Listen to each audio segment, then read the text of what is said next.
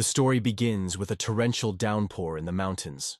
The rain pours down like a wall, washing away everything in its path. Through the roar of the water, the ragged breathing of mother and son can be heard, rushing forward with all their might. The mother urges her son not to stop. He needs to run a little longer to save himself. The boy nods, even though his hand is already squeezing his chest. His heart is pounding wildly. His mother notices that he is having a hard time, and this causes concern. Her gaze suddenly rests on the fork in the road ahead. But how is this possible? She paved this path herself. There shouldn't be any crossroads here. If you turn the wrong way, you can get lost in a bamboo forest, from which it is almost impossible to get out. And behind them is the one they are running from. This scumbag follows them, not falling behind. The boy is so exhausted that he cannot utter a word. His stamina is almost exhausted. The mother understands this and quickly makes a decision. In fact, there is no way out. None. She stops, looks ahead, and prepares for the step that could be the last in her life. Holding an important item in his hands, he turns to his son, Hyun, asking him to take it. She had told him about her grandfather more than once, and this thing belonged to him. Hyun's grandfather is the legendary swordsman Namgun Muryong. The mother gives her son the talisman, ordering him to never lose it. Now he must go to Namgun's family. There he must give his name and show this talisman, and the main thing is not to look back. Just go forward without stopping. Hyun asks what will happen to her. The short answer is, she will soon catch up with him. He calls his mother again, but she sharply asks, "What, don't you believe me?" But unfortunately, the boy is too smart. Enough to understand that this is their last meeting. Despite this, he says he believes her, and having fulfilled her request, runs forward. Meanwhile, the mother takes out a sword. A man appears before her. She looks at him with contempt and calls him a cursed traitor. He demands that he stop this creepy look and come out of hiding. He slowly pushes the bushes apart. As expected of a descendant of the Namgun family. "You haven't changed at all," she says with a bitter smile, but she has no intention of talking about the past. "Just shut up," she says coldly. The man is indignant. She won't even let him say a word. But he is even more surprised by how she can move so quickly, even with serious injuries. He notes that she might have managed to escape if she had taken the wrong turn. At that moment, she understands. He had arranged the path in advance. She doesn't need his excuses. All she wants to know is why did Shin Ji-hyuk betray them? "You mispronounced it," he replies coldly. "I was never a traitor." Shin adds, "My master sent me here from the beginning." At this moment, the woman realizes the terrible truth. This bloody massacre was planned 20 years ago. Shin thanks her for the kindness she showed him in the past, when he was a simple Shinkajan. His thank you is the opportunity to grant her a painless death, but she doesn't care. The only thing she thinks about is that they don't find Hyun. She tries to buy time, but at that moment Shin starts talking about her son. She hears terrible words. They are going after him. And then Shin gives the order to his men. "Kill her." A fierce battle begins. Sword clashes with sword. She rushes into battle, cursing them and mercilessly sending several to the afterlife. But even in the midst of battle, her voice rings out menacingly. "You will not touch my son!"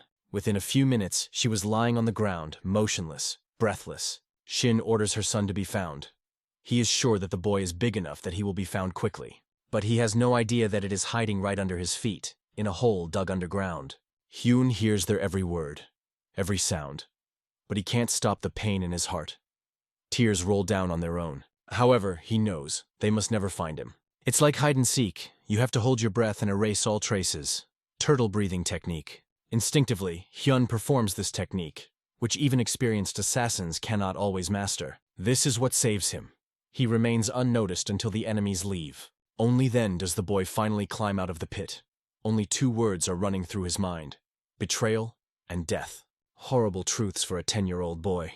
But unfortunately, he is too smart. And at that moment, he remembers the name of his mother's killer, Shin Ji-hyuk. Taking a stick in his hands, he began to draw on the ground. I tried to recreate the map I had in my head. Behind the Anhi fortress is the Namgun family, but the path to them is long. You need to move east, towards the Samso fortress. He remembered how someone had once taught him to navigate by shadows and the sun, determining direction.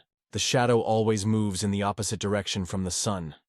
The first stone is west, the second is east. The one who told him this was Shin. He once seemed like a friend. Although they were not blood relatives, Shin taught him a lot, helped him, and supported him. When his father adopted him into the family, he gave him the surname Shin. The little one was happy about it, as if he himself had been given a new life. But now there is no room for joy in Hyun's heart. Who would have thought that one day he would seek revenge on this man for his mother's death? Several days passed, but the weather in the mountains did not change. It was unbearably cold and the boy hid in a cave. He even stopped counting how many times he was on the verge of death. You can't trust anyone. The only way is to move along the mountain path. During this time, exhausted by hunger, he managed to eat mushrooms, which turned out to be poisonous. There were nights when he could not sleep because of fear of wild animals. There was some silver and a piece of paper left in the bag. But during his travels, he learned some important things. Today, I decided to try one of them. The method of internal concentration of strength. 3 years ago, he was sitting in a room with his mother, who told him that from now on, she would teach him Chingundae Nyon Shimgon, a family martial art passed down only to direct descendants of the Namgun family. She demonstrated this technique only once. Standing up, the mother stretched her hand forward. The little one watched her every move intently. Seeing the sadness and fatigue on her face, Hyun decided not to ask any further questions. But after looking at the technique just once and reading the description, he instantly memorized everything and was able to recreate it in action. And he succeeded. A fire flared up around his body, his own energy. A seriousness appeared in his eyes, as if he was not standing before a boy, but a 30-year-old warrior, hardened by life. Rising to his feet, he could only say one word: great. But a new challenge lay ahead: hunting. A predatory, bloodthirsty hare ran through the forest, with a face that looked cutest in the world. Hyun watched the hare from behind a tree, frozen in ambush. He had to sneak up carefully, without making too much noise. But just as the moment to attack arrived, the hare suddenly lunged forward. While fleeing from the ruthless hunter, he even managed to stick out his tongue. The beast was clearly in the lead in speed. It seemed impossible to catch up with it. But the boy was hungry, so he forced himself to run even faster. Only one image remained in Hyun's eyes: the silhouette of a hare rapidly receding. However, at some point he felt something strange. His body became light, weightless. But this ease played a cruel joke on him. He accelerated too much and tripped over a stone. But it was the fall that saved the situation. He fell directly on the hare, managing to grab it by the ears. The prey was finally in my hands, and this thought brought relief. But what is happening to his body? Is this a manifestation of inner strength? One thing was clear: he needed to learn to control her. Otherwise, it could lead to trouble. Reaching a critical moment, he used the last leaf of kvasop to light the fire. He once had about 30 such sheets, and if he used one for 2 or 3 days, it turns out that 2 months have already passed. He had enough sense to look at the constellations and realize that he had been in Hanami for a long time. He had to act. His supply of gossip was almost exhausted, but he had learned a lot in that time. Looking at his reflection in the water, Hyun decided he was ready to go to that house. This place was called Goshihyeon, and that's where he headed. When he got there, he asked the first man he met for directions. Seeing him exhausted, the man not only responded, but also offered him food. And it was then that Hyun made another discovery for himself. He understood for the first time what it was like to receive someone's goodwill. He also confirmed that this place was indeed Goshihyeon, and it was located east of Hanam Fortress. This area is located near the Anhi Fortress, which means he was going in the right direction. Moreover, he arrived on the day of the trade, and there were incredibly many people around. But he decided to stay here only until he found paper to light the fire. He couldn't delay any longer. But suddenly he stopped, hearing a sharp young voice in the air. What kind of stray dog has come to someone else's territory? In front of him stood some cheeky guy who saw the stranger and decided to pick on him. The guy brazenly ordered Hyun to open his eyes, called him a child, and shouted, "Why are you silent when an elder is speaking to you?" Then he pointed to his belt, which was tied with a red cloth. But as soon as Hyun calmly asked what it meant, the boy was twisted with rage. "What, don't you know? This is a symbol of Kiban's training in this area. I don't know where you came from, but you broke the rules by begging on someone else's territory." Now Hyun understood. All this aggression was because of the piece of food he was holding in his hands. He decided to explain that he was not a beggar and that it was just a misunderstanding, but added that he was leaving. But the boy took out a stick and boldly declared that he would not allow him to cross this territory again. And he called Hyun's departure an escape. Without waiting for an answer, he rushed forward, waving his staff, and as he ran, he shouted, "I am Ma Yunchol, Kiban's disciple." Hyun had to decide instantly what to do. The best option? Just dodge. That's exactly what he did, deftly stepping aside from every blow. Does he think this scoundrel is really tense? It was evident on his face. After all, every swing of his stick ended in a miss. At that moment, Hyun assessed his movements. He was too slow. even slower than the rabbit or squirrel he had hunted yesterday. Ma Yunchul tried his best to catch up with him, but he got confused in his own movements. It seemed to him that this stranger was simply flying. Clenching his fist, the boy charged again. This time he decided to use the martial art of Kabanu. Hyun instantly noticed that the enemy's speed had increased. It would be difficult to dodge this time. Meanwhile, everyone around froze, watching the fight with their mouths open. These were the comrades of the impudent man who decided to attack him. But the next moment they saw the stranger deliver a precise blow right into their friend's stomach. They noticed tears welling up in the eyes of the warrior Kabanu. Could a disciple of Kabanu really cry? But not only tears, he also fell on his back coughing hoarsely. Hyun heard excited voices. "Leader, wake up!" But he just shrugged and explained that it was an accident. But he couldn't stand still for long. The angry boys immediately rushed to chase him. They quickly concluded, this guy must have studied martial arts, because he could run away like lightning. Eventually, they realized there was nothing they could do about it except report it to the mentor. Some time passed and Hyun found himself in the forest. He couldn't think of anything else but remembering that boy's martial arts techniques. And he realized that even in Murim, they taught those weaker than him. He held a stick tightly in his left hand. He decided to repeat the same stance that the scumbag was taking and imitate his movements. Even though he was holding a wooden club, he was still clumsy. If you want your lower body to be protected, you need to keep your elbows as close to your body as possible. There is no point in swinging your arms in different directions. You need to separate the movements. Before the opponent has time to swing, you need to act quickly. It is important to be able to shorten the distance before striking. Hyun understood all this after only taking part in a fight once. His mini-workout was over. But it didn't pass as quickly as it seemed, because it was already dawn outside. Today he definitely had to find paper to start a fire. Leaving the stick in place, he moved forward. With each step, he went deeper and deeper into the forest, and the stick was left standing next to a giant boulder, covered in marks of blows. Some time passed, and Hyun found himself back in the city, talking to his husband.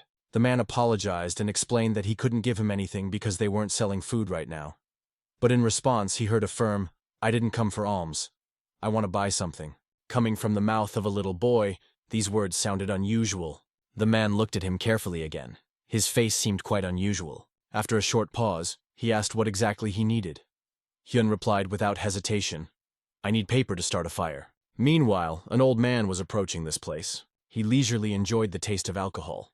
At that moment, the salesman was handing Hyun the paper he had bought. But as soon as the old man got closer, he immediately accused the seller of fraud, claiming that he was from the Jong family. He explained that although this paper was a valuable material for the silver the boy had given him, he should have been given not one, but 30 such sheets.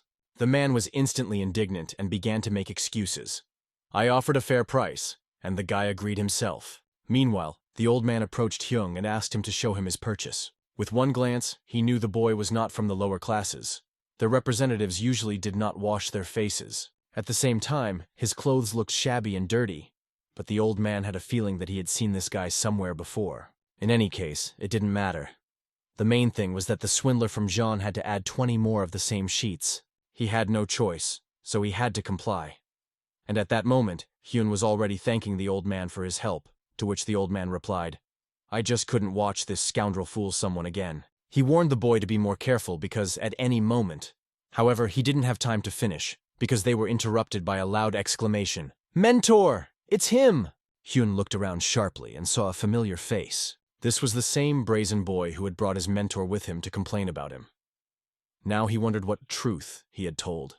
The mentor, sparing no effort, raced after the little one, shouting loudly for him to stop at least for a moment and not run away any further. Only when the mentor finally caught up with him did the little boy point his finger at Hyun, as if it's someone especially important. The teacher, indignant, asked why he had been the victim of this exchange, when in fact it had all happened because of his art of Kaban. Besides, the teacher's name was Bogu. Hyun instantly recognized everyone he had seen yesterday, and realized that it wouldn't be so easy for him to escape today. Approaching God in anger, he loudly asked how he dared to attack his disciples. It was difficult to understand, because everything seemed extremely confusing and illogical. But the elder, standing nearby, watched everything, calmly folding his arms. Suddenly, God's legs give out, and he falls sharply to his knees, trying to keep his balance. God, trying to maintain his dignity, begins to bow to the elder, until he says "elder" in a respectful tone. The elder was unexpected for God, and he, confused, asked what brought him here. I came to ask for a drink from the John family. Why are you here? An image of the elder and his Kiban art instantly appeared in Hyun's mind. At that very moment, the elder heard an explanation from God that his disciples had been attacked, and he decided to deal with the situation. The little one remained in shock, not understanding what was happening. The elder began to get angry, asking who dared to attack his students. After a short pause, he asked again, clarifying once again, "Who dared to attack my students?" To God, apologizing, he explained that he had expressed himself incorrectly, and that it was simply a fight between children. But, unfortunately, one of them used fighting techniques, so he decided to intervene. He told about someone who participated in a fight, a little guy who mastered certain techniques and then got beaten up by someone much weaker. With his finger pointing at Hyun, he told God that he was the one who struck. Hyun couldn't stand it and demanded that everything be told as it was, emphasizing that he had started the fight himself, and despite the fact that he tried to leave, he began swinging a baton at him. The little one, desperately trying to justify himself, declared that he only wanted to punish the one who had invaded his territory, and if the one who wanted alms, he should have officially declared it. Now Bogue tried to figure it out, referring to the words of Yunchol, who claimed that he attacked first. The elder, gritting his teeth, simply listened to their explanations, showing no emotion. He angrily called them blind, asking why they thought Hyung was actually shorter, and had they ever seen a shorter person's face look like that. God, realizing his mistake, apologized to the elder again, promising to figure everything out. When Yunchol was asked if it was true that the kid had beaten him, he immediately started making excuses, explaining that he had simply lost his vigilance. The elder, without losing his composure, asked if this meant that Yunchol thought he would have won if he had been more careful. As soon as the confirmation was heard, the elder, smiling, suggested trying again. He said without hesitation that they should settle everything on the spot by engaging in a duel. Hyung asked to go through the battle again, wanting to teach his student a lesson. And here they stood facing each other, ready to fight, now in an honest way, with a judge and clubs in their hands. Ma Yunchol, wanting to know the name of his opponent, introduced himself first, and in response he heard, "I already know your name. You introduced yourself last time. Do I have to say mine?" These words only irritated the little guy, who immediately declared that no introduction was needed. Instead, he simply told Hyun to try to block his punch this time. Yes, he ran very fast, which gave him an extra advantage, but Hyun easily adjusted to his speed and simply stepped aside, avoiding the attack. The elder immediately noticed how skillfully he worked with his feet, and he also noted this to God. Both of them watched with interest, wanting to know where Hyun had learned such skills. At that very moment, Hyun assessed the situation in his own way, clearly seeing his opponent's weaknesses. He realized that he needed to apply the strategy he had used yesterday on the mountain to win. And then, as he began to hold onto the stick more tightly, energy began to envelop his hand and stick. Now all that was left was to strike once and have a chance of hitting the target.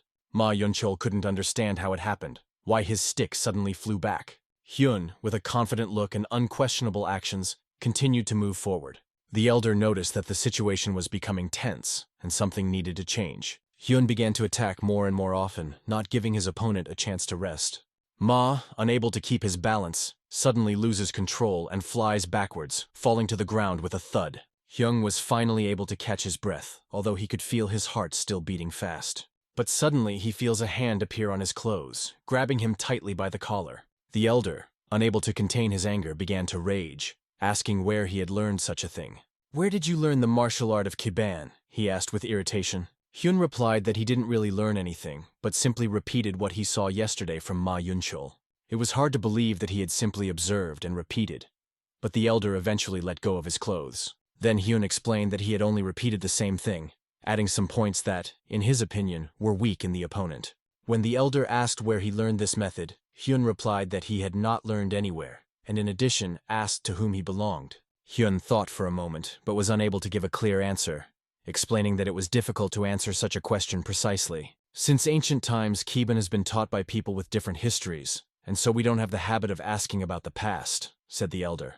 And immediately, without a pause, he invited Hyun to become his student. The proposal was so sharp that it literally hit the ear. For God, these words sounded especially poignant, because he could not believe it. The elder had offered to become his apprentice, which meant that the youngster would likely be the next to be promoted to lower Yondu status. It could also lead to him becoming a Kiban elder. God knew that Elder Chivalgolga had not yet taken on a single disciple, because among other elders he was famous for his freedom of spirit. That is, He travels the world doing whatever he wants. But since he is a martial artist, no one criticizes him for this behavior. His nickname is Mad Dog. All this made God think only one thing. The elder saw boundless talent in this boy, and he himself was jealous, because he too would like to become this elder's disciple. But suddenly, it seemed to everyone, Hyun unexpectedly asked for forgiveness, and he immediately said that he could not become his disciple. This caught everyone who heard these words by surprise, literally stunning them. Ma started poking him with his finger, trying to see if he realized what an opportunity he was missing. But the elder crossed out all these questions with one word. He only wondered why the boy didn't want to become his student. Hyun replied, "First of all, it hasn't even been half a day since we met, and secondly, I need to go somewhere." After these words, the elder asked where he intended to go. Hyun told the story of the last time he wanted to take on a disciple, and how his hair had turned gray over time. The elder asked again where he was going. Hyun couldn't find the right words to answer this question. The elder, unable to bear it, repeated again, "Don't make me ask again." The little one realized that there were no more options and decided to tell the truth, pointing to Namgung's family. The elder understood him, wished him luck, turned around and went the other way, and then turned to Jeon, asking him to bring him something to eat. It looked very strange and unexpected, as if he was leaving, as if he had left something important behind. God, when saying goodbye to Hyun, apologized for his student, but Hyun replied that there was no need to apologize, because he himself had behaved harshly. However, he learned a lot from this situation. As he was leaving, Ma shouted goodbye that he would definitely defeat him next time in a fight, gritting his teeth, and that he would train until he honed his technique to perfection, performing for a maximum of 90 seconds. However, he still stopped, asking a second time, "What is your name?" This time, Hyun gave his name. Ma Yun-cheol, shouting after him again, reminded him to remember his name well. But Hyun was tired of hearing that, especially after yesterday. There had been enough tense moments, and it was time to move on. There was little time left before Namgun's family, but suddenly the elder came out from around the corner. He ran out, saying he couldn't contain his curiosity. "You can't be. Are you really refusing?" he asked. "Don't you think I'm a worthy teacher?" Meili explained that it wasn't that simple and that he needed to go somewhere he hadn't been before. The elder, without waiting for an answer, began to insist, asking why he needed to go there. The young man only replied that he had to meet someone. The elder looked at him more closely and suddenly noticed something familiar in his face again. Something that was painfully etched in his memory. That pale face, those strange eyes. The little one froze, not knowing what to do, whether to run or stay. He tried to convince himself that running away was not an option, because the elder would catch him right away. And suddenly the elder said a name. "Yeonrin? Your eyes are the same as Rin's from Namgung's family, that smart and beautiful girl." The baby's eyes had a depth that surpassed all imagination, much deeper than hers. The elder began to question what his relationship was to Rin. However, without waiting for an answer, he stopped him, saying that there was no need to explain anything. "You will go to Namgun with me, and nothing else will happen," the elder declared, giving him no chance to argue. Without letting the little boy even say a word, the elder turned to Jeon. "I'll drink for next time," he said. Jong was surprised, not remembering the last time the elder had refused a drink. And then, glancing at the little girl, he asked, "Why is my only friend some inferior?" And, without waiting for an answer, he added, "Okay, wait." He asked to wait because he was going to give him a special wooden structure so that the little one could walk safely without getting hurt. Seeing this, the elder asked if he thought he had lost his dignity due to old age, but the younger one replied by asking if he had any at all. After a short conversation, the elder crouched down, putting the structure on his back, and asked the little one to climb in. Hyun, realizing that he wouldn't escape this in any case, took the situation calmly, because he was already familiar with the elder's mother. Hyun, deciding to believe the old man, carefully climbed onto his back, preparing for further adventures. Just as the elder told him to hold on tighter, he suddenly gained such speed that the hair on his body stood up in the wind. It was a technique the old man had mastered, although he didn't look that fast. It looked as if he still had some strength left in him. And in a moment, with a wink, the elder explained that this speed was something incredible, although it sounded too literal. For Hyun, this path seemed very tiring, although fast. When the elder spoke to him, he thought that Hyun must have fallen asleep since he didn't get a response. For this reason, he decided to land. After thinking for a moment, the elder asked what was bothering him, and emphasized that he had little patience for long explanations. And then Hyun, without delay, replied that he had already learned the elder's running method. When the old man asked again, Hyun explained that he couldn't repeat it perfectly yet because he lacked the inner energy to do so. Hyun knew he wouldn't be able to repeat the technique to the end, but he felt his energy begin to drain from his feet, and as soon as he lifted his feet off the ground, his energy was restored almost instantly. However, he had no idea how the elder restored his energy. According to Hyun, the elder quickly realized that this guy really has extraordinary talent, and it's even hard to imagine how capable he is. After that, the elder asked him to hold on tighter, because they were rising into the air again. Hyun was so full of curiosity that he didn't even want to stop for a rest, and they set off on their way, leaving the land behind. After a while, Hyun looked ahead, his face reflecting shock and disbelief. Ahead was the place where Namgun's family lived. Judging by the map, their journey should have taken 10 nights, but they reached their goal in just 2 days. If he had even a fraction of the skills this old man had, he would have been here a long time ago. He was thinking about more than that. With such skills, he would be able to protect his mother and family. Despite the late night, the old man began to create a commotion at the door, loudly calling for everyone to come out. He was recognized at the entrance and immediately asked Murian to come out. From what he saw, Hyun realized that the old man was well known here, and decided to start a conversation by telling him that 10 days ago, he had stayed here for a couple of days. A few minutes later, they were invited inside, and fortunately, the head of the family had not yet gone to bed. "Who is that behind you?" the elder asked. And the elder explained that he had brought the boy because he needed to check something. He had to step in as a guarantor, and no one could argue with him about that. Hyun continued walking, amazed by what he saw around him. The Shinganja courtyard was beautiful, but it couldn't compare to the area on Mgun. Chanchil, this person, also looked unusual for a boy, a servant of the Namgun family.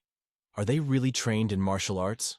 The servant led them to the door, and standing there, the old man asked if the situation was still unstable. The servant agreed that the head was not at peace after that situation. The elder called his name at the door and addressed the chief as "you," after which he allowed them to enter. As soon as the door was opened, the elder immediately asked why they were sitting there waiting for news, which, in his opinion, would never come. The head only laughed lightly in response, without changing his mood. He added that over time it became increasingly difficult to sleep. Then he decided to find out why the elder had come here, because he had only recently gone to Gamsuk, and now problems had arisen again. The elder just laughed, acknowledging that the chief knew him well. They had known each other for over 50 years. However, he also wanted to know who this guy was. The elder explained that it was because of this boy that he came here. He brought him up to the chief and asked if he looked familiar. The chief looked at the boy intently. For a moment, the head opened his eyes much wider, not believing his eyes. It was at this moment that he saw in this boy the features of Rin, his daughter. From the old man's expression, the elder immediately realized that he too saw it. Step by step, Hyun approached the head, and immediately greeted, "Hello, it's your grandfather." He told me what his mother had given him and took the talisman out of his pocket to show me. Showing the mascot, Hyun said his name. He then revealed that he was Namgun Yoren's son. Grandpa immediately took him by the shoulders. He hugged him tightly, asking what happened and where he came from. He congratulated the little one, realizing that he had managed to survive. However, he immediately asked where his mother was, and the little boy told him everything. He explained that his mother sent him and entered the battle with them herself. The head, hearing these words, began to understand something, remembering the news about the attack on the Shinganj family. He remembered the moment when he had allowed her to get married and blamed himself for it, although he understood that otherwise he would never have seen her happy. At the same moment, he hugged the little one, expressing his understanding of how difficult it was for him to go through this path. "You have a grandfather now. Don't worry about anything," he told him. The little one couldn't hold back a tear, and it involuntarily rolled down his cheek. They both knew the name of the person who was responsible for this situation well. It was Shin. But they only recognized the name because Hyun had recently said it, because before that, they couldn't remember it. Then the elder decided to clarify, does he have a full name? What was his last name before they gave him the name Shin? As far as the little one remembered, his name was Yu Ji-hyuk, but they couldn't remember anyone with that name either. Although, on the other hand, there was at least some information.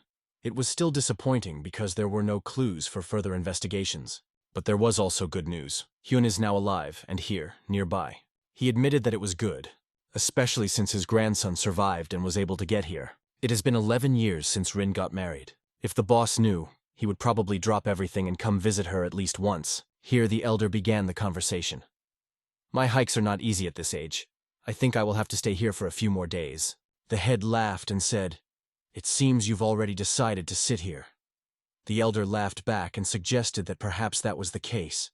Now the chief allowed the boy to live here with him, for which he thanked him.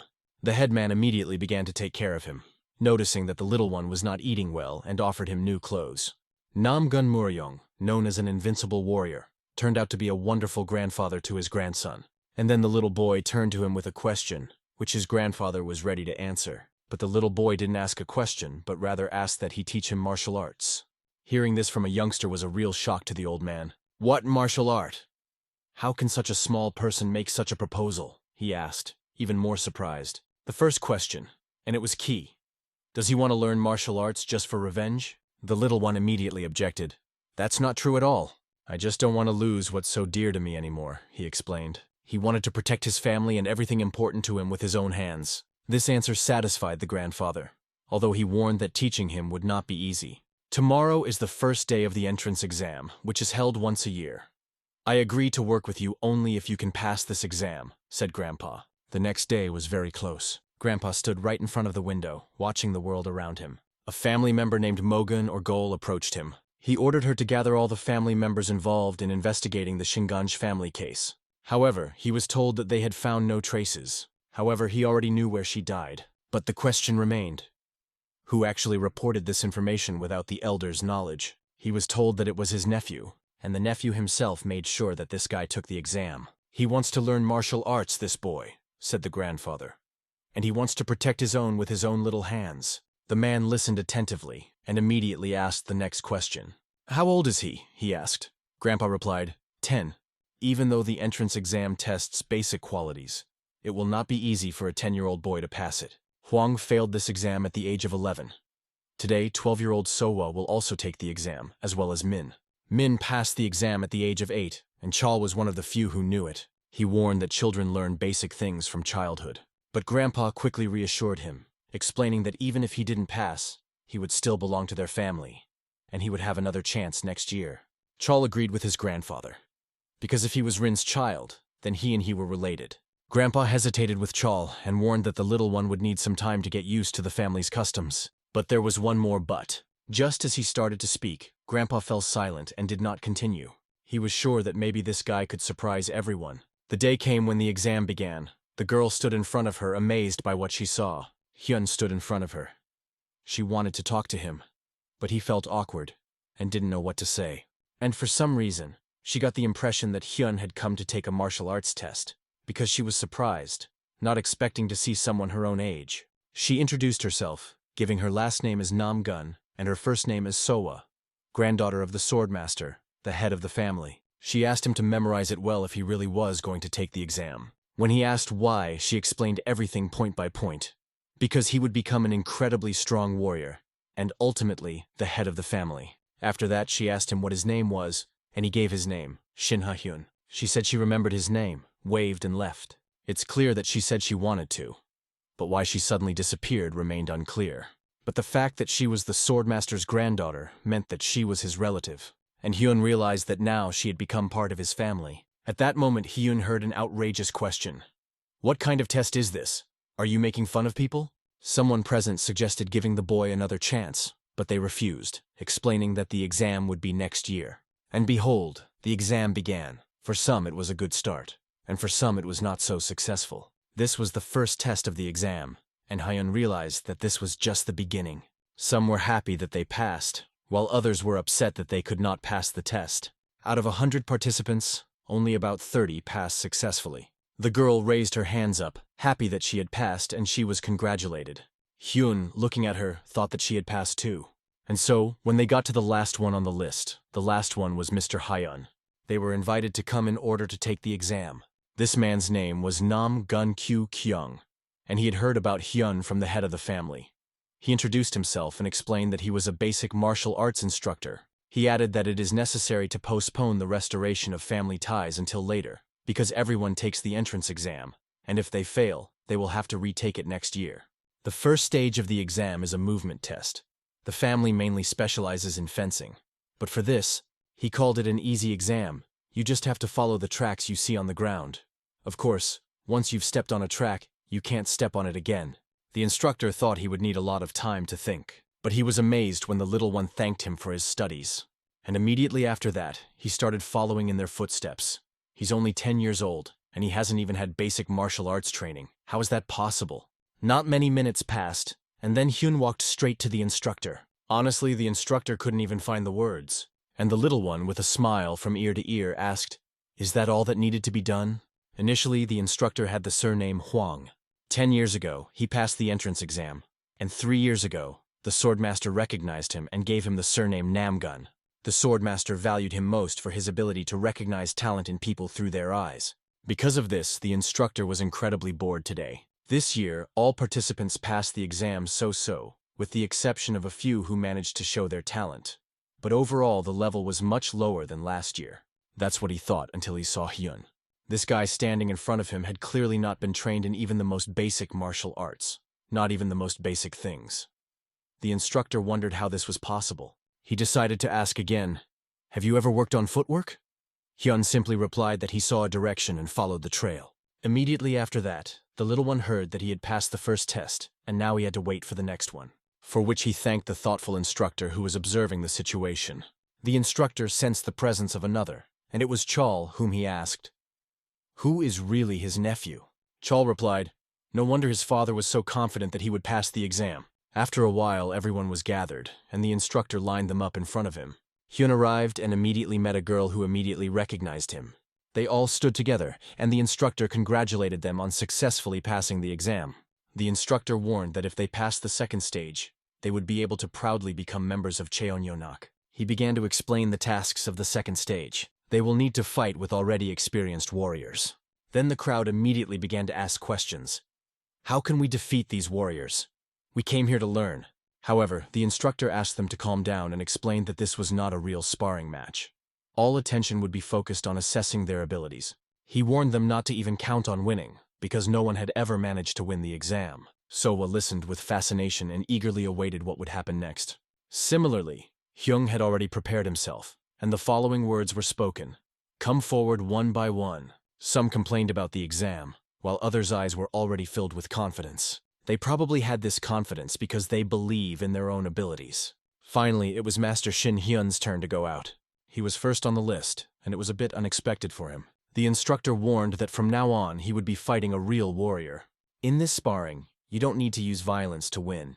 You just need to knock your opponent off their feet by pushing them. You can use footwork, internal energy, and other various techniques. Hyun listened carefully and agreed. But when he entered the court, the words came from the opponent. "Nice to meet you, younger brother. I heard about you from my teacher and father. My name is Nam Gun Hwan," he said. It turns out they were cousins. That was interesting considering the circumstances of their meeting. Hyun made no secret of the fact that he wanted to see the fight start as soon as possible, so he asked to be made first in line. However, in any case, he advised him to do everything in his power. Hyun concentrated and realized that jokes should be put aside. The battle began. Hyun decided to act first and started running forward. The instructor watched the events with his mouth open, but was sure that Hyun would not be able to defeat the experienced warrior. Chol believed that to successfully pass the exam, Hyun simply needed to show his abilities. But there was one but. He might not have been able to do it because he clearly lacked the skills, but those were just their assumptions. However, before they could blink, Hyun was behind his cousin. After that, they couldn't believe their eyes, opening them so wide they couldn't look away. After what Hyun did, it became clear that he had studied movement techniques. But after he put his foot on it and pushed with his hands, his cousin simply stepped aside. This was a bit unexpected for Hyun, and besides, he received a blow that pushed him some distance. The instructor admitted that he was good at rationality and improvisation, but believed that this was the end of the sparring. Although he wanted to watch a little longer, Hyun suggested that they go back because they had already reached the next stage. After a few maneuvers, the cousin started running towards him. However, the movement technique was the same as in the first stage of the exam. Hyun saw his cousin approaching quickly, and just then, Hwang's hand was ready to touch him. He decided to repeat what he had done just recently, simply dodging to the side. Chol didn't even think that Hyung had encountered this before. Did this boy, the chosen one, completely recreate the path he had taken in the first exam? Hwang already thought he had it, but suddenly realized that he hadn't. He couldn't even imagine that Hyun would appear from the side. This is the first time in the entire history of entrance exams that this has happened. The warrior lost a sparring match to Nam Gun Hwan, the grandson of the swordmaster, who was considered the greatest talent. The little one won. A kid who was only 10 years old. It was completely unbelievable. Huang immediately scratched the back of his head and admitted with a laugh that he had lost. But Hyun called it just luck. Until the last, he believed that it was really luck, as well as the opponent's insecurity and his knowledge of walking. Hyun was sure that if they fought again, he would definitely lose. After that, the instructor approached him to ask where he learned about the boundless walking technique, as he said he had never learned it. If you're talking about the walking technique my brother used, I just filled in the marks left after the first round, Hyun replied. This further increased the number of questions the instructor had. How was he able to master this technique after just looking at the tracks once? Stronger than Min? No, even more so, the instructor thought. In the end, he was congratulated on passing the exam, and he thanked them. But they asked him not to thank them, because he had done a great job himself, and warned him that they would invite him back in a few days. They advised each other to take care of themselves at that very moment. The instructor was already wondering how Sowa would react. When Hyun went outside, the others looked at him and thought that they could immediately tell by his face that he had lost. They were sure it was, but among them stood her, Sowa. She started shouting after him to stop. She started running towards him, asking if he had lost or not. When she heard him say no, she immediately knew he had passed. She said she was very surprised to learn that he had passed, and so she left immediately. I began to assess him. I noticed that his breathing was even and he was calm.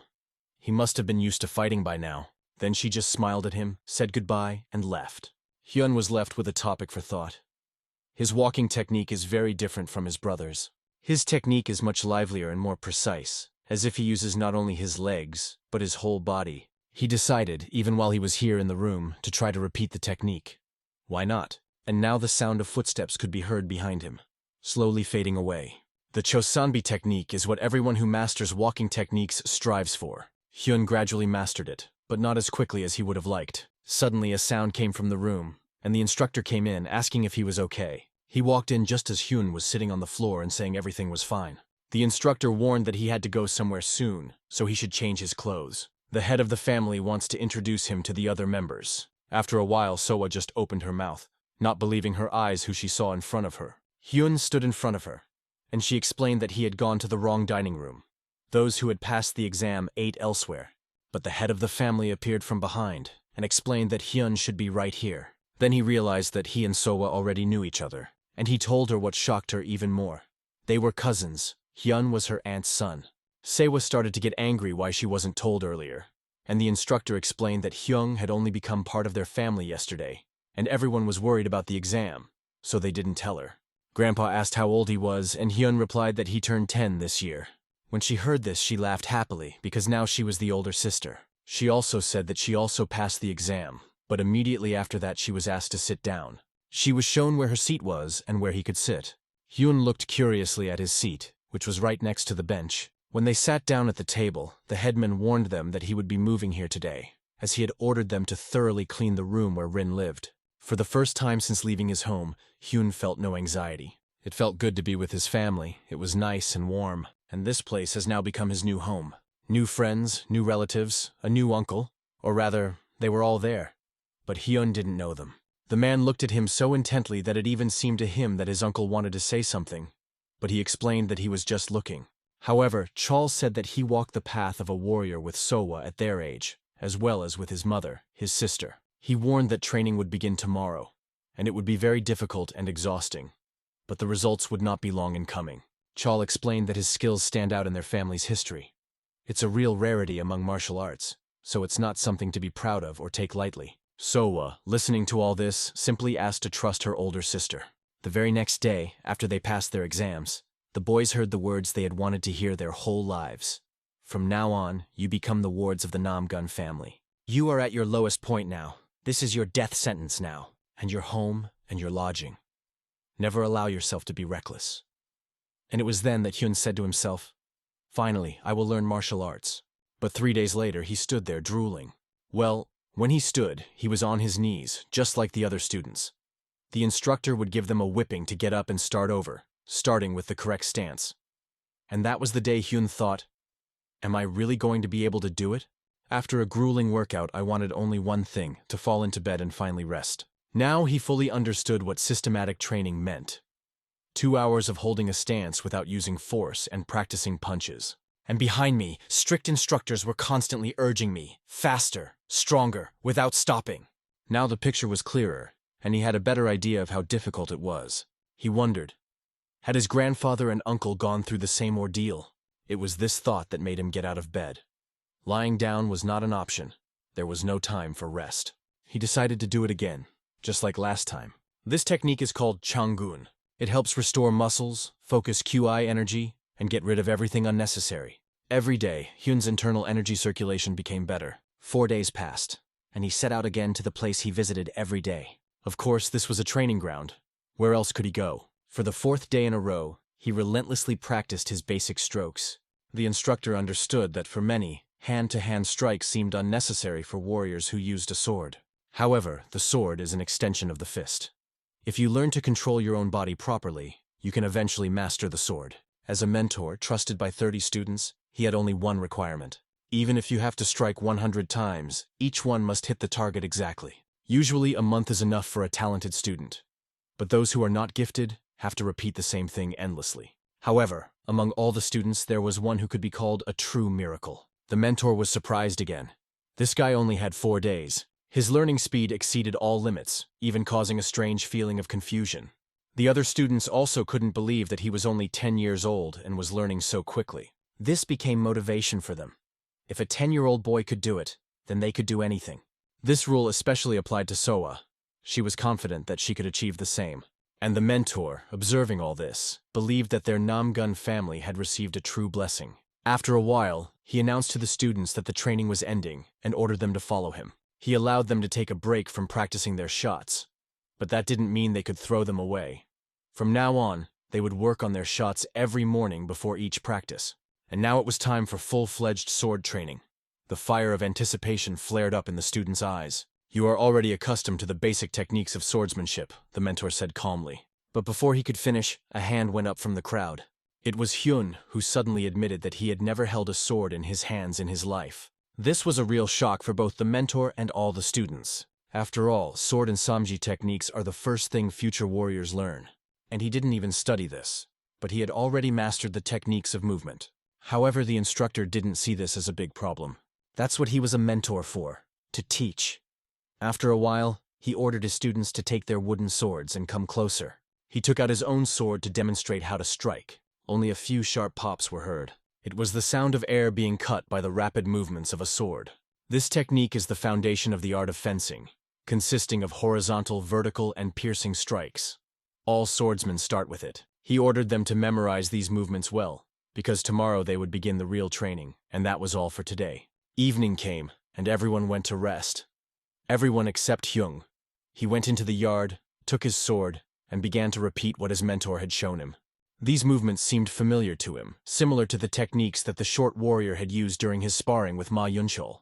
Then he began to slowly raise the sword upwards, and it was worth trying, as the movement seemed surprisingly similar to the instructor's technique. However, that wasn't all he wanted to try today. First, he performed the Samje technique, and immediately after that, he moved on to Tagushchipalcho. Once wasn't enough, I decided to do it again. But that was the end of his evening training. It ended with the understanding that everything works on the same principle as punches.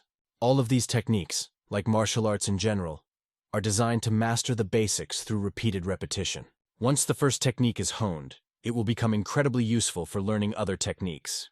No martial art in the world is complete without these 3 basic movements, so repetition is the key to mastery. He was getting better, but he still felt like something was missing. And suddenly I heard a voice behind me, saying that this technique was perfect in itself, but it didn't pay any attention to the lower body. But the stranger's words didn't end there. When I looked at you, I immediately understood. You have the blood of our Namgun family flowing in you.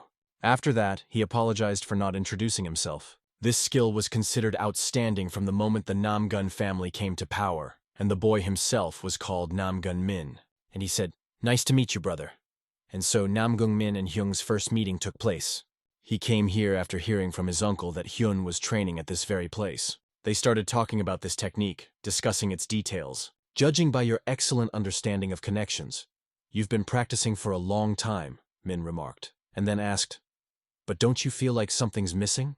The art of swordsmanship is not just about swinging your arms, but also about maneuvering. That is its essence. Hearing these words, Hyun called himself a fool, realizing that he had been too confident in his movement techniques, but had not even thought of using them in battle. After that, Ming asked to hand over the sword to him. He picked it up to demonstrate something important. Hyun, eyes wide open, watched his movements. This was the Samja technique, based on the internal energy of Qi. Taishan's devastating blow, capable of destroying entire armies, is what all warriors watch with admiration. And after it comes the next level, a kind of transition to higher skill. This is exactly what Min showed now. To 10-year-old Hyun, it looked as if the wind in front of him had come to life. Ming explained the essence of this last move. It is called all-encompassing storm, and is capable of slicing through enemies in 8 directions simultaneously. Did you really understand everything just by watching me? Min asked in surprise. I watched your legs move when you struck with your sword, Hyun replied calmly. In fact, he focused only on this moment and paid no attention to anything else. He even wondered if he should explain later why walking technique was so important. The ability to think independently is the key to developing skills, and that's what Hyun realized. The main reason why leg movement is important is to maintain the center of gravity. The torso should always remain upright. Fencing is much more effective this way. And you also need to pay more attention to the correct distribution of internal energy, Qi, and strength. But what really impressed Min was how quickly the boy understood everything. He himself had only reached this point by the age of 30. After that, he looked at the little one in a completely different way. He only asked that in the future he not shy away from training, because it is the center of the body that is most important in fencing. And he also warned that this was just the beginning. If he became absorbed in his own thoughts, it would become a serious obstacle on the path to true mastery. Hyun sincerely thanked his older brother for these instructions. Min, noticing that it was already late, sent him to rest. The next morning, the instructor asked if the students had any problems. He replied that he did not, and thanks to the care of his mentor, he arrived safely. Are there any results? The instructor asked further. Yes, although not much, he replied. As expected, traces of the demonic cult were found. Everything happened exactly as the instructor had predicted. The demonic cult remained in the shadows for over 30 years. Currently, both large and small battles occur from time to time in the Murim area, centered around small and medium-sized territories. Shinganja is also one of the victims of this blood feud. However, Min asked the instructor not to worry, because everyone already understood that this was the work of the demonic cult, and the response to their actions would not be long in coming. In addition, he said that he met with Hyun yesterday. You've been practicing Samja for a long time and he's making good progress. I think he can move on now, he told the instructor. Moreover, he grasps everything on the fly. It seems that he has already learned to combine sword techniques with footwork. His potential is enormous. The instructor was a little stunned to hear this, because in fact, Hyun has only been practicing sword techniques for a few days. He explained that the boy picked up a sword for the first time yesterday. And only yesterday I saw this technique for the first time. Now it became clear where his yesterday's exam result came from. Namgung Kyu-hyun, the instructor, explained to Min what had happened during the entrance test. He told how Hyun mastered all the endless steps in one go, and even defeated Namgung Hwan in a sparring match. A shadow of surprise crossed Mina's face. He realized that now he would have to give up the title of genius from God. But from the instructor's point of view, he still remained the same smart guy. Min also thought that it wouldn't hurt to make up for what he missed. He didn't want to give in to his younger brother. The desire to win is something that Namgung Min had almost forgotten about, because among the older students he had long had no equal. 3 years ago, when 15-year-old Ming won a fight with a young warrior, his fighting spirit faded. The instructor couldn't even remember the last time he'd seen such a determined look in his eyes. The students were about to arrive, and he was about to say goodbye to Min, but suddenly a girl's ringing voice was heard. Sowa was delighted to see her brother. She immediately rushed to hug Min, peppering him with questions. When did he arrive, and why didn't he say anything? I got here late yesterday, so I decided to come by today. Practice well, and I'll see you later tonight, he replied. Hyun was also there. He bowed respectfully to his older brother and wished him good morning. Min smiled back, wanting to say something, but suddenly he changed his mind, turned around, and just left. Training soon began. Very little time has passed since I joined Jeonyeonggak. Training, and more training. Everyday life here did not change. Many believed that after the first touch of a sword, everything would change. But in the end they were inclined to believe that it was better to develop hand-to-hand combat skills. The technique of multiple strikes at the same point was the best way to learn the basics of swordsmanship. The only problem was that it quickly became unbearably boring. However, the instructor saw something important in this. He understood that there would always be an exception. Hyun worked tirelessly on the mistakes, even if they were barely noticeable, and when he succeeded in something, he was sincerely happy. His blows became more and more accurate. This guy has proven time and time again that he is different from everyone else. He might even become the youngest Cheonyeonggak graduate in history. In Jeonyeonggak, training is divided into 3 main stages. First, students temper their body and spirit before beginning to learn combat techniques. Those who are recognized by the family begin to master the family martial arts. Finally, they can participate in battles between the dynasty and Murim. If they wish, they even get the chance to become elite warriors from the Namgun family. The transition between stages has no clear deadlines. If someone is skilled enough, they can become a member of the Jeonyeonggak, or even the elite at any time. Min became a member of Cheonyeonggak 2 years ago, and reached the elite class in just a year. Besides, Hyung had already mastered the art of concentration. This is a higher technique that is difficult to master even for members of Jeonyeonggak. It's no wonder that training here begins not with the lowest techniques, but immediately with the most complex ones. This means that Hyun's level of concentration and understanding surpasses that of ordinary people, although his body remains weak for now. "Everyone, stop the exercise," the instructor ordered. He warned that training would continue tomorrow until the technique was perfected, and advised everyone to give it their all. Finally, the classes were over. The girls were so tired that their cheeks were burning red. They set off to rest, and on the way, a conversation started. Or rather, Sewa started talking about how Hyun trains every night. She asked him if he was bored of repeating the same thing over and over. He replied, "Of course it's boring." The answer surprised her. She didn't expect it. Along the way, he explained in more detail. The teacher said that the basic techniques they were now mastering were the most important for truly understanding martial arts. That's why he trains until he sweats. At first, she wanted to call him a fool, but when she remembered how quickly he grasped everything, she realized that it definitely wasn't about him. "And if the mentor ordered you to die, would you obey too?" she asked.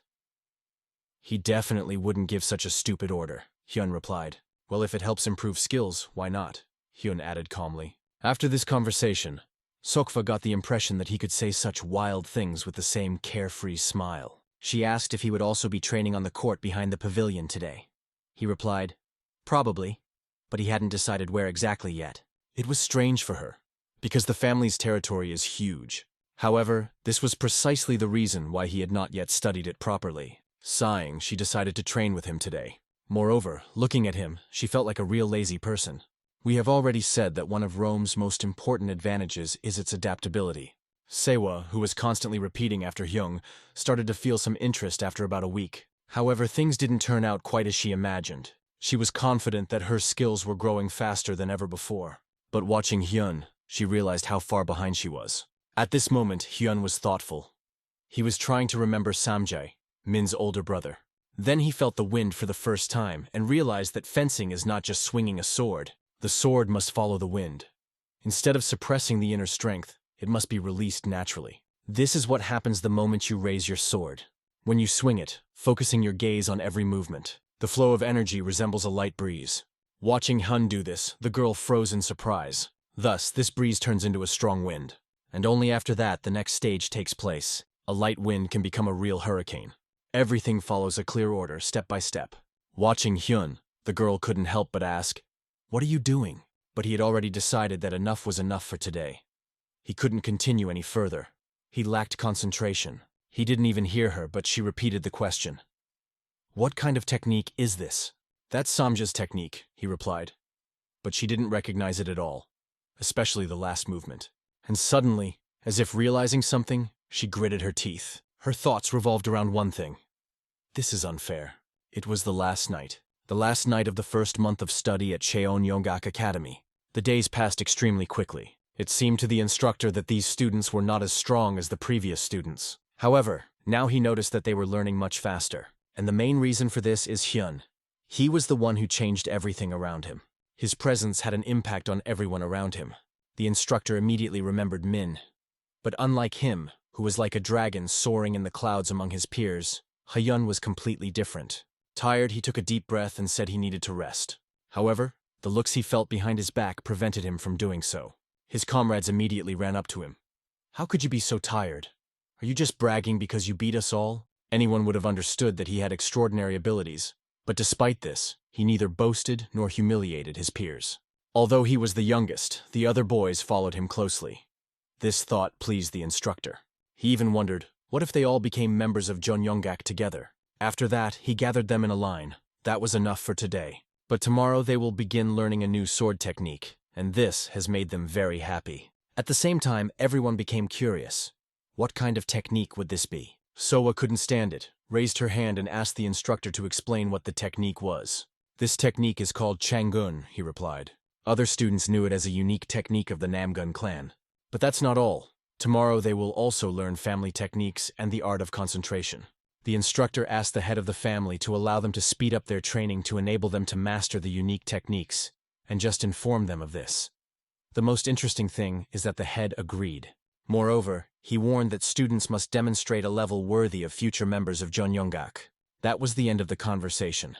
The instructor ordered them to practice independently until tomorrow's training, and in no case forget to practice the basic techniques, even when moving on to more advanced ones.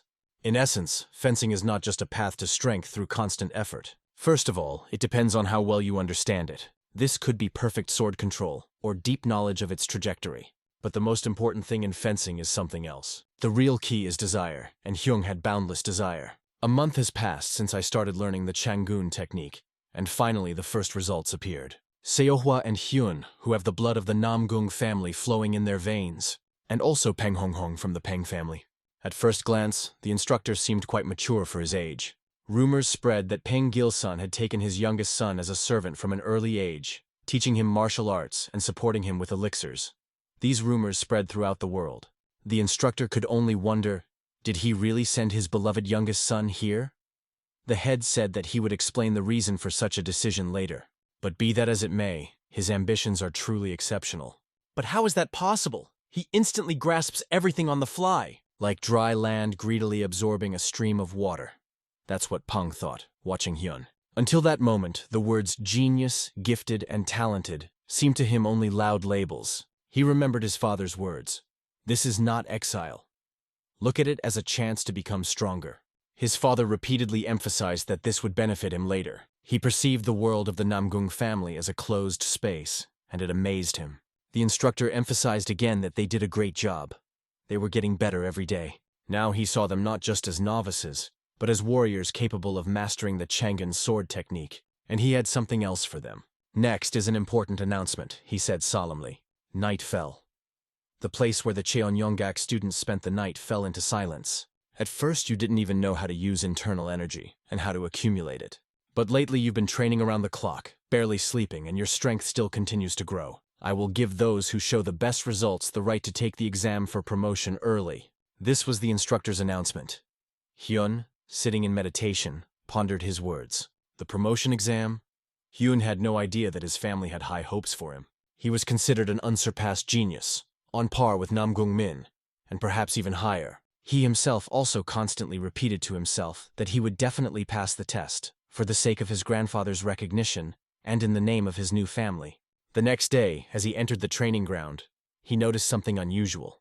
Right at the gate he heard a conversation. It seemed strange. Had someone come earlier? Usually he was alone here at this time. Standing in front of the instructor was the same boy from the Penn family. He insisted that he also wanted to pass the exam. I'll give you a chance when the time comes. Why rush? The instructor replied calmly. But the guy stood his ground. When he heard another refusal, he couldn't stand it and asked, "What about Hyun? You learn at different speeds." Because of this, Hyung, who has the best results, will pass the exam first. Peng acknowledged that Hyung had exceptional abilities. But deep down, he couldn't accept the fact that he was stronger than him. The instructor listened to these words as if they were the empty chatter of a reckless youth. But at that very moment I saw, a fire was burning inside him. But this is a real descendant of the Penn family.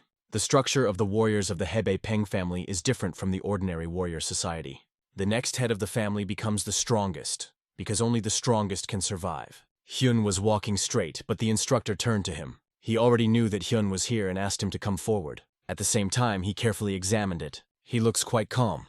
Maybe he didn't hear the conversation. The instructor didn't think there was anything wrong with Hong Hun's behavior.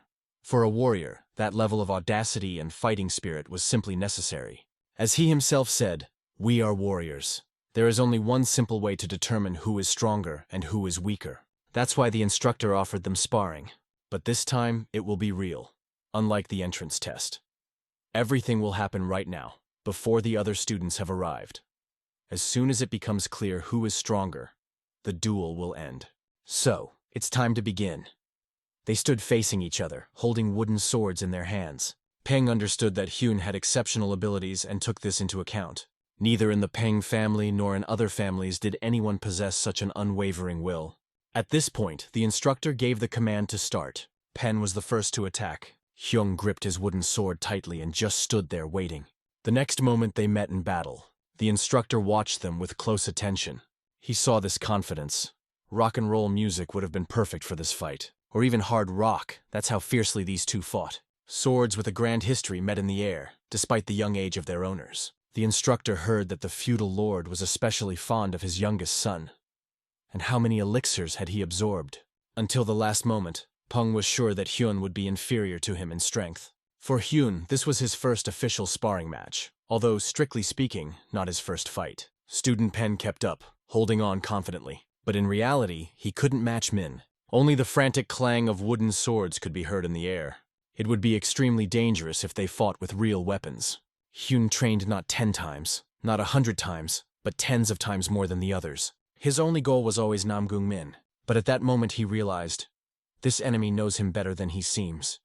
If he faced him in a frontal attack, defeat was almost inevitable. In such a situation, there was no room for delay, so he decided to go on the offensive first. They clashed not only with swords, but also with their eyes, each trying to read the opponent's move. Only a few seconds passed, and half of the wooden sword was already lying on the floor. Peng couldn't believe it. Was Hyun really that strong? He realized his defeat as he fell to the ground. His opponent had put forth all his strength at this moment and had an absolute advantage in pure strength. But Pen completely lost in his ability to control it. Raising his head, he saw Hyung holding out his hand. Before he could answer, he just smiled and said, "You are really strong, Hyung." He accepted the defeat with dignity. The first official fight after joining, and Hyun's victory. Now Pen realized that he had been overconfident, but despite everything, he challenged himself to catch up with this guy and put even more effort into his training. The instructor laughed out loud, calling it a wonderful duel. His assumptions were only confirmed. "That's enough for today," he said, and advised the students to rest and focus on regaining their strength. After all, they have a promotion exam tomorrow. Tomorrow. This thought kept running through my head. It's so fast. Besides, tomorrow is the opening of the Murim Alliance. Grandpa, the head of the Namgun family, was also feeling anxious. At this moment, an unexpected guest visited him. It was a well-known elder of the lower clans. As he entered, he smiled and said, "It must be hard to sit in this gloomy place, leaving the comfort of your home. And this headache, how long has it been? 3 months?" "Yes," the head replied shortly. "Military groups and families began disappearing about a year ago. It was first suspected that a demonic cult was behind it. The old man reported that the destroyed estates and clans had 2 common features. First, 15 to 20 years ago, a foreigner appeared in each of these places, who gradually took the leading position. Namgung understood. Someone similar to Shin Ji-hyuk was active in various clans. But that's not all. In each destroyed estate, there was one particular room or warehouse that was cleaned so thoroughly that not a speck of dust remained.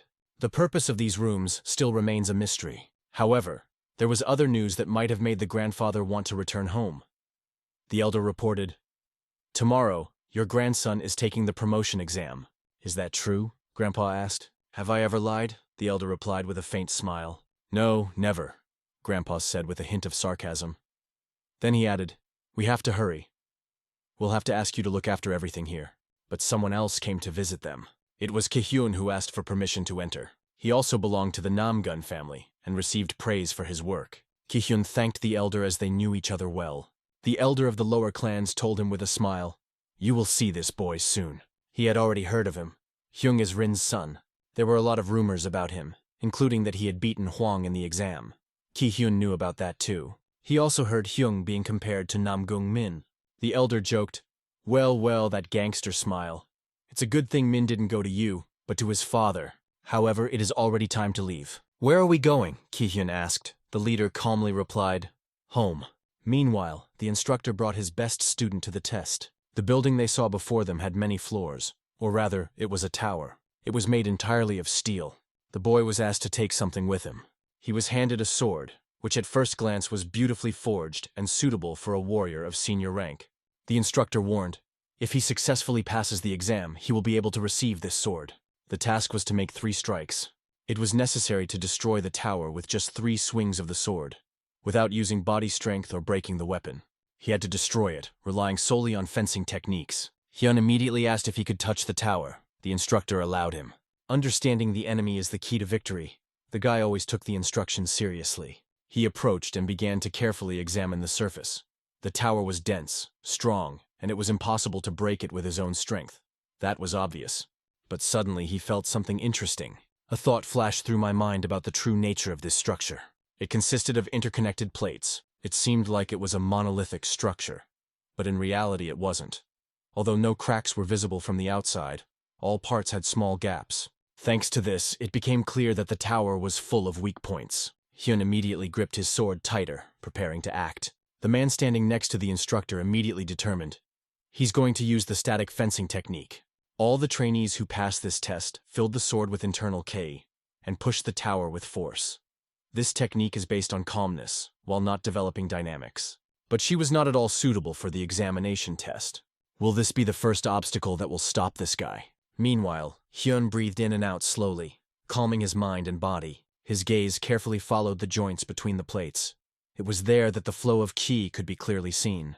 It finally became clear why all these days of repeating the same blow were needed. The fact is that constantly repeating strikes to the same point hone technique better than anything else. And it is at this moment that Hyun performs a key move. The instructor watches carefully as the tower begins to crack, and at the same moment a smile appears on his face. It becomes even wider as the tower begins to collapse. It was simply incredible. But suddenly Hyun says, and I still failed the test. Out of excitement he used more force than necessary and a chip formed on the sword. However, he simply misunderstood the instructor. He forbade breaking the sword, but did not say that it could not be slightly damaged. Hope appeared in little Hyun's eyes. He realized, this is it. This day has come. The day he officially became a full member of Jeonyeongak. The instructor explained that he needed to go to the forge because of a chip on his sword. There he should be told that this was a task from the Namgun family. There would be no payment. After sending Hyun to the forge, the instructor and Chol were left looking at the site of the tower's destruction, discussing how incredible it was. They had never seen anyone break a tower in exactly this way. But the instructor remembered one incident. When this tower was first built, the head of the family himself demonstrated its destruction using exactly the same method. The man asked in surprise why the instructor had never told him about this before.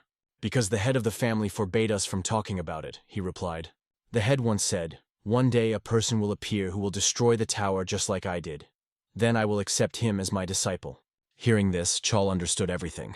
I also understood why the head did not accept even such a genius as Namgung Min as his student.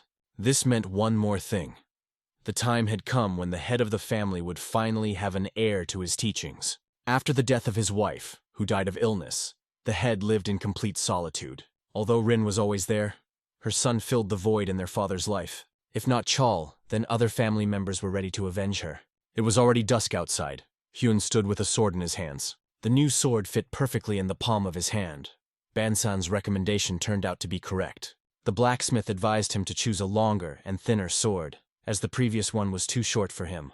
But getting used to a new weapon will take a lot of time. And that's important to understand. It's been a week since Hyun passed the exam. After promotion, a master is usually appointed within a few days, and during this time, students train on their own. He was informed that a special person would be his mentor, which would mean he would have to wait a while. For now, we needed to focus on the main thing. Do your part of the job. Practice combat simulations. Recreate imaginary fights with an invisible opponent. After the battle with Peng Hyun, he learned to visualize his opponent better. Moreover, now these opponents were becoming increasingly stronger. 10 times, no, even 20. But even this was not enough. More needs to be done. After all, this is the only way to defeat even the strongest enemy. And in an instant, when the imaginary battle was over, he heard loud applause. Brother Huang approached him, praised him, and called him a good boy. And when he asked if it was okay, Hyun said no, and even added that he wanted to see her himself, because it had been a long time since their last meeting. Huang congratulated him on his promotion. He mentioned that he had failed the exam several times himself, but Hyun just shrugged, calling it just plain luck. Luck is important too, Huang said. But I'm sure it wasn't just luck that made you succeed. Hyun modestly thanked him in return. "I'm not spying on you, but you seem to be honing your technique in private." After these words, Huang suggested that they train together. However, then he remembered that he hadn't taken the sword, and so he suggested recreating their fight at the entrance exam. Hyun, who considered his past victory to be pure luck, has not changed his mind now. Would there be a noticeable difference in their skills? That remained to be seen. But he accepted the offer. Huang was delighted with his answer, and then he suggested that they engage in hand-to-hand combat, immediately taking up a fighting stance. Without further ado, he began to attack, one attacking, the other dodging. The endless steps technique, exactly the same as on the exam, but faster this time. It was obvious that Huang had become much stronger. His gaze became much more confident, and the movements were clearer, honed to perfection, which made Hyun barely have time to defend himself. But despite everything, he stayed on his feet. Huang admitted that he gave it his all, but he still couldn't bring him down. "You've grown so much, it's scary," he said. And then he explained that hoping for victory was somewhat irresponsible on his part, since he had been training for 5 years. And with these words, he launched into the attack again. Hyun remained in the stance, waiting patiently for Huang to approach. And at the last moment, he clearly placed his palm under his fist. Huang understood perfectly well that Hyun was superior in both strength and accumulated energy. But Hyun knew that too. But he understood something else even more. His brother wouldn't just fall behind. And suddenly his strength weakens sharply. Hyun is clearly aware that a little more and he will fall. But at this moment, a stream of energy flashes on his right leg. She helps him keep his balance. What's more, it even allows him to joke about his older brother. "See? I'm still standing." But Huang immediately denied that this was a violation of the rules. "What other rules?" Hyun smiled. "But there weren't any like that before." But still, Huang called him a good guy. Feeling tired, he decided to sit down to rest a bit and continue his conversation with the younger man. He admitted that he had been training hard for several months, although perhaps that wasn't enough. Hyun assured that he had grown noticeably during this time, but Huang only waved his hand, acknowledging his level and his outstanding skills. "But when I look at Min's talent," he said, "it's like looking at a star in the sky." And he did not hide the fact that another such star had now appeared before him. "She shines brightly, but she's so far away," he added. Then he sighed and said it was time to abandon his plans to become the head of the family. Hyun listened carefully to his every word. He understood that Huang was saying that he would soon lose not only to Min, but to him as well. So he asked Hyun to continue to train hard. As he turned to leave, he heard words spoken behind him. "I train here every day, and even if I don't become the head of the family, even if I remain a simple warrior, I still want to train with you, every day or every other day. But I'll always be here. Even if we don't fight, just by training together, we'll become stronger."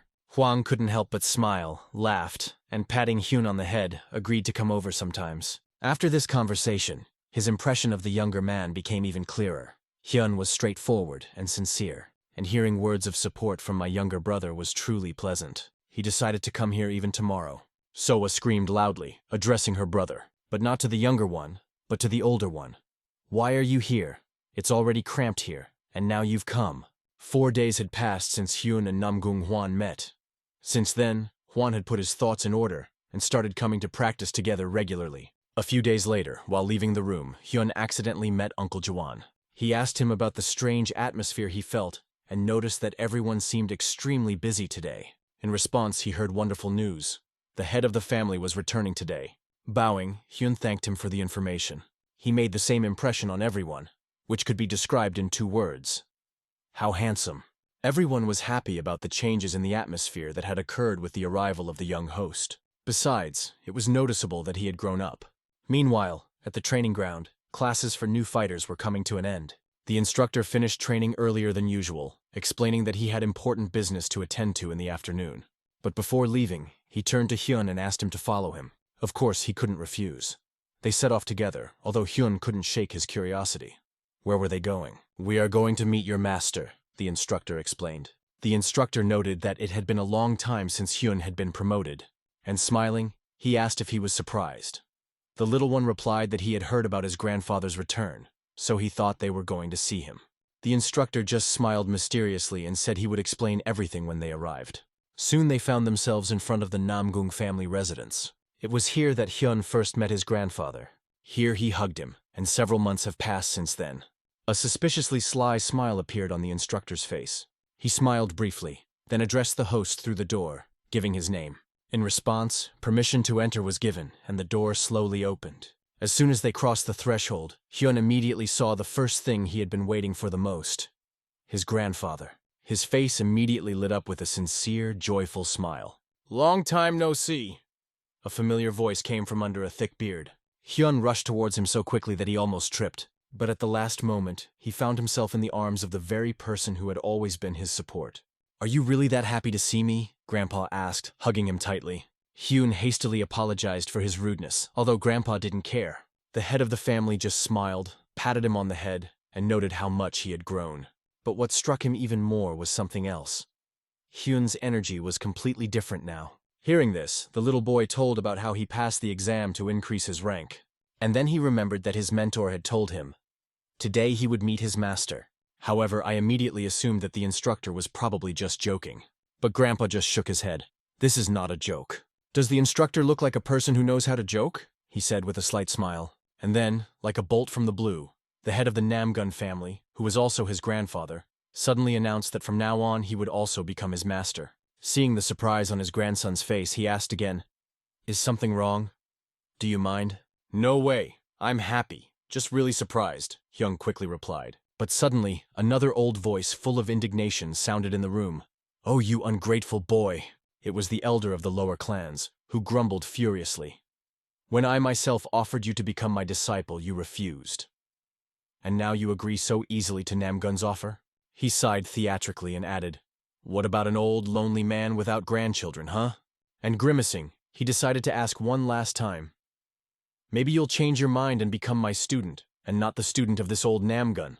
But he didn't just ask. He started pressuring the kid, demanding an immediate answer. But of course, Hyun firmly refused, because he wanted to stay in Namgung's family.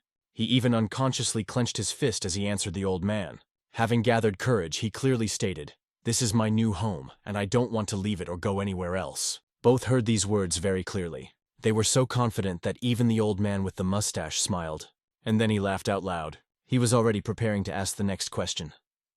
"And if I teach you here, will you agree?" He frankly admitted that he would stay here for a short time and teach him martial arts. True, he will not be able to pass on Kaban's art to him, but he will introduce him to the techniques that he himself invented and improved, and in a few years, he will be able to personally monitor his progress.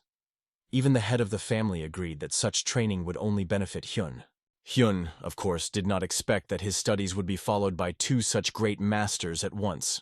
One is the head of the Namgun family, the other is the chief elder of Kaban. Are both of them ready to teach him? Although, if you think about it, the answer to this question was already obvious. We can start the countdown. 1, 2. This way you can count to 9. After all, you need to make 9 bows to the master. Hyun promised his grandfather to try his best, but he still felt awkward, because it was the first time he had officially received a master. Besides, his grandfather asked him not to be called Grandpa, but Master. "Okay, Grandpa," came the reply, which only elicited a smile. Another old man wondered what title would suit him.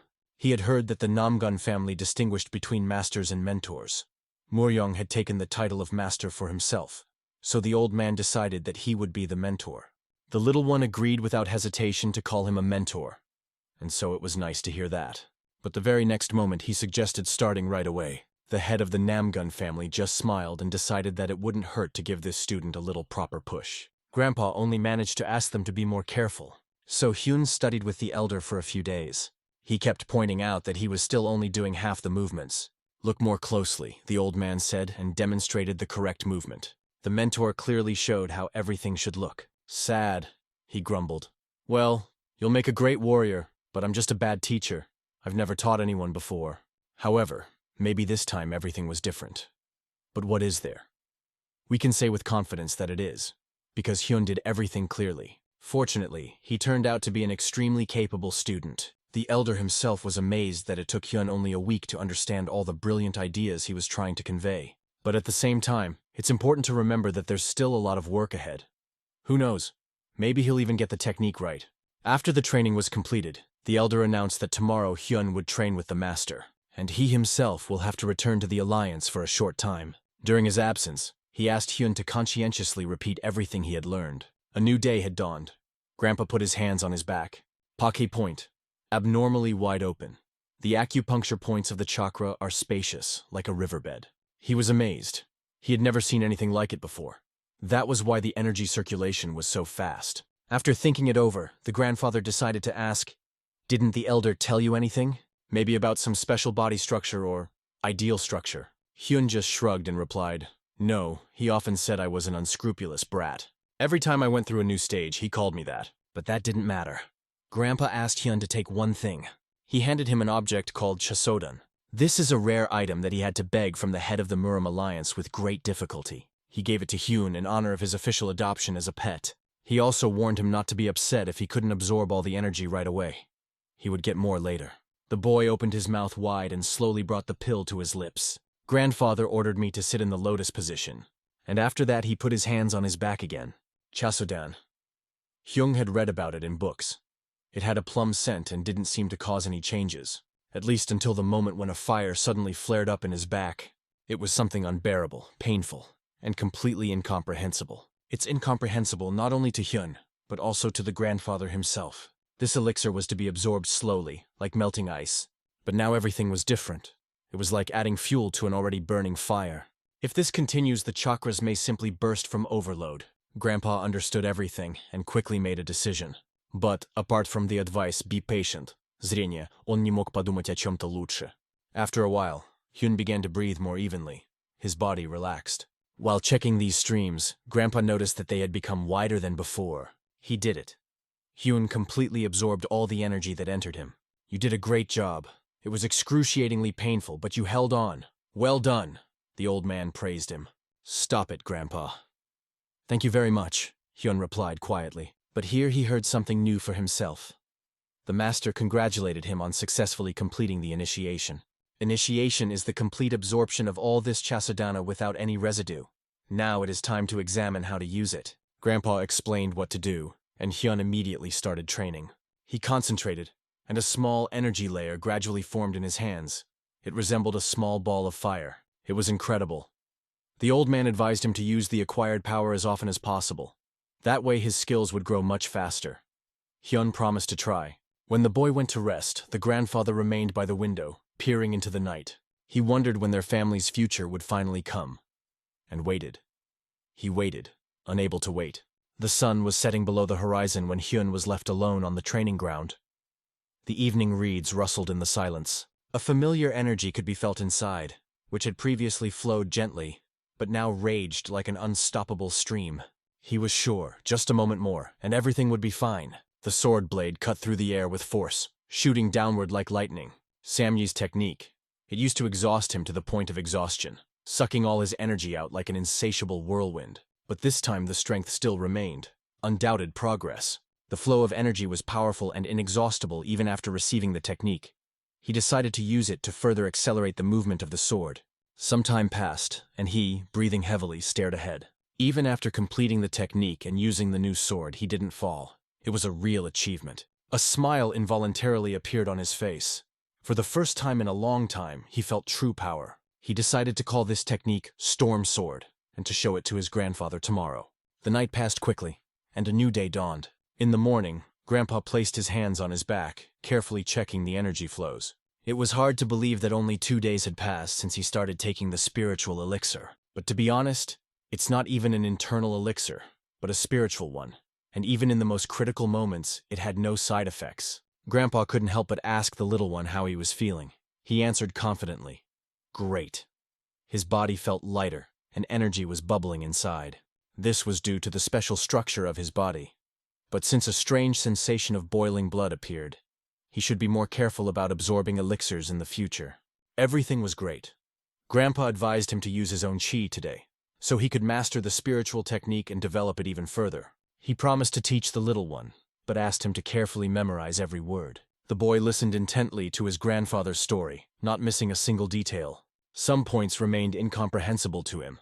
Grandpa noticed this immediately, but was in no hurry to explain. The reason for the misunderstanding was not that the guy didn't understand something, but that he had already used this technique. His mother had once told him about its subtleties, so he had long since learned to apply it in practice. He decided to tell what he knew and asked his grandfather to correct him if he was wrong about anything. In the room, he explained in detail everything he knew about the technique. But Grandpa didn't even make a single remark. He was surprised by something else. Why hadn't he thought before that the little one might have had difficulty mastering this technique? However, the guy objected. It was enough to understand the essence, as consciousness cleared up. And these things flowed by themselves. Here it is. Awareness opens the way, and the flow of ki follows it. Even high-ranking warriors have difficulty understanding and applying this technique. But it seems this guy doesn't even need enlightenment. He instinctively understands its essence. After these thoughts, Grandpa said, "Great. Now that you've mastered the family techniques and the Taiyan techniques, it's time to learn the true art of swordsmanship." Fencing technique? It sounded so interesting that the boy couldn't hide his admiration. But before that, he asked permission to show me something. A new technique he had invented during training yesterday. Grandpa, intrigued, immediately agreed. They went out into the yard. The boy closed his eyes, concentrating completely, and his sword froze in a graceful stance. Grandpa immediately noticed the unusual pose. It was interesting, even unique. Experience told him that this was Samya's technique. At this moment, the boy mentally spoke to himself, preparing for the execution. He rejected horizontal and vertical blows, perfecting the movements. And after these words, he finally demonstrated the 8-year hurricane. Grandpa instantly recognized the technique. He had once taught it to his grandson, Ming Yi. But most importantly, the guy managed to turn it into the driving force for his own technique, the storm sword. His next move was striking. He spun sharply around, holding his sword in a sure grip. The grandfather realized with surprise. He hadn't even taught this to his eldest grandson. After performing this incredible technique, even the dust rose around them, swirling in a whirlwind. With a smile on his face, Hyun said that he came up with this technique yesterday, while practicing other techniques, and decided to call it Storm Sword. Grandpa appreciated the idea. He called it wonderful because it was a great technique for martial arts. At that moment, he realized that no one had ever perfected Samja's technique to this level before. It was a true embodiment of incredible perseverance. However, from the old man's perspective, the technique had a critical weak point. He explained that during the transformation, unprotected areas are opened, and an opponent who is equal or superior in strength will easily notice this. If it is impossible to deliver a second blow, you need to figure out how to stop the sword. The boy sincerely thanked his grandfather for his instructions. It was time for a demonstration. Grandpa decided to show off a new technique called Changun Taiyon. It wasn't overly luxurious, but it didn't look too plain either. Despite the fact that it was only a demonstration blow, it seemed as if the sword was cutting through even space itself. Without a doubt, this technique belonged to a truly great swordsman. When the grandfather finished the demonstration, he asked if the boy had seen everything. When he received an affirmative answer and words of thanks, he noticed that the expression on the boy's face was not entirely satisfied. The guy thoughtfully explained that he had noticed something strange. Having only seen the technique once, he couldn't be sure. But it seemed like they were two different techniques. And what was most interesting, these two completely different techniques were combined into one. Grandfather looked at the boy carefully and asked him to explain his thoughts again. "I feel like this technique is made up of two parts. It doesn't look like a whole, but at the same time it seems extremely strong. Besides, some of the movements seem very familiar to me." After listening to the explanation, the grandfather finally decided to reveal the secret. The technique really consisted of two techniques already known to him. They were simply combined. Now Hyun understood why it seemed to him that the technique looked like a combination of two different styles, but this only confused him even more. He wanted to say something, and Grandpa, noticing this, suggested that he express his thoughts. The guy asked for some time to think things over. He even closed his eyes to concentrate and better comprehend what he had heard. Grandfather watched him closely, and saw in his every word and movement a sincere, genuine interest in everything he taught him. Watching the little one, my thoughts flashed through my mind. I'm the best at martial arts, but Hyun, he enjoys it with all his heart. After thinking for a while, the boy opened his eyes and said that he wasn't sure if he could explain everything in words. The best option was to simply take up the sword and put your thoughts into practice. After warning his grandfather that he was about to begin, he prepared himself, and energy began to envelop his body. Just seeing the beginning, Grandpa immediately determined that it was something very similar to the technique he had just demonstrated. But the question remained, what exactly would he show now? Would he try to separate these two techniques or perhaps find their weak point?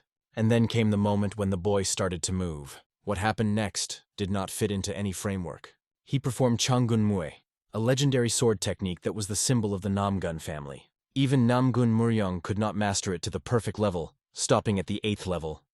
However, it was this technique that made him a great swordsman. Grandfather, watching the little one, could not understand how this was possible. Until recently, he didn't even have basic fencing skills. And now he was demonstrating something that was hard to believe even for an experienced master. After finishing the show, the guy smiled, admitting that he still needed to think things through. Grandpa, amazed by what he saw, wanted to know more about how he knew this technique and where he learned it. The guy explained that he had never studied it, but was trying to understand why its author made it so awkward to perform. Grandpa held his breath, feeling his throat go dry. What he heard surprised him so much that he had to ask if the technique was really uncomfortable. The guy swung his sword horizontally once more, emphasizing that this was a move from the Changun technique. After that, he warned that he would now perform the next technique. His sword swung sharply vertically. It was Taeyeon's technique. He suggested that the master probably wanted to combine the strengths of these techniques. It seemed that this technique was the first attempt to merge the two techniques into a single whole. Continuing his reflections, the guy noted that he noticed many strange moments caused by the fact that the technique was composed of two different styles. He suggested that if these weaknesses were improved, the technique would become much simpler and faster. He also suggested that the master may have wanted to create a technique that reflected its evolution. Intrigued by these explanations, the grandfather asked if the boy really believed that the way to improve Changun Muay was to correct its shortcomings. When he heard the affirmative answer, he learned that the boy did not even know the name of the technique. Grandpa decided to clarify whether he meant to say that he had conducted the analysis and invented Changun Mu on his own. The answer was obvious, yes. After hearing everything, the old man asked to hand over the sword to him. In all his 80 years of life, he had never been so impressed. He himself had once worked on Changun Muay, refining it into Changunten. But why hadn't he considered it from this perspective before? Once upon a time, this technique reached a dead end, and that's when it was necessary to pay attention to Changunten. These thoughts made him wonder if he himself had truly mastered both of these techniques. Grandpa closed his eyes, lost in thought, but the boy turned to him. The old man did not answer, silently putting his sword aside. He was filled with mixed feelings. It was a feeling similar to when a storm is brewing. It had only arisen a few times in his entire life spent mastering the art of war. The feeling entered my consciousness so easily that it seemed strange. It could be described in one word: enlightenment. The guy, holding his breath, carefully watched everything that was happening. All of the Namgun family's swordsmanship techniques always started from the basics. Muryong knew that well. It is impossible to skip this stage. But ultimately, all martial arts are based on these very foundations. This moment made even my grandfather delve into memories of the past. After a brief flashback, a slight smile appeared under his mustache and beard. It was a smile of realization. Was it really that simple? And it took 20 years. Seeing this, the boy greeted him sincerely. But at the moment when he was bowing and expressing his greetings, he felt his grandfather's hands approaching him. The old man tenderly hugged his grandson, thanking him and calling him a true blessing. At this moment, he reaffirmed what everyone in their family knew. This guy was the one who had the will of a true heir. They say it's hard for geniuses to become good mentors. This is because they teach based on their feelings, which are difficult for ordinary people to understand. How can a genius be made to teach others easily? This is a question that is not so easy to answer. Meanwhile, the grandfather explained, pointing to the boy's posture. He noted that it was in this position that he would be able to strike with the feeling that the sword had become heavier. Everything immediately became clear to the boy. Moreover, he not only understood, but decided to clarify. Instead of simply capturing the essence, is it possible to strengthen the sword using gravity? By the way, the answer to the question of how to make teaching a genius effective was quite simple. Find an equally brilliant student. If you give him only a part of the knowledge, he will multiply it himself. This is the main interest of learning. That's what Hyun did. He explained that the 12 seconds in the Changun technique were not an attack, but a counterattack. Moreover, he had already come up with a new stance and asked Grandpa if it would be better. However, in such a situation, another problem would arise. Sometimes Grandpa forgot that the boy was just a child and genuinely enjoyed their discussions. Thanks to the little one, he improved his own skills. So together they gradually improved the Changun Mu technique. The old man spent all his energy on teaching his grandson.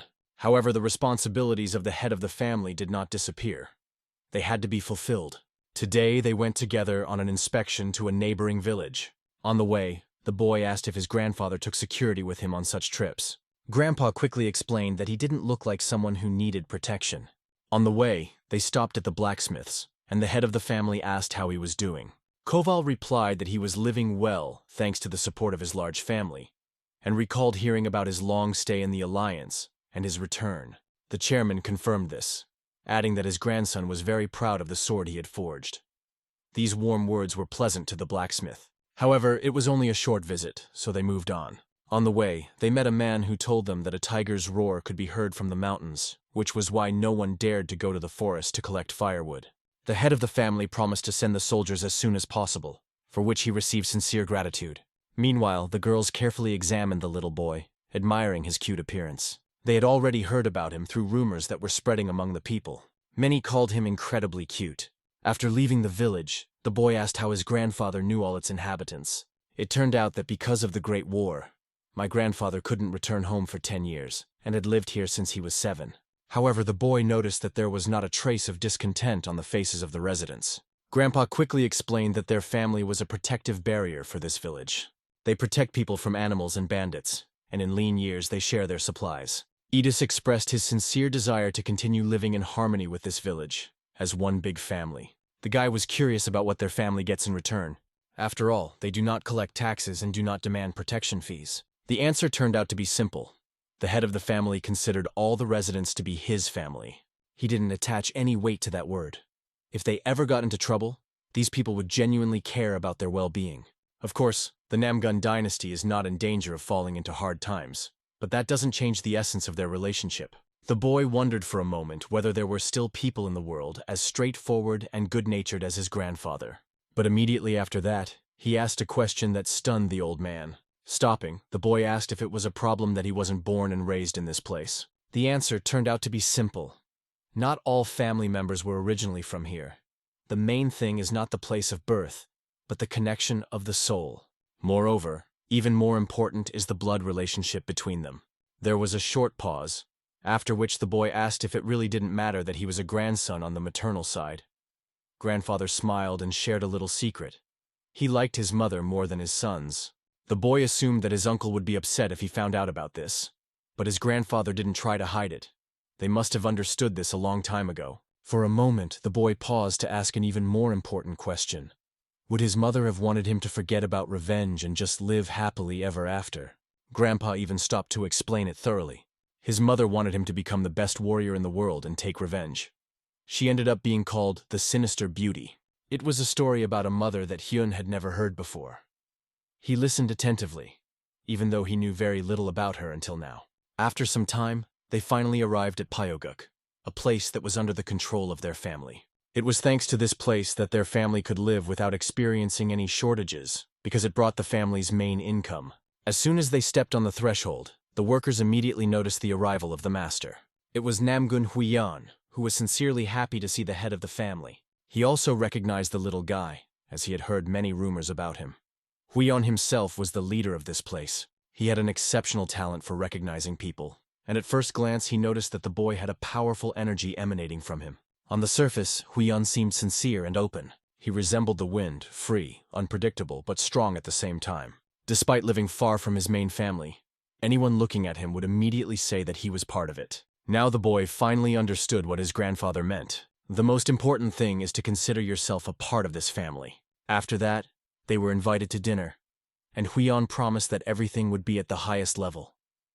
And the 10-year-old genius, having joined the family, finally accepted this place as his home. Time has passed since the main character arrived in the family, and he finally turned 11 years old.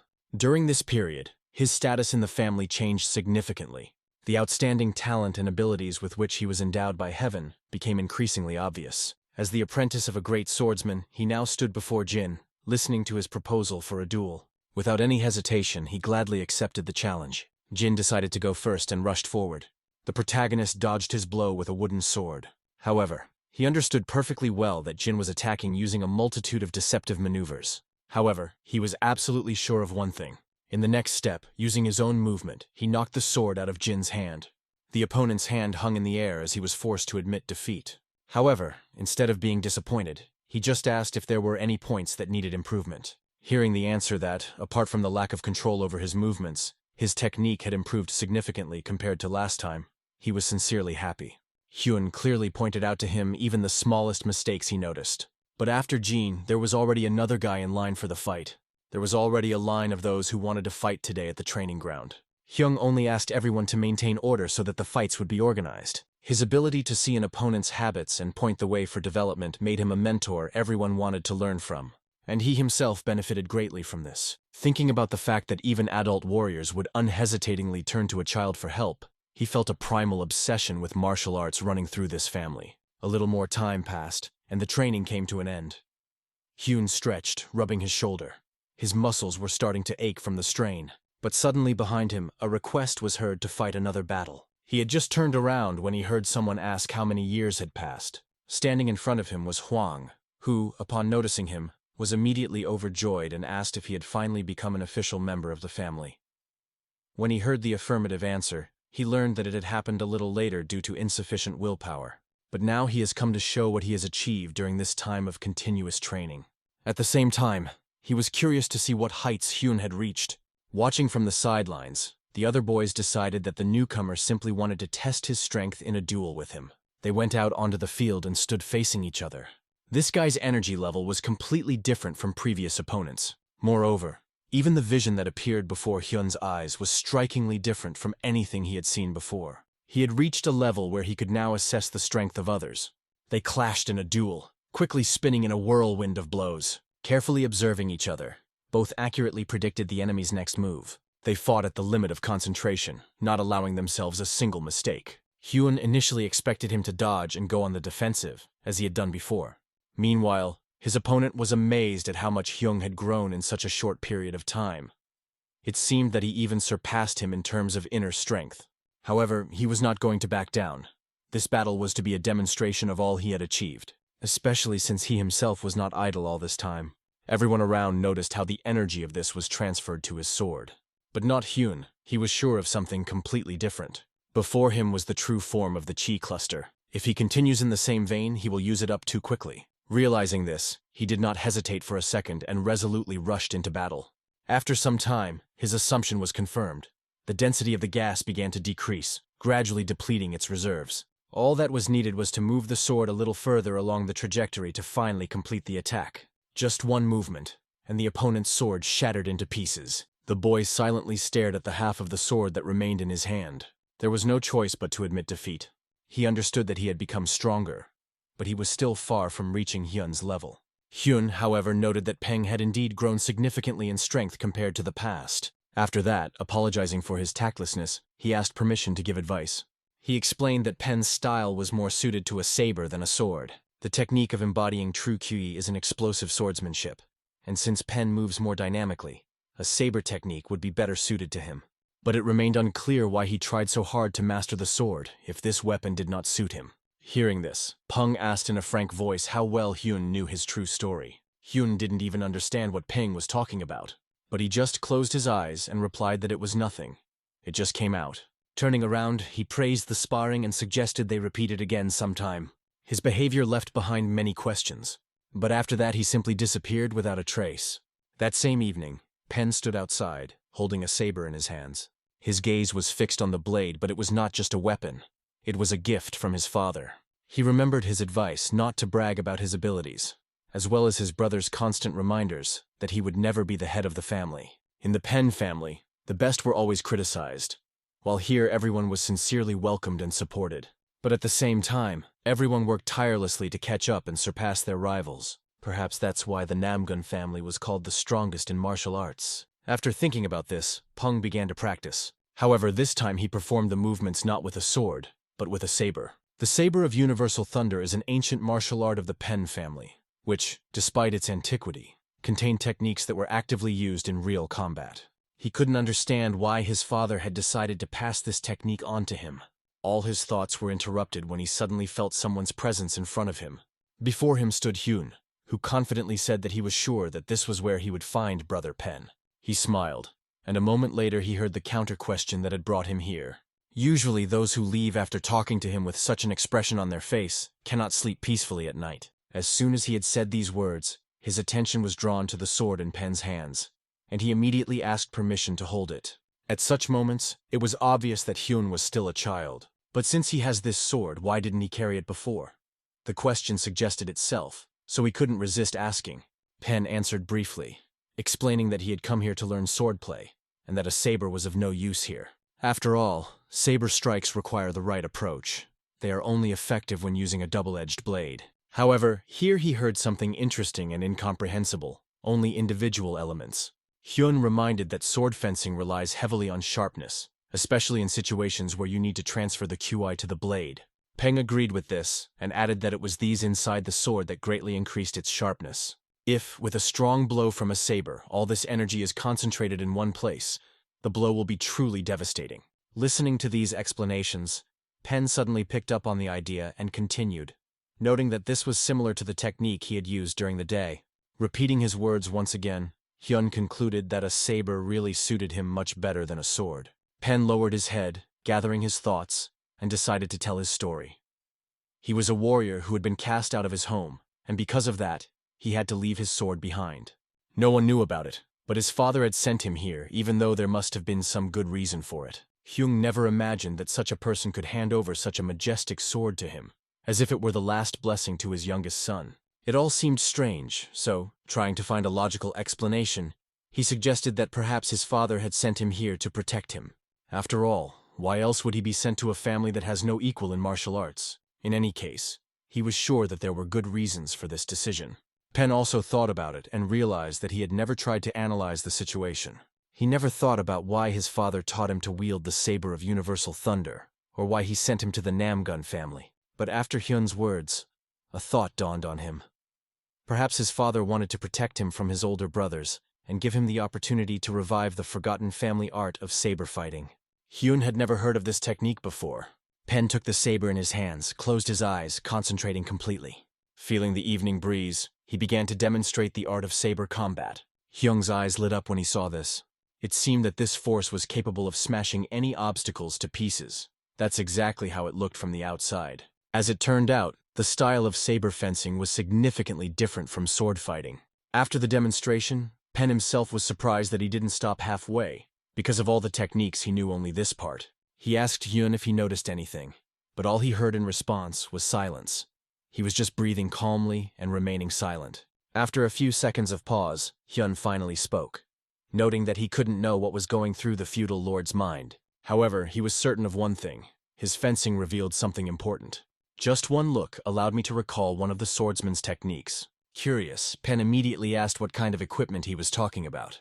The only way to explain this is to show it. Hyun began to perform incredible movements while holding the sword in his hand. At that moment, Pen recognized what kind of technique it was. He was absolutely certain that what Hyun was demonstrating now was the universal thunderstorm. But after a moment he doubted. Something was different. It seemed like he was mixing this technique with sword fencing. He was turning thunder roll into a sword technique. It turned out that it didn't matter whether it was a sword or a saber. You just had to use the strengths of your weapon. This meant that the mind and body themselves would lead to the creation of new technology. The technique smoothly transitioned from sword to saber, and then back to sword again. The movements looked so natural, as if a dull blade had been sharpened.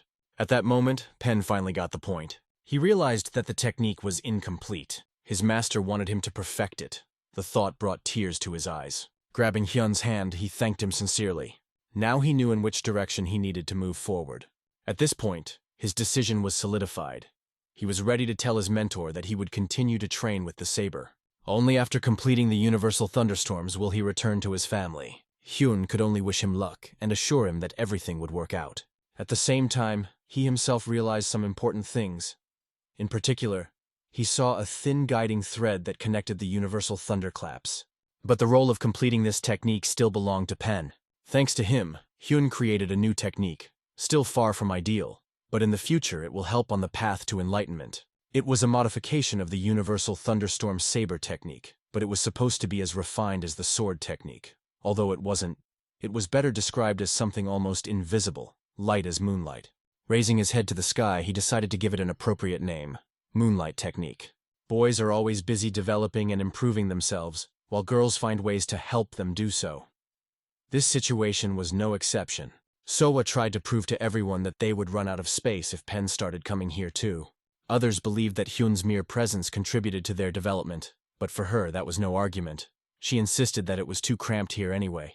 She demanded that he go to practice on the big field if he had any conscience left. Hyun suggested that they could practice at the Jeonyeonggak members area. But then he remembered that his sister hadn't yet improved her level. After this joke, the girl instantly rushed to catch up with him. The other boys, watching this, just sighed. He shouldn't expect any help. A few days passed. Hyun trained with the man who was a mentor, a master, and a grandfather to him all at once. He diligently practiced the moves that he showed him. Grandpa watched this, and a smile never left his face. He had seen the moonlight technique that Hyun had created after training with the universal thunderstorm saber. That was why it resembled the technique that Pen was demonstrating. However, in terms of refinement, Hyun's version was much more advanced. It was something between sword and saber fencing. But no, it was so harmonious that it didn't need such definitions. He not only found the key to the universal thunderstorms through fencing, but also perfected his own martial art. Grandpa tried to make sense of it all, digesting what he saw in his head. Grandpa came to the conclusion that Hyun's abilities were so incredible that calling them simply abilities was not enough. He praised him, calling him a good guy, although he noticed some shortcomings. And since it reminded him of something from the past, he decided to tell the little one everything in order. Meanwhile, two brothers, Hwang and Min Yi, met in the calendar. Since Min hadn't appeared at joint meals for a long time, devoting himself to training, they hadn't seen each other for a long time and had something to talk about. But suddenly Hwang felt something unexpected and was very surprised. He caught the energy hidden in Ming Yi and realized that it had become significantly stronger. He couldn't even realize what was happening, so he just froze in place. Min noticed his condition and placed a hand on his shoulder. He calmly noted that, looking at him, he could see how he had grown, and congratulated him, admitting that he had not been interested in his affairs for a long time. Hwang denied it, but at the same time admitted that he could feel how much stronger his brother had become. He continued the conversation, noting that at first Ming didn't pay much attention to fencing, but now his attitude had clearly changed. He suggested that he was influenced by training with Hyun. In response, Hwang did not hide it, and agreed that the joint evening training with his brother and sister had yielded tangible results. Hearing these words, Min admitted that they were indeed similar in this regard. He admitted that, watching the little one, he feels his hands reaching for the sword, and he feels a desire to immediately go train. He said that while Hyun was here, maybe he would be able to fulfill his aspirations. I remembered my old dreams, to travel the world without being tied to my family. That's why Hwang was clearly aware of one thing. He understood that he wanted Hyun to become the head of the family. After this assumption, Min asked in surprise if Hwang knew who he was currently holding his fanatical sparring matches with. Without waiting for an answer, he immediately explained. His main rival was the older Hyun. Once this guy was a little child who would sweetly follow them, but now his skills and abilities are impressive. Hwang himself had never thought about the headship in the family, but he raised the question of Hyun's origin. His blood connection was enough, but the question remained. Could he handle this on his own? That's why Min offered him his support. He decided to do everything he could to help Hyun become a worthy heir and support him in every way possible. Finally, that very day arrived. The sister asked her brother if he was worried. But what could be the reason for the worries? He asked her the same question. She couldn't understand how a child could be so calm. After all, today was their first official assignment. To him, it was just another task he was doing as a member of Cheonyeonggak, so he didn't find it difficult. They didn't have time to talk for long, as another acquaintance appeared. It was their older brother, Min Yi. The sister was delighted to learn that he, an elite swordsman, would be accompanying them. Ming Yi, who had been unexpectedly assigned to this role, didn't even have time to say anything, only to congratulate them on their promotion in rank. But he had something else important to say. He noted how much Hyun had grown in the time he himself had been away. Hyun also felt that his older brother had become much stronger, although he understood that he was gradually catching up with him. Sowa listened attentively to the explanation of the task's purpose, taking in the details with surprise. They didn't have to go that far, but the journey would take several days. At this moment, grandfather appeared and, seeing them, asked why they hadn't left yet. He came here to say goodbye.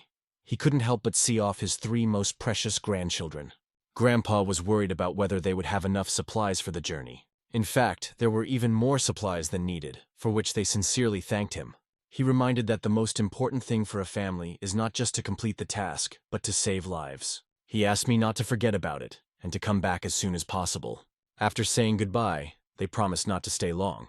Thus began their journey, their first real task. This family, without a doubt, had a bright future. After a while, they were already racing along forest paths among the mountains. Hyun kept wondering, is he really strong enough for such a long run? He remembered the words of the elder who emphasized the foundations of endurance, liberation, and restoration. While running, it was important to constantly restore internal energy. Recalling these instructions, he realized that there was no need to go all out just yet. Even if he was moving at explosive speed, he was excellent at maintaining a high pace and racing forward rapidly. However, his sister couldn't say the same. She quickly declared that she was tired. Because of this, it was decided to make a short stop. She was encouraged, and she really held up well. This meant that she didn't take strength training lightly. The older brother could determine this simply by observing them and assessing their condition. After that, he set out to get water. At the time when the older brother had left, suddenly a small hare squeaked from the bushes. Reacting to the sound, Hyun turned his head and noticed him. At that moment, he pushed himself off the ground. Like lightning, he instantly moved towards him and grabbed him by the ears. The hare continued to make characteristic sounds, trying to escape. However, Hyun wasn't going to eat it. He was just curious about how easy it was to catch prey now. Thanks to this, he realized that his development was on the right track. Meanwhile, Sowa, after drinking some water, was finally able to catch her breath. She suggested resting a little longer, and the older brother did not object, explaining that in the world of Murim, it was necessary to save these in case of a sudden battle. At this point, she became curious about what he was doing at the residence. The answer was obvious. He devotes time to training. But why he was training in the residence on the court? That remained a mystery. In fact, Min was worried that they would soon catch up with him. However, this was only a joking response. In reality, he said that his training consisted of sparring matches, which, although not real fights to the death, required full commitment. Thanks to this concentration, most of the time it was possible to fight phantom opponents created in one's own imagination. Hyun had always believed that it was better to practice the movements with his body, and he was right. But Min explained that at his level and with his experience, that was not enough. After this conversation, Hyun realized that his older brother was right. Imaginary battles can be useful, but it's also important to gain real combat experience. Meanwhile, Sowa was already imagining when she would have such an opportunity. There will come a time in your life when the battle becomes a matter of life and death, when you have to take someone away. However, you always need to remember one thing. It's one thing: belief. Belief in what you're taking up your sword and going into battle for. To avoid becoming a demon from Safa, you need to follow your convictions and only draw your sword for the right reasons. This word, faith, was firmly imprinted in Hyun's mind. He remembered all his older brother's words very well. But it's time to hit the road. He decided to go first and asked them to keep up.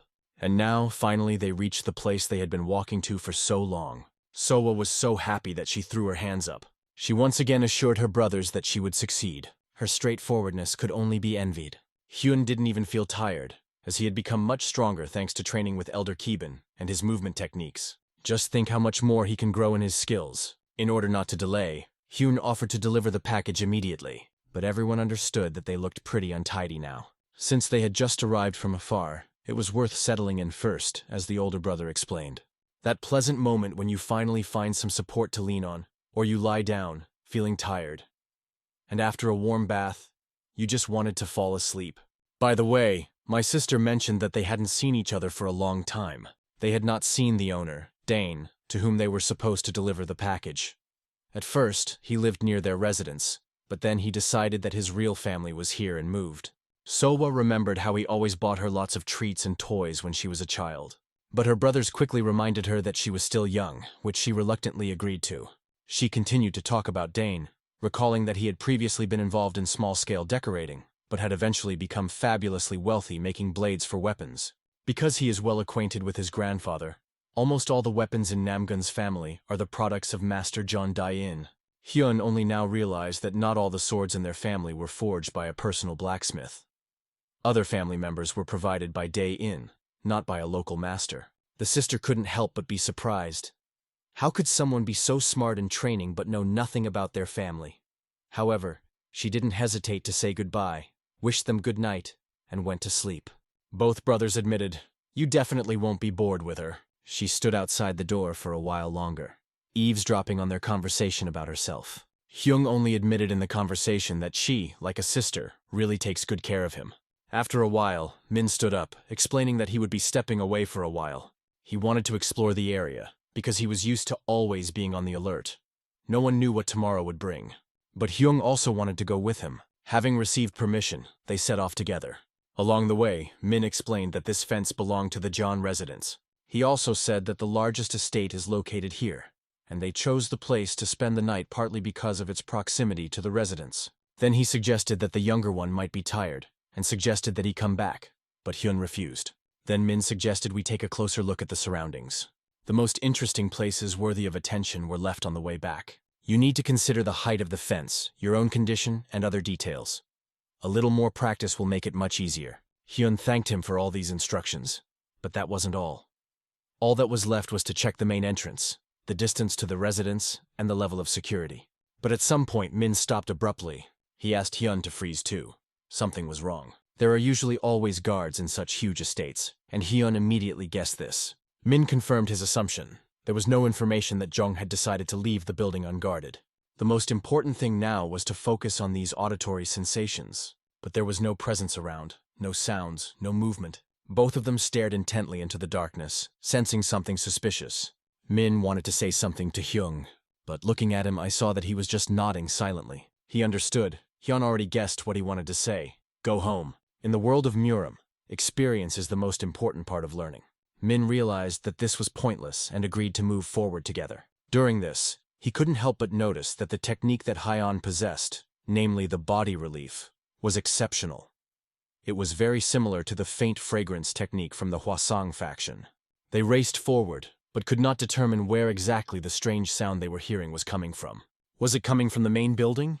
As they got closer, they came across an illusion technique that completely blocked the sound from coming out. Min understood that Hyun had not yet learned sound techniques, so he asked him to simply nod if he understood the instructions. With slow, cautious steps, they began to make their way forward. And suddenly they heard a voice full of anger. "Scoundrel!" John spoke these words with pain, accusing someone of a dishonorable act. There was a deep wound on his right chest. In front of him and behind him stood people wearing masks. One of them coldly asked, "Before whom should I be ashamed? Before the heavens? Then call down lightning for the sake of decency." At this moment, hiding around the corner, the boys carefully observed the situation. People in white clothes were dead, and bodies in black were scattered chaotically across the square. Min slowly began to draw his sword. He quietly ordered Hyun to stay put and not interfere. The masked man addressed Chon in a cold voice, stating that if he had given up his property, all of this would not have happened. Seeing the boys, Chon, even though he was wounded, desperately ordered them not to interfere if they did not want to die. At the same moment, the masked man ominously asked if he should approach his wife. These words were a second blow to the heart for Chon. But the scoundrel did not stop and continued, assuring him that he would do everything quickly so that he would not even feel pain. However, he should have thought about his own safety. At that moment, Mina's sword flew right past his head. He barely had time to dodge. He brought out his own sword to block, but the blow was so powerful that it left a deep gash on the blade. Ming only mockingly said, "Do lawbreakers always look so scared when they're caught red-handed?" The man in the mask was confused, not knowing what to answer. Min confidently dictated the rules to them. They weren't supposed to be here. John was relieved to see a familiar face in front of him. However, the attackers also quickly realized who they were dealing with. The owner of the blue dragon sword stood before them. They knew that not long ago he had already caused a lot of trouble to Zhejiang province. Min himself didn't remember it very well, although he admitted that there had indeed been some misunderstandings. The very word mistakes aroused the scoundrel's special interest. At this moment, Ming clearly realized that they were connected to the remnants of the cult destroyed in Zhejiang. Even after such a humiliating fall, they still dared to return. One of the attackers tried to settle things with words, but Min made it clear to him that soon there would be no trace of his name left. As soon as the light shone on his sword, the enemy rushed to the attack himself, and they met in battle. Hyun watched the battle closely and saw how his older brother, with just one word, deprived his opponent of peace. He always said, "When dealing with the enemy, use all your abilities." And now he was demonstrating it in action. Ming, like his grandfather, used the Chang'un technique. He developed it to a level that allowed him to be on the same wavelength as his opponent, which became a new approach in the Namgun family's martial arts. He then forced the enemy to hear a question he himself had recently voiced. "You said that if the sky were watching this, it would send rain and lightning, right?" The attacker didn't even understand what he was getting into, but the response was instant. Ming activated the Heavenly Thunder Emperor's divine power technique. First lightning, the battle royale of 13 swords. The blow pierced the opponent through and through, shattering even his mask, leaving an expression of horror on his pale face. and the master of these scoundrels, who personified shame, fell to the ground. Among the attackers, there were still those who could be asked for what purpose they had come here. Ming even suggested that they surrender to avoid unnecessary bloodshed, but the scoundrels were not going to listen to him. One of them tried to attack, but Min easily parried his blow. Since these people were his enemies, he could not afford any other approach. The two attackers hesitated for a moment, assessing his strength, but this did not last long. Soon they simultaneously launched an attack, but all they needed was one movement. One, but precise and effortless. Ming instantly killed one, causing the other to flee in panic. If he had managed to jump over the fence, perhaps Min would have really lost track of him. But his overconfidence was astonishing. He must have thought that Ming wouldn't chase him for days on end, no matter what. But no one could follow the divine laws of hunting as he did. At some point, the fugitive felt that something had gone wrong. This feeling arose at the same moment when someone's hand firmly grabbed his leg. It all ended with a loud scream. The scream that erupted the moment Hyun knocked him to the ground. The attacker had no idea there were two of them here, and now he simply couldn't believe what was happening. Hyung twisted his leg without any hesitation. It would seem like nothing special, but the pain was more unbearable than death. However, the surprises didn't end there. The next was a powerful blow to the back of the head.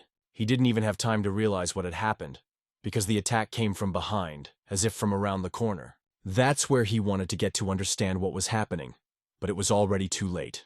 Hyun, looking at the fallen enemy, remembered the words of his teacher.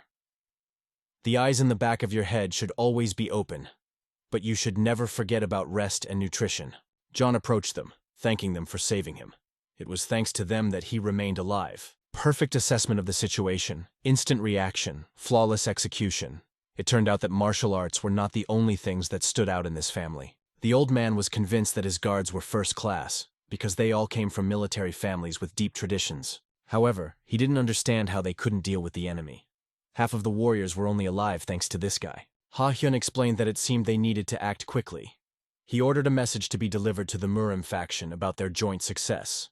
Without wasting time, he immediately sent someone to deliver this news. One of the guards looked at the boy, thinking he was still a child, and couldn't imagine how he could endure such cruelty. He asked Hyun how he was feeling. The boy calmly replied that he was fine. However, he was a little embarrassed when he noticed that he had scratched his palm. Then the old man became worried and suggested that Min move closer so that he could be supervised. The boy agreed and asked to move his things. Together with his brother, they set off to a new place. His role in this battle was significant, so what happened shouldn't be discussed only from his grandfather's perspective. Hyun thought for a moment, lost in his own thoughts. The brother noticed this and asked what was bothering him. Hyun was about to ask for something, and his brother readily agreed to listen. He couldn't understand what was happening. Why was Hyun acting like nothing had happened? That was a strange question.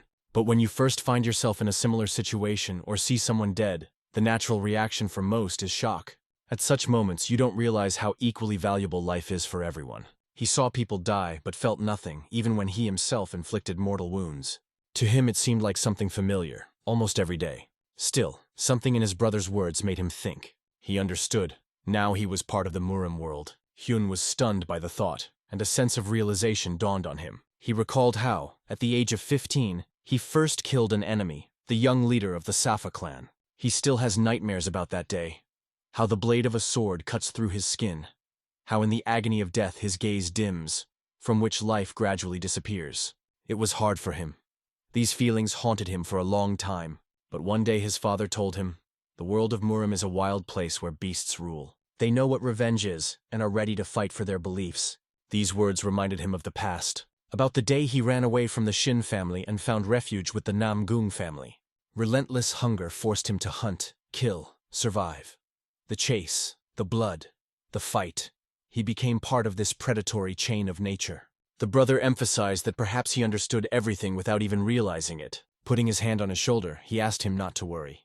Even in such situations, one must remain calm. For Murim, this is more of a blessing than a curse. The boy finally agreed with him. When their sister found out what had happened, she was furious. They had to wake her up. In her opinion, stopping the killers alone was simply pointless, because they could have been seriously injured or even killed. Everyone had been up since morning, and it seemed there was a good reason for that. Suddenly, an old man came out from around the corner and announced that they should call him their mentor. He wasn't just some elder to them. The boys bowed their heads in greeting, calling him elder, even though they hadn't seen him for a long time. He already knew everything, so there was no need to guess. He only asked if it was the work of the demon cult and received an affirmative answer. His suspicions were confirmed, but something about it still seemed strange. In any conflict, it is immediately obvious that a demonic cult is involved. They are too insidious to act openly. First of all, he reported this to Miriam, because as soon as the news reached the influential factions, there would be a commotion. This will be a serious impetus for the investigation. If the old man says this out loud, then the situation is indeed serious. If Miriam does not react and impose sanctions on the demon cult, the consequences could be dire.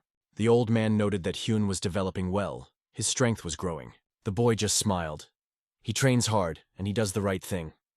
The mentor has opened his eyes to some things. The girl expected her grandfather to praise her too, but he only noted that she was their little spark, who had also grown up, although her potential had not yet been fully revealed. Then the old man suggested that she join the lesser warriors, but she flatly refused. He heard that the Jong family was planning to move to Hapi, and they were going to retake the city during the day today. If only the owner, Chan, could see all this with his own eyes. At that moment, the girl realized that this man they were talking about looked like that uncle from the store. The elder noticed that she had already met him. This was the man who had tried to smuggle the security for the fire, the youngest son of the Jian family. In any case, he is going to inform the factions that the demonic cult is behind all this. As for the prisoner, he turned out to be related to the Zhong family, so he was completely immobilized by sealing the flow of qi. This was a significant achievement. Now it was time to go to the old man in the southern palace. He would be waiting with impatience. After saying goodbye to the elder, they hoped to meet again soon. But, as he left, he said that the faction elders didn't even have to try. Everything had already been done for them. The older brother suggested that they return home, and they went there without hesitation. Having a place to return to is a true blessing. They decided to compete with each other, and the girl assured them that she would never fall behind. Desperately breaking away from their place, they rushed forward rapidly. This concludes the chapter. From now on, Ha-hyun's real home is not the Shin family, but the Namgung family. The main question remained: how to become a strong-willed person. It is important to pay attention to details, honestly and persistently master the basics. Although it sounds simple in words, applying it in life is a completely different challenge. Those who faithfully follow these principles stood right in front of him, and this, at the very least, warmed his soul. One of them noted that Sowa is a real fighter because she doesn't slow down until the very end. However, the girl didn't want to fall for such tricks, and asked her brother not to lie to her. This time, she finally realized how big the difference was between her and Brother Heng. But she was willing to make the effort to catch up with him. Soon they arrived at their destination city. All three were solemnly congratulated. Their grandfather stood before them. But what was he doing here? He had heard about the disaster that had happened and wanted to know how they were feeling. He replied that he was fine. Thanks to Brother Min, everything ended well. That was good. Min really tried. But Grandpa pointed out that his contribution to this matter was no less important. However, the boy shrugged it off. He was just glad he could help. Hyun and Sanghwa were real good guys. They had successfully completed their first task. It warmed their souls. So when they were offered dinner, they happily agreed. Entering the hall, they saw a beautifully laid table, laden with exquisite dishes. They savored them as if they had never eaten anything more delicious before. Grandpa was pleased to see them eating with such appetite, but to be honest, something was bothering him. This concerned Senior Chi Wolgolga. He had heard that the prisoner had been handed over to the members of the Murim. However, there were only 2 people in the convoy, including Elder Chi Wolgolga himself. Was this really enough for safe transportation? This made my grandfather very happy, because usually dozens of guards are involved for such missions. Heng knew why Chi Wolgolga had that nickname. It was probably because he liked alcohol and the moon. Grandfather confirmed this idea. What's more, they say that when he's drunk, he can run to the moon and back. That's why he got his name. Because of a funny nickname, everyone forgets about the most important thing. Adopting new laws does not mean showing weakness at all. And in this regard, Chi Wolgolga can compete even with his grandfather himself. Soon night fell. The boy wanted to relive the feeling of battle in his memory. The fight with the stranger, his brother's words revealing truths to him. All of this had to be relived in his mind. He focused on his breathing, imagined the battlefield, the warriors, and his opponent. And at that moment, I felt a powerful surge of energy, as if the entire space around me was filled with a blinding white glow. He stood, his sword tightly gripped in his hands, lost in his memories. He didn't know how much longer he could hold out. but his gaze was fixed on his older brother, who was walking ahead.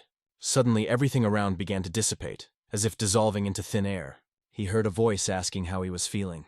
His meditation was suddenly interrupted. He abruptly opened his eyes.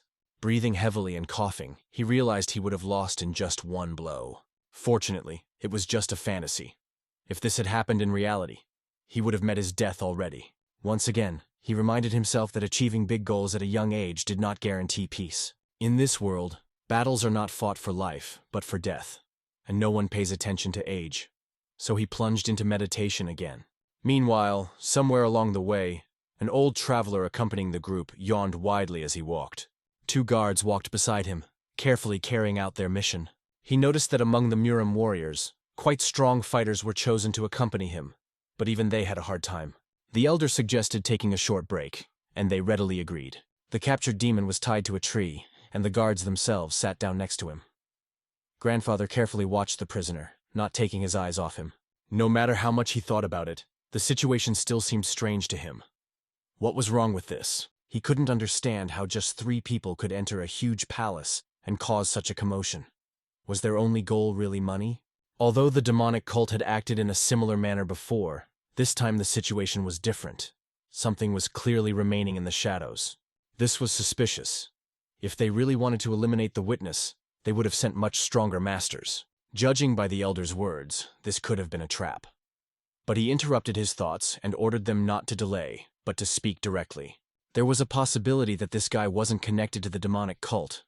In any case, they would be able to verify everything when they got him to the location. But suddenly the elder heard a suspicious noise. The soldiers also noticed that someone was nearby. A man in heavy armor appeared from over the horizon, holding a sword in his hand. Coming closer, he slowly pulled the blade out of its sheath, and it became clear that they were facing a martial arts master. The elder reacted instantly, but the warriors suddenly launched powerful combat equipment in their direction. The blast wave caused real chaos around. When asked if he was okay, the elder just silently watched his opponent. He couldn't believe it. Standing in front of him was the same old acquaintance he hadn't expected to see for a long time. Now everything became clear. This was someone who was only pretending to be a representative of the demonic cult. The mysterious stranger was getting closer and closer. The elder ordered the soldiers to retreat. It no longer concerned them. He will detain the enemy, and they must deliver the prisoner to the clan as soon as possible. Let them not hesitate and simply follow orders. They have only been together for a few days. Do they really think they are on the same level as him? They will only get in the way, so they must run away quickly, and he will soon catch up with them. Hearing this, the soldiers quickly set out to carry out the task. Meanwhile, the stranger who had intruded and hindered them went on the offensive. The elder just calmly said that if he tried to use this technique again, he won't succeed. Does he really think he can fool him? After all, his cheap blows have no effect on him. And then he used an 18th level technique, delivering a powerful blow to the enemy. But all attacks were skillfully repelled by this warrior. It became clear that he was not just an ordinary fighter. He was different from the others. His defense was impeccable. Then the elder decided to use the flow of chi. Will the opponent be able to withstand this blow? Meanwhile, in the alliance, the young master was still asleep. He felt that morning had already come. And once again he remembered how many times he had died in his dreams. However, the duration of his fights with opponents gradually increased, and thanks to his breathing control, he no longer felt exhausted. Quite the opposite. Come to think of it, Elder Chi Volwolga would be enough to safely deliver the captive to the Murim clan, so he only hoped that it reached its destination safely. Meanwhile, we returned to the elder's battle with the attacker. The fighting continued, and the situation became increasingly tense. It seemed that the old man was better prepared, but the enemy skillfully blocked his attacks, no matter how much he tried to break through.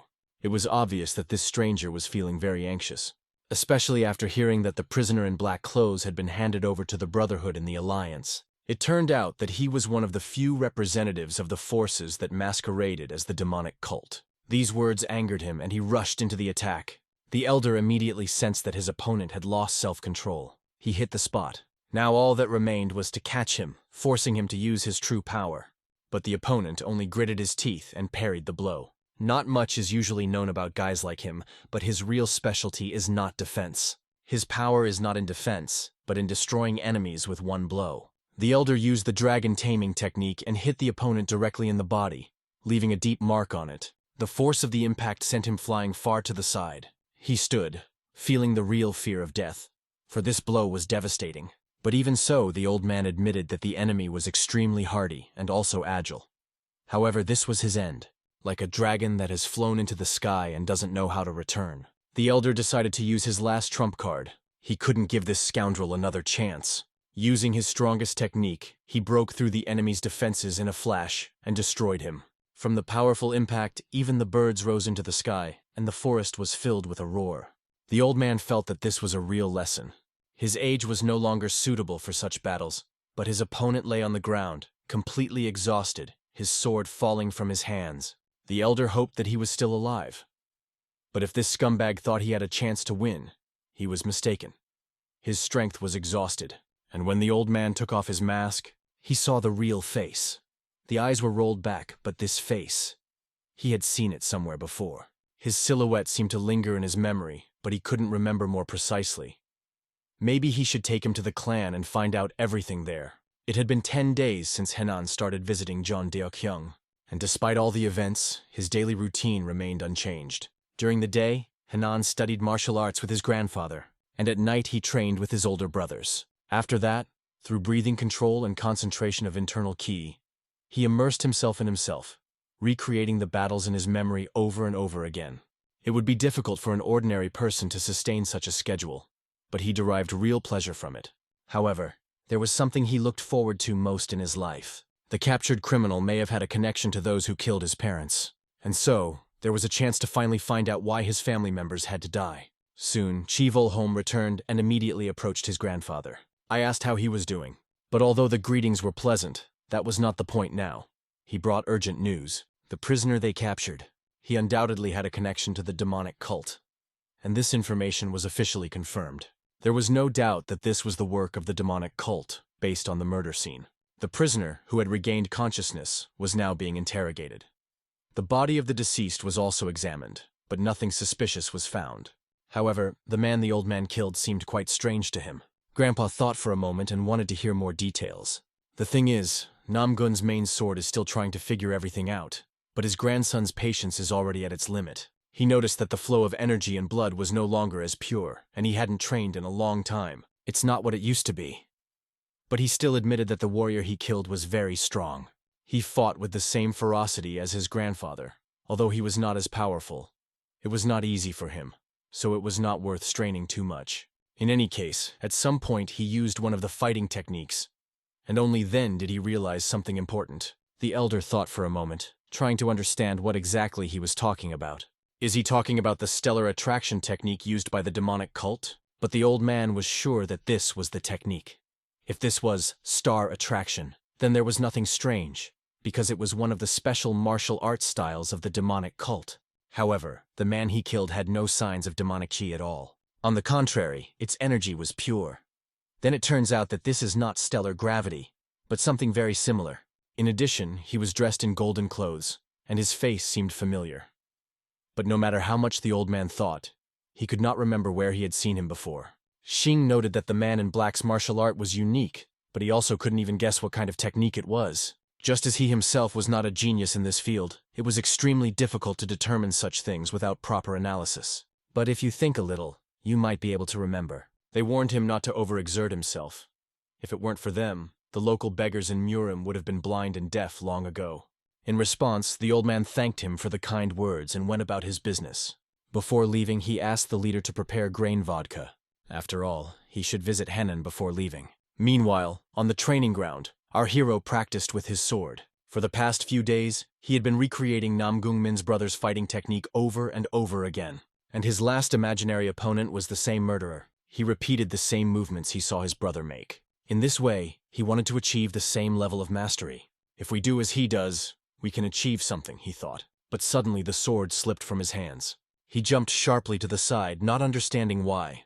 If you repeat the movements of the killer, then the flow of ki is controlled directly by the hand holding the sword. Then he has to release the energy before it starts to accumulate in one place. At that moment, he focused it on his weapon, and the sword seemed to flash. Then he realized that this was the moment to act. He released a powerful wave of ki, directing it forward. By directing the energy from the sword exactly as his brother did, panting and tired, he realized that he had succeeded. It was even easier than he thought. If he continued to practice to the limit, He could unleash the power of the sword that no one had ever seen before. So he decided to do it every time, improving more and more. But suddenly he saw a teacher on the horizon. Surprisingly, he didn't even notice when it appeared. The teacher ran up to him, loudly exclaiming that he had succeeded. But how did he know the swordsmanship that brother Huang Yun used? The boy wanted to answer, but his grandfather didn't let him say a word. He was too interested in how he knew these techniques. After all, 50 years ago, it was here that the war between the clans ended. And then the Apostle clans swore to never again participate in such violence. So the old man wanted to understand, how did he know the tricks of that place? The guy tried to explain. He revealed that the technique he had just used belonged to the assassin, who had used it during his fight with his brother Mino. These words deeply impressed the elder. After all, it was indeed the same technique he had seen before. And then it dawned on him. This style belonged to the warriors of Huang He, and the defeated fighter was its representative. It was incredible. He was able to recreate the techniques of the man the old man had seen 50 years ago. If this was indeed the Huang He Gate, then everything fell into place. It turns out that everything was set up to make it look like the demon cult was involved. But it was just a cunning game by the Safa clan. And he is grateful to his disciple for helping him with this. The old man hurriedly left that place. He understood that his disciple, Han Heng, was the real hope. Our hero asked his grandfather what he had done wrong, but it was just the opposite. He pleasantly surprised him again. A few days later, Buddha Amitabha learned about this. However, one poor man claimed that the Lama did not believe him. He must not have any memory problems. Or maybe it was the grain vodka. If Huang Hyun Moon is really involved in this incident, then it is very serious. However, this is not the most important thing right now. After all, he could have changed the location of the clan's deployment. This is what the shaman Superman Yuep said. If this were true, rumors would have spread long ago. And recently, a mysterious man in black was seen nearby, buying a large amount of food. But where could he hide among these ruins? He couldn't just rise into the air or fall underground. After all, he's not immortal, the monk pointed out. The poor man assured him that he had not disappeared anywhere, and even more so, had not fallen underground. Then he came up and began to bow strangely to the ground. Someone asked what he was doing. In response, he just smiled and asked to look carefully. He was right. If there's nowhere else to go, you can always go underground, he said, concentrating energy in his palm. And concentrating it, he hit it straight into the ground. The force of the impact raised a curtain of dust, and everyone saw what he was hinting at. A hole had formed just beneath their feet, and with it a mysterious passage that seemed to lead to what they had been searching for so long. They, along with their companions, went down inside. How could such a large underground space fit into such a narrow hole? It didn't look man-made, but it didn't look like a natural cave either.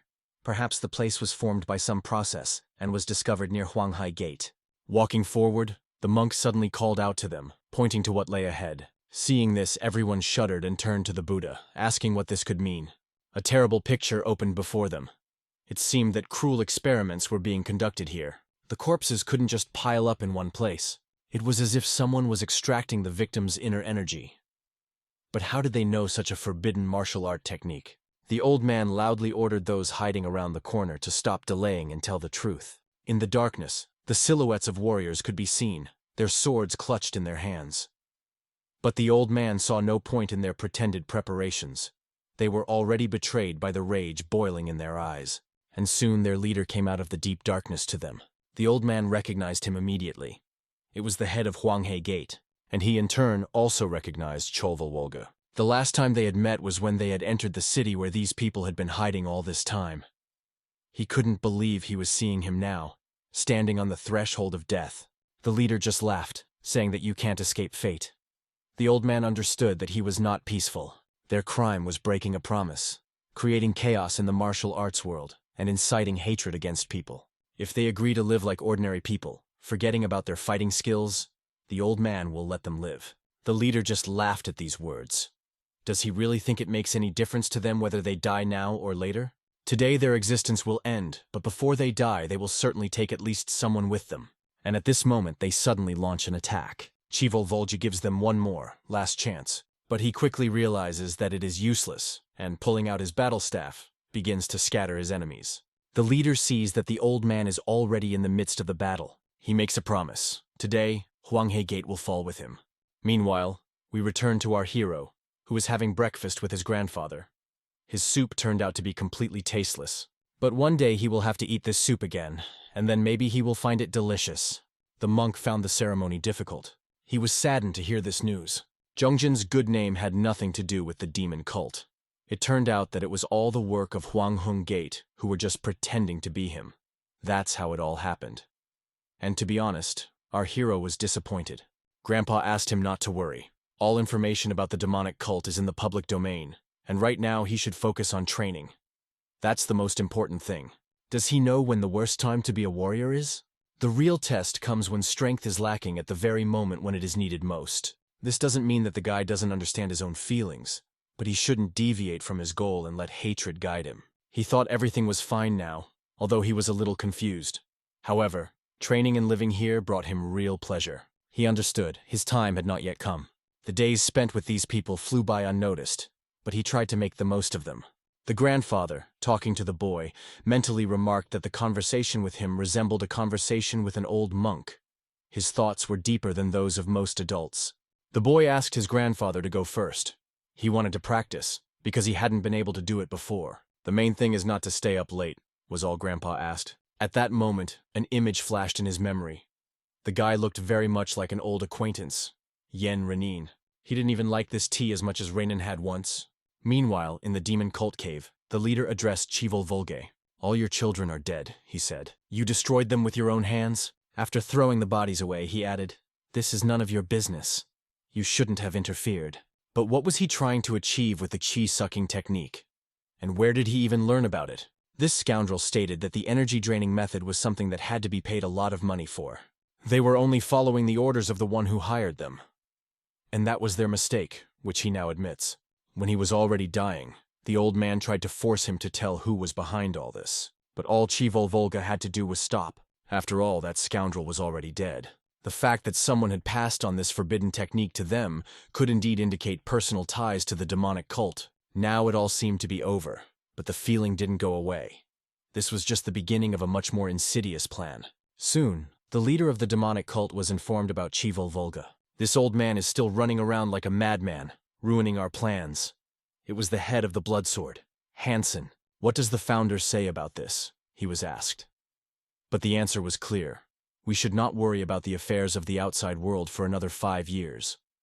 All our efforts should be focused on completing the Great Law. Since when have we turned into cowardly dogs who are just waiting for some law to be passed? He wondered. But the man standing in front of him rudely replied that he shouldn't talk nonsense, because they could be heard in Namgun Murin. He even wondered how the old man was doing there.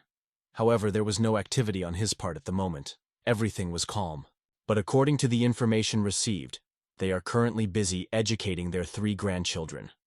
This meant that the old man was only playing with dolls. It wouldn't work that way. He had to know everything personally. His advisor warned. The founder ordered not to approach Namgun Murin until the perfect moment was found. But the leader only smiled. He was indifferent to these orders. He would act as he saw fit, and his soldiers would obey him. We moved to Kibon, an urban district of Hainan province, belonging to the Murim Union. Cold-blooded Sword, the head of the Moan family Moan Pisan, asked Huang Hungman if the eradication of small families could be somehow connected to recent events. Exactly. What are you trying to convey? As they say, there is no smoke without fire. But what are you all thinking gathered at this table? He asked. But since we haven't found anything, what could be the basis for such accusations? Came the reply. Then the old man said that he had already informed them of the demon cult's involvement. However, the alliance leaders did not believe this. How can you not believe it when you've heard everything I'm telling you? The old man exclaimed. He was asked to calm down. If he was overwhelmed with emotion or energy, it was better for him to just leave. The head of the Moan family expressed understanding of his doubts. However, in his opinion, Huang Hongmun did not have enough strength to organize such attacks simultaneously in different cities. Even though their camp was weakened, it still burned in the fire. That is why their doubts are justified. It seems that the devilish art of absorbing chi energy was used. But what exactly are they talking about when they mention diabolical art? The old man emphasized that they were missing the main point. The demonic cult had used them like dog bones. They conducted experiments on these fools, and even on Huanggun Moon himself to minimize the side effects of absorbing chi. Don't they remember how they faced the evil of the demon cult 30 years ago? Everyone present here remembers the Great Faction War well.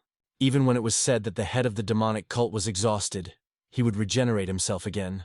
absorbing the energy of his victims, and would return to life every time, even when it seemed that he was about to leave this world.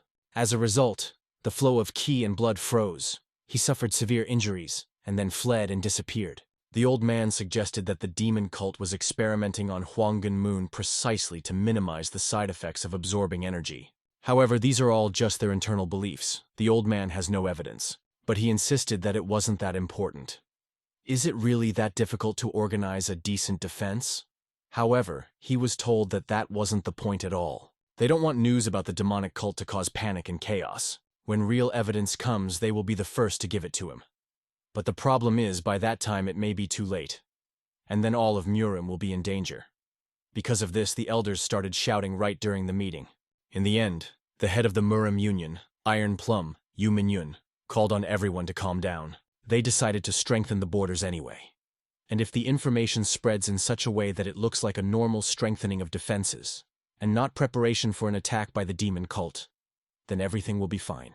No one objected to this. It was a smart strategy and a good precautionary measure. But in her thoughts, Yu Minyun doubted.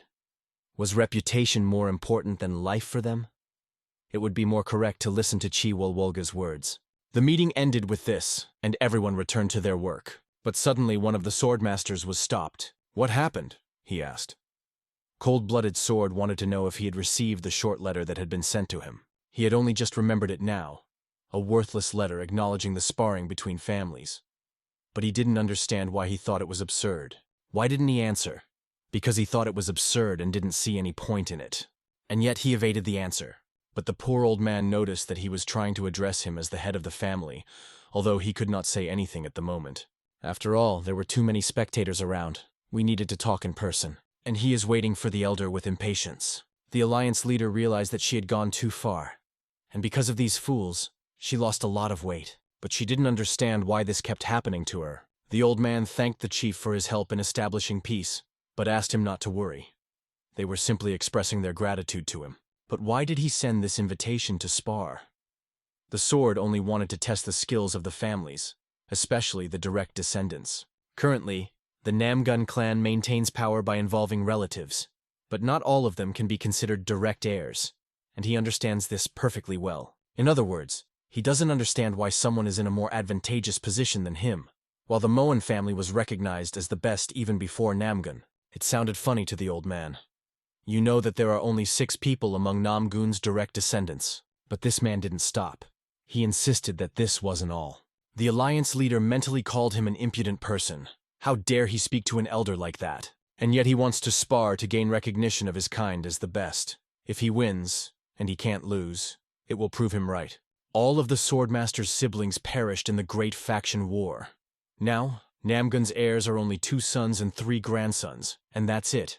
How old were you at that moment? The old man asked. He calmly replied that he was now 50. Then you don't even understand what the Great Faction War is. It ended over 50 years ago. If you talk about the next faction war, you expose yourself to serious condemnation. These words made Reckless Sword think before answering. The elder laughed in response. I was only 20 when the Great Faction War began. 30 years have passed since then. So what? You said that the abilities of direct descendants matter. That is of course true. But I will ask you just one thing. These words greatly irritated the Reckless Sword. The elder continued, if the entire Moen clan were to fight, would the old man stand against them all? The head of the alliance asked not to make such harsh statements, but the old man just smiled. I'm kidding, I just got a little carried away. Sorry. Meanwhile, the Reckless Sword had already figured out how to make everything go according to his plan. If so, then I accept your offer. We will have a sparring match in a year. The rules are simple. 7 on 7. There will be 7 pairs. 6 people from the Namgun lineage are participating, but there is another young sprout, his lovely grandson, whom they seem to have overlooked. This is young Master Hang. The alliance head turned to Elder Namgun Murin. She wanted to say that he had to deal with everything, because it was obvious that his heart was restless. He just sighed, looking at her. When asked what would happen if Namgung lost, he calmly replied, Don't worry, I've already thought of everything. His smile made it clear that he had everything under control. After all, during this time he taught his grandchildren a lot. Xianghua noticed someone running, and this someone was doing it even before her. It was Brother Hen. He had been running in circles back and forth for 2 hours straight. Seeing his sister watching him, Hyun, covered in sweat, turned to her. She didn't understand his motivation. Why would he suddenly decide to run when he was supposed to be training in swordsmanship today? But it was a new way of training for him. When she asked what the method was, Hyun replied, "If you learn to run without using internal strength, it will not only strengthen all the core muscles, but it will also help you master new techniques in the future." This advice was given to him by Elder Chi Wulwolga himself, and suddenly Seonghwa unexpectedly announced that she would also run, no matter what. Hearing this, another of their brothers, Pen, decided to join in. They didn't even notice him standing behind them, startling everyone with his unexpected appearance. After spending some time in Jonghak, he realized that if he trained the same way as his younger brother Hyun, he would have no problems with endurance. Seonghwa turned back to brother Hwang, who didn't expect that he would have to join in because of her chatter. He didn't want to because he was busy practicing the Changgun technique. But Seonghwa knew he hated running, which was why he was only pretending to exercise now. She threatened that if he didn't join, she would tell her father everything. Her trick worked, he reluctantly agreed. Here, their conversation was overheard by other students who asked them to take their time.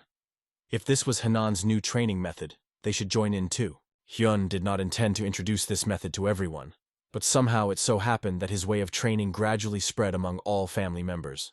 Thus the famous walking 1,000 li technique appeared, which inspired future students of Jonangak. They were watched by older students who noticed that the entire family was radiating extraordinary energy. And it was all thanks to one boy named Hanan. In their city, not only did respect for Heng grow, but jealousy also grew. However, many used this as motivation for their own progress, trying to keep up with him. It was incredible because usually geniuses go their own way alone, without friends or support. Even if someone hated them, the young master managed to unite everyone. One of them felt that Hyun also had inner doubts that tormented him. He asked where he got these thoughts and why he thought that way. "I'm not your mentor. Talk to me freely," he added. But the guy didn't want to seem intrusive. "Haven't you ever thought that I just lack the ability?" The man replied that there was nothing wrong with that. "Indeed, at first I thought otherwise.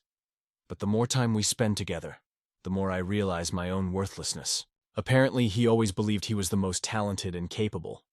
But he was wrong. They even laughed at him. It's hard to believe I'm hearing such words from Nam Gong-min. After all, he should know that the phrase "live forever, learn forever" is not just words. Min wanted to tell that a few months ago he came to Hwang, and he told him to practice attacks and defenses with Hanan. He was amazed, having studied this himself for several years. It was hard to believe, but now he and Hanan were fighting on the same level, even though it had only been a few months since he started training. "Do you know what Hwang told me then? I'm so glad I have a little brother. I have someone to be proud of," he replied. But he added, "I also have to try even harder not to become a brother who would be ashamed." These words hit him straight in the soul. He felt ashamed. His brother Hanan's talent was incredible. It didn't affect his own training or achievements in any way, but he was still worried and decided to share it with his mentor. "There's nothing strange about that," the mentor replied. "But I can see that you're really worried." It was incredible for the mentor to see Min confess his feelings. It only confirmed that he was in the right frame of mind. He quickly overcame his doubts, which once again highlighted his talent. Ming was willing to work even harder until he reached the pinnacle of the thunder and lightning. 13 swords technique. Therefore, he asked his master to give him his full support. The master, of course, agreed. In their family, they were the only ones who possessed the unique technique of the Storm Emperor. And who, if not a mentor, should have taught him this? "And if your brother Hanan is coming after you, then all you have to do is run," he joked. But Min just smiled and said that wasn't true. In reality, no one is chasing anyone. We are the Namgun family, and we must support each other. It is ingrained in each of us. Time passed, days turned into months. A year had passed, and then 2 years since Hanan had joined the Namgun family. One fine day, the master poured him a cup of tea. "Well, how do you like this tea?" he asked. It was neither too tart nor too sweet. The master had prepared it especially for the boy. "Today is a special day. Hyun turns 12. He is already quite an adult." He remarked that time flies incredibly fast. And it was true. The master asked Heng if he happened to know about an old agreement their family had with the Moen clan. It was clear that he was not aware of this. So the master explained. Many years ago, their families had agreed to renew the heirs through a competition. They decided to determine whose clan was worthy of the title of the strongest among the direct descendants. In other words, they were in for a sparring match. He also announced that they would soon head to the Moan family and follow Liang's path. But Hung believed they were short of people. The master noticed that the boy was sad and asked if he wanted to go to Lianing. But Heng refused. It was just the thought of not being able to participate in the sparring that made him a little sad. After all, this competition was only for direct heirs. At this moment, the old man smiled slyly. It seemed like the perfect moment had come. He slowly raised his cup of tea. When asked what he was up to, he didn't answer. He just said directly, "Boy, from the very beginning until now, you have remained the direct heir of the Namgun family." Then he looked into his eyes and asked again, "Shin Henan, have you ever thought about living like Namgung Henan?" It was an extremely serious decision, voiced by the head of the clan, and the boy thought about it. He was thinking, not Shin Henan, but Namgung Henan. Seeing that he was lost in thought, the head said that there was no need to rush into answering. Let him think it over carefully, and then they would discuss it again. Henan thought about it all day and all night. All the memories of life at the Shin estate were still fresh. His strict but fair father, who everyone followed, and his mother, who was the true pillar of the family, and his brother, Shin Ji-hyun, who always supported him. He is the last survivor of the Shin clan. If he becomes Namgun Henan, the Shin family will disappear without a trace. This would mean that he would pass on his lineage. But then suddenly Xianghua burst into his room. "Why aren't you at training yet?" she exclaimed in surprise. He was a little confused when he saw sister and brother Huang. They didn't understand why he was forcing them to undergo training in hellish conditions while he was avoiding them. Hyun explained that it was just a one-time situation, and he was fine. He just wasn't in the best shape today. "What the hell is your form? Get ready and go to practice," Xianghua said sharply. "Is there anything more important than training?" "No, absolutely nothing," she added. And then he thought, they were right. This is really the most important thing right now. The Shin family is in the past, and there's no point in dwelling on it anymore. His father and mother certainly wouldn't want him to continue to suffer. They would want him to start over. He suddenly hugged them sharply, surprising his friends, and held them tightly to him. "Thank you, brother and sister.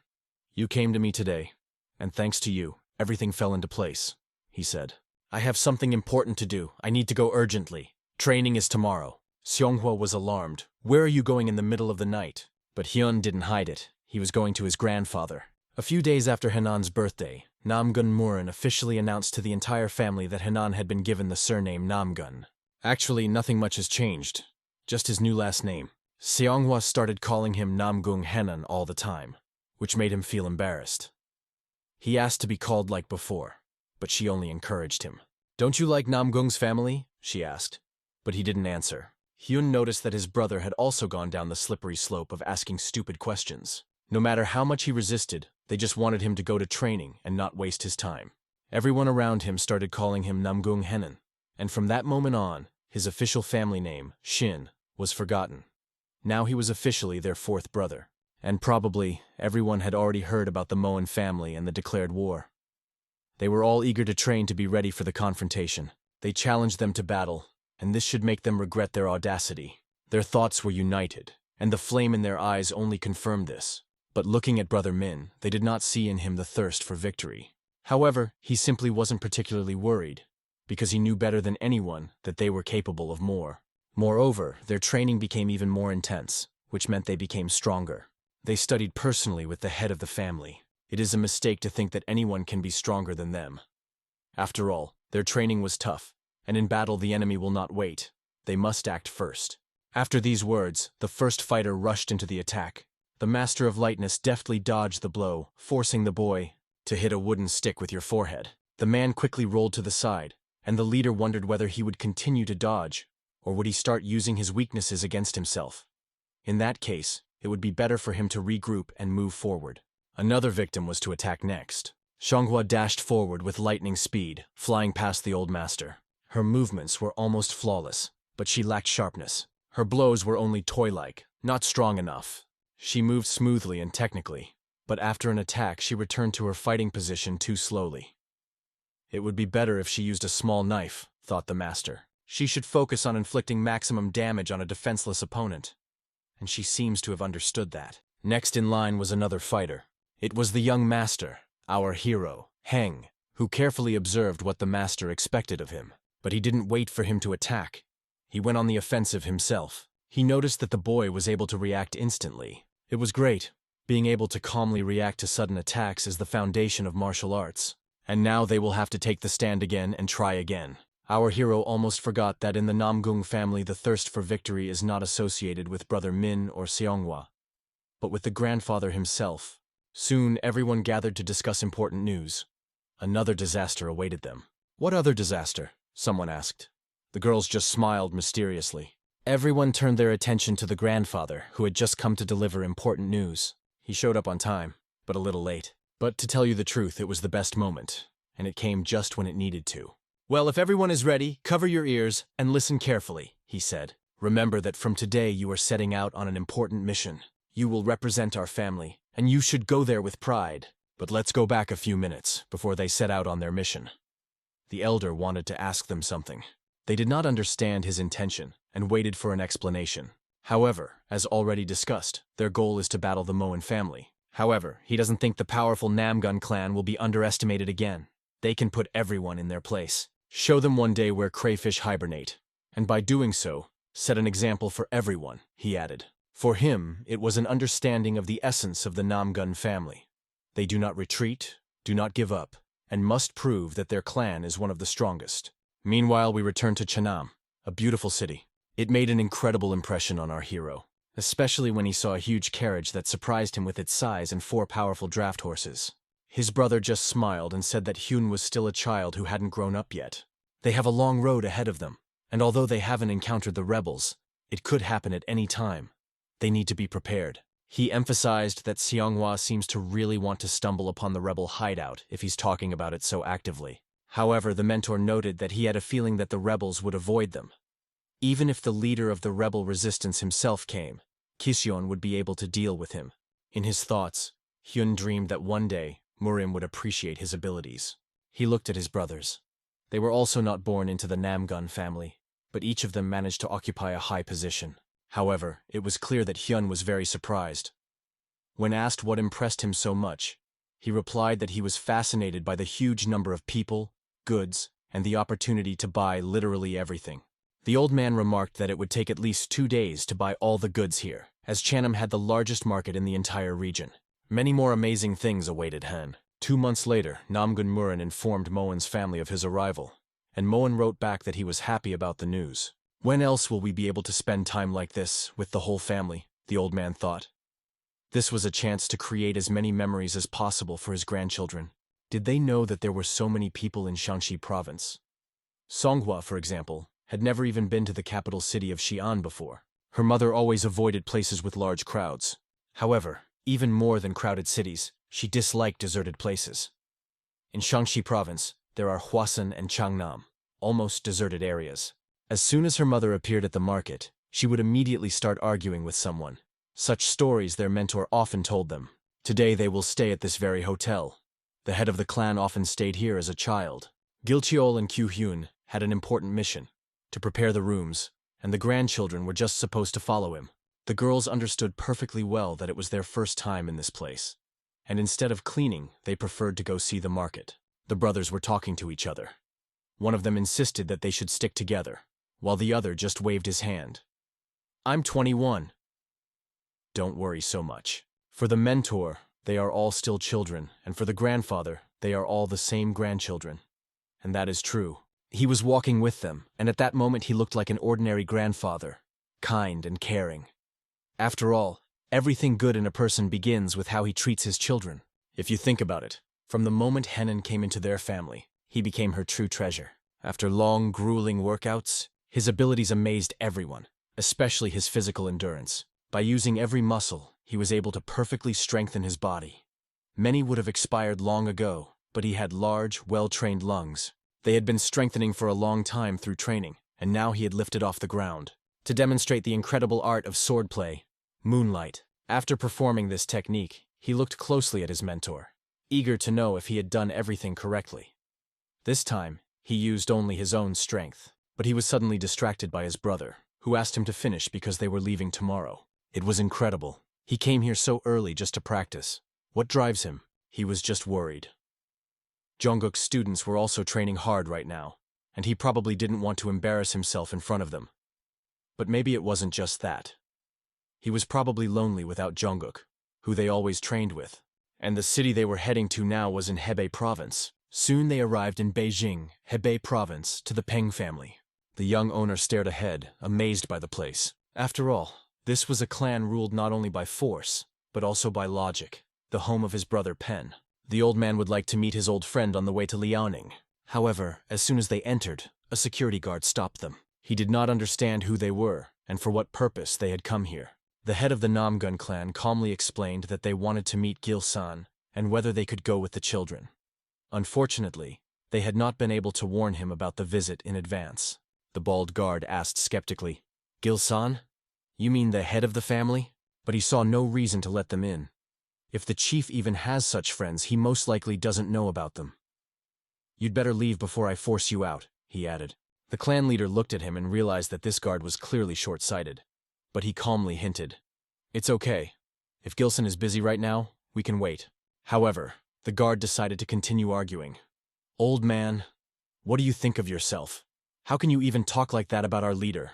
But suddenly he received a powerful blow to his dull, bald head. A senior guard shouted at him, who immediately asked, "What are you doing, you idiot? Do you even know who is in front of you?" He apologized for the fool's ignorance and admitted that they were wrong. Everyone expressed their respect for the swordmaster. The bald guard finally realized that he was facing the legendary swordmaster. He couldn't believe his eyes. After all, the man he was brazenly chasing away was none other than Namgun Murin himself. He just smiled. "Well, finally, someone recognized me." After this incident, they were warmly welcomed and led into a large hall. The elder introduced them as his relatives and heirs, because great family matters awaited them. The guard heard these words and thought that perhaps the clan head was exaggerating a bit, but he was sure that everything would be fine. After all, these children were still so young. However, the head thanked him for his concern. He had no doubt that the results of the upcoming sparring matches would show everything. It was pointless to worry about them. At this moment, the guard drew attention to one of the young men. He was overcome by certain doubts about his inheritance. Their eyes met and they began to clench their fists. It was clear that there was some kind of conflict or misunderstanding between them. But holding their breath, they suddenly realized who was standing before them. The guard gritted his teeth, but it was clear he was glad to meet him. "I'm Bang Yonseo," he introduced himself. "Namgun Hyung," the boy replied. Everyone was watching them intently.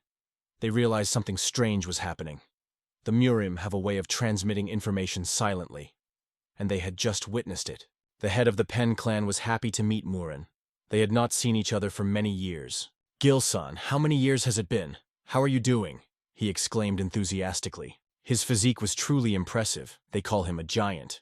He just laughed and said, "Next time, let me know when you're coming. We would then abandon all business and properly prepare for your visit. After all, I know very well that the head of the Pen clan does not come just like that." "And your younger descendant hasn't caused much trouble?" the old man asked. "Has Hong Huan written to you? He is diligent and trains hard. If you say so, then there's no reason to worry. Thank God everything's okay." His loud, incredible laughter filled the entire hall. The children were so shocked by it that they almost went deaf. The clan head ordered the best rooms, the best food, and the best alcohol to be prepared for the guests. "Today, everything has to be at the highest level, so everyone has to try their best," he added. "While rooms are being prepared for them, they can stay here and talk." Xianghua decided to approach the clan head with a question that interested her. She noticed that all the men in the Peng family had huge builds, powerful, stocky bodies. They really had strong genes. As far as she knew, the clan head had a son, Hong Hong. She wondered if his body was as strong and stocky as the rest of the Peng family. The clan leader laughed. "I hate to say it, but this guy is more like his mother. His build is a bit short of our family's standards," he said. "No matter how much he trains, he will never be able to gain muscle mass like the rest of the men in the Peng family." Xianghua sighed with relief. What a pity. Although, wait, why did I even calm down? Flashed through her mind. At the time, the discussion was about the moment when Yenso challenged Murin and lost miserably. At the time, he didn't understand much. One of the boys addressed the clan head. "My brother and sister convey their official greetings to you." "If I'm not mistaken, is this the same blue dragon?" the head asked. The guy looked embarrassed. "I don't deserve such a title yet, but that was just his natural modesty, a trait that seemed to have become a drawback for their generation." "As for Huang, he heard about him from Honghun," the head added. He thanked Hong Hoon for looking after the boy, but asked him not to take too much care of him. Hong Hoon was the first to show kindness to him, so Hyun felt a sense of responsibility. The head of the Peng clan knew Seonghwa well. She often fought with Hong Hoon, and recently revealed that he lost to her. Of course it touched him. It's not as simple as it seems, he smiled. He even wrote in the letter that there was one very interesting person. The men of the Peng family never hide anything. At this moment, the head of the clan drew attention to one very interesting person. It was the same Hachin whom he had enjoyed meeting. Judging from Hong Hoon's letter, most of his stories were about him. Hong was a great example to him, so he was looking forward to meeting him. "Are you saying I exceeded all your expectations?" he asked. But Hong only looked embarrassed and asked not to praise him too much. "If you have time tomorrow night, I would like to speak with you in person," said the head of the Pen clan. "Perhaps you can already guess what we're going to talk about. So please, find some time for the old man." In his thoughts, Hyung understood. If Hong was constantly writing letters, then this man must know that the moonlight sword technique came about through observing the thunder sword of chaos. And so the old man again asked for the opportunity to learn this sword technique. "Of course I will not harm you, and I will reward you generously," he added. Looking at the master, Hen noticed that he didn't mind. "If I do this, can I ask for any reward?" "That's right," confirmed the head of the Pen clan. "I will do everything in my power." We moved to the center of Beijing. They were walking around the city. They hadn't rested like this in a long time. Seonghwa wondered what her brother was thinking about all this time. He apologized, still unable to believe that he would have the opportunity to speak to the head of the Pen clan in person today. His heart was pounding in his chest. If only the evening would come sooner, he thought. But Seonghwa sighed. She was left without an answer again. Hyun suggested that she go together, but she waved it off. "Go alone." And then they heard loud cries. "Away with this beggar!" Hyun looked ahead and saw, indeed, a beggar woman was standing in front of him. She didn't look like a typical Keban resident, although she didn't have a traditional knot and she walked alone. But for some reason, he felt that she was not as simple as people thought. Maybe it's worth paying attention to this situation? Flashed through his mind. In the center of Beijing, there was no way to resolve this misunderstanding. The beggar was attacked just for looking at the rice balls. She didn't even take any. But a barrage of condemnation fell upon her, which made her very angry. She crouched down near one of the buildings. There was only one thought in her head. She was terribly hungry. She understood that sooner or later she would have to return. There was no other way out. But then Ha Hyun appeared on the horizon, making her feel confused. He handed her the food. She was embarrassed and couldn't even believe it was for her. So she asked again, "Really for me? I saw you standing outside the diner. Not because you wanted to steal them, but just stopped."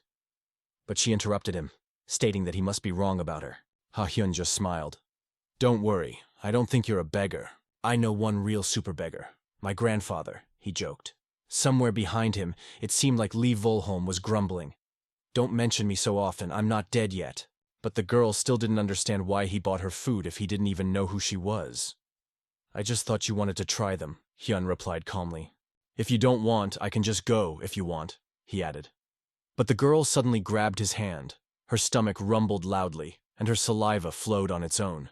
"Of course, I'll eat," she replied. Meanwhile, Seonghwa and Hyung have broken up.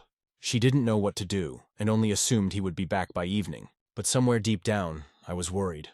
What if something happened? Meanwhile, the girl that Hung had brought was happily finishing her meal. "I told you it was delicious. The rice balls here are the best," she said. And Hyun asked if she had been here before. "Of course," she replied. "I grew up in this area." But suddenly she saw something around the corner and quickly hid. Ha Hyun didn't understand why she was hiding, but the girl whispered, "They mustn't recognize me." Nanga.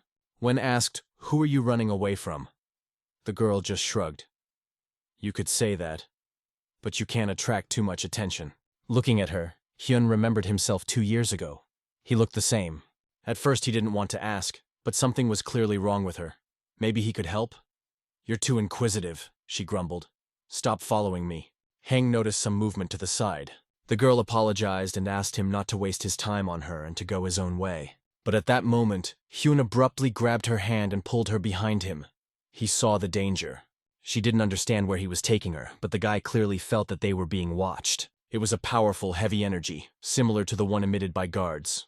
It seems he wasn't careful enough, and now they have no way to retreat. He didn't even have a sword. But looking back, he realized In such a situation, even an ordinary stick will come in handy. He swung it, causing the leaves to rise into the air, and filled it with his energy. At least this, he decided. The girl looked at him in amazement. "Do you know martial arts?" "Stay close," he replied. "I'll learn something." He wanted to confront those who were pursuing her. "When I start fighting, run to a crowded place," he ordered. The girl did not understand why he was helping her so much. "Because I can," he simply replied, and suddenly something moved ahead. The pursuers became more active. Hyun abruptly changed direction and darted to the side, trying to distract attention. He decided to attack from the part of the city where the energy was felt weakest. Meanwhile, one of the guards opened his eyes and, looking around the corner, finally saw. Our hero's stick proved to be incredibly effective. With one blow, he knocked the guard out of action. He didn't even have time to signal his partner before he fainted. It immediately became clear that one of them had suddenly lost energy. The partner didn't understand what had happened and didn't even notice the guy who was already flying at him with a stick. Soon the second guard was neutralized. They realized that they were being knocked out one by one every minute. Finally, they spotted Ha Hyun, but he was a stranger to them. "Who are you?" was the question. The guy realized that the surprise effect would no longer work. But there were only two opponents left. "I don't know who you are, but you will pay for daring to touch the people of the Qingzhou clan in Hebei," one of them declared sharply. He felt that this woman was far superior to him in strength. He had only one chance, either win or lose and pay dearly. She didn't even give an order to her partner. He was supposed to stay put. Using the Endless Sky sword style, he used it in real combat for the first time. The woman did not expect such a swift attack. But as soon as the guy got close, she decided to crush him as soon as he made the next move. She focused all her strength and aimed a punch at him. But at the last moment, Hyun pushed off the ground and flew right above her. The woman's eyes widened in surprise. She couldn't believe how fast it was. But suddenly the beggar, who should have run away, stayed where she was and shouted, "Enough!" The boy's stick froze in the air without striking. The girl ordered them both to stop fighting. The boy couldn't understand why she was still here and hadn't run away. But the woman addressed her, calling her mistress. Hyun's eyes nearly popped out of their sockets. "What do you mean? Mistress?"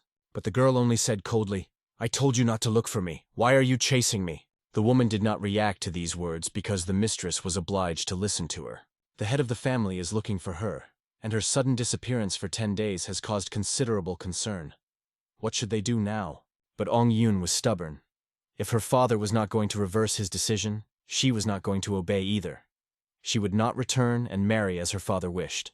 The hero watched this with surprise and asked if she knew these people. The lady only briefly replied that they were her guards. Since things had gotten this far, she decided to introduce herself properly. Her name is Ong En, and she comes from the Qinjuan clan. The hero thought, a clan of martial arts masters, one of the 5 strongest in the world. But why did she run away? She had her reasons for this. But what was this guy's name? He introduced himself as Shin from the Hanan clan, from the Namgun branch. The girl was clearly annoyed that he emphasized his belonging to the Namgun clan, and yet she admitted he was truly strong. After all, it was here that he had managed to withstand all of her guards. The woman was furious with the boy. Who was he to talk to her? She decided that she would personally wipe him off the face of the earth. Ong En tried to calm her down, asked her not to be angry, but it was in vain. The woman did not want to listen. However, the mistress abruptly interrupted her, loudly ordering her to calm down immediately. At this point, it became obvious that Ong En had complete control over the guards. The guy apologized because he didn't know it was her bodyguard. However, she thanked him. If he protected her, then she was grateful. But be that as it may, it's time to say goodbye. Ong En assured me that she would deal with this situation herself, and everything would be fine. Looking closer at the boy, she noticed his unceremonious behavior. But at the same time, he was surprisingly kind. She had no doubt about that. A great meeting of the clans will take place soon. The gathering of the dragon and the phoenix. It was nice to meet him. She hoped that perhaps they would meet again in Henan. After a while, savoring the tender rice balls, it was undeniable that this is where the most delicious buns are made. He even decided to tell his brother about it, who was delighted that his friend liked the local delicacy. And then the boy unexpectedly asked his brother if he happened to know about the Wan clan. The brother replied that he had heard of them. They were a military clan, famous in the world of martial arts, especially here, where their influence is second only to the Pengnu clan. But why is Heng interested in this? He said that he had recently met a girl from this clan at the market. The brother just shrugged his shoulders. It's easy to run into someone from the Juon clan in these places, because this territory is under their control. When asked what exactly happened, Hung hesitated to explain, so I just changed the subject and decided to go rest. He knew that the moonlight technique was a perfect fit for this intelligent, mysterious knight. He developed this technique based on the heavy katana displacement movement.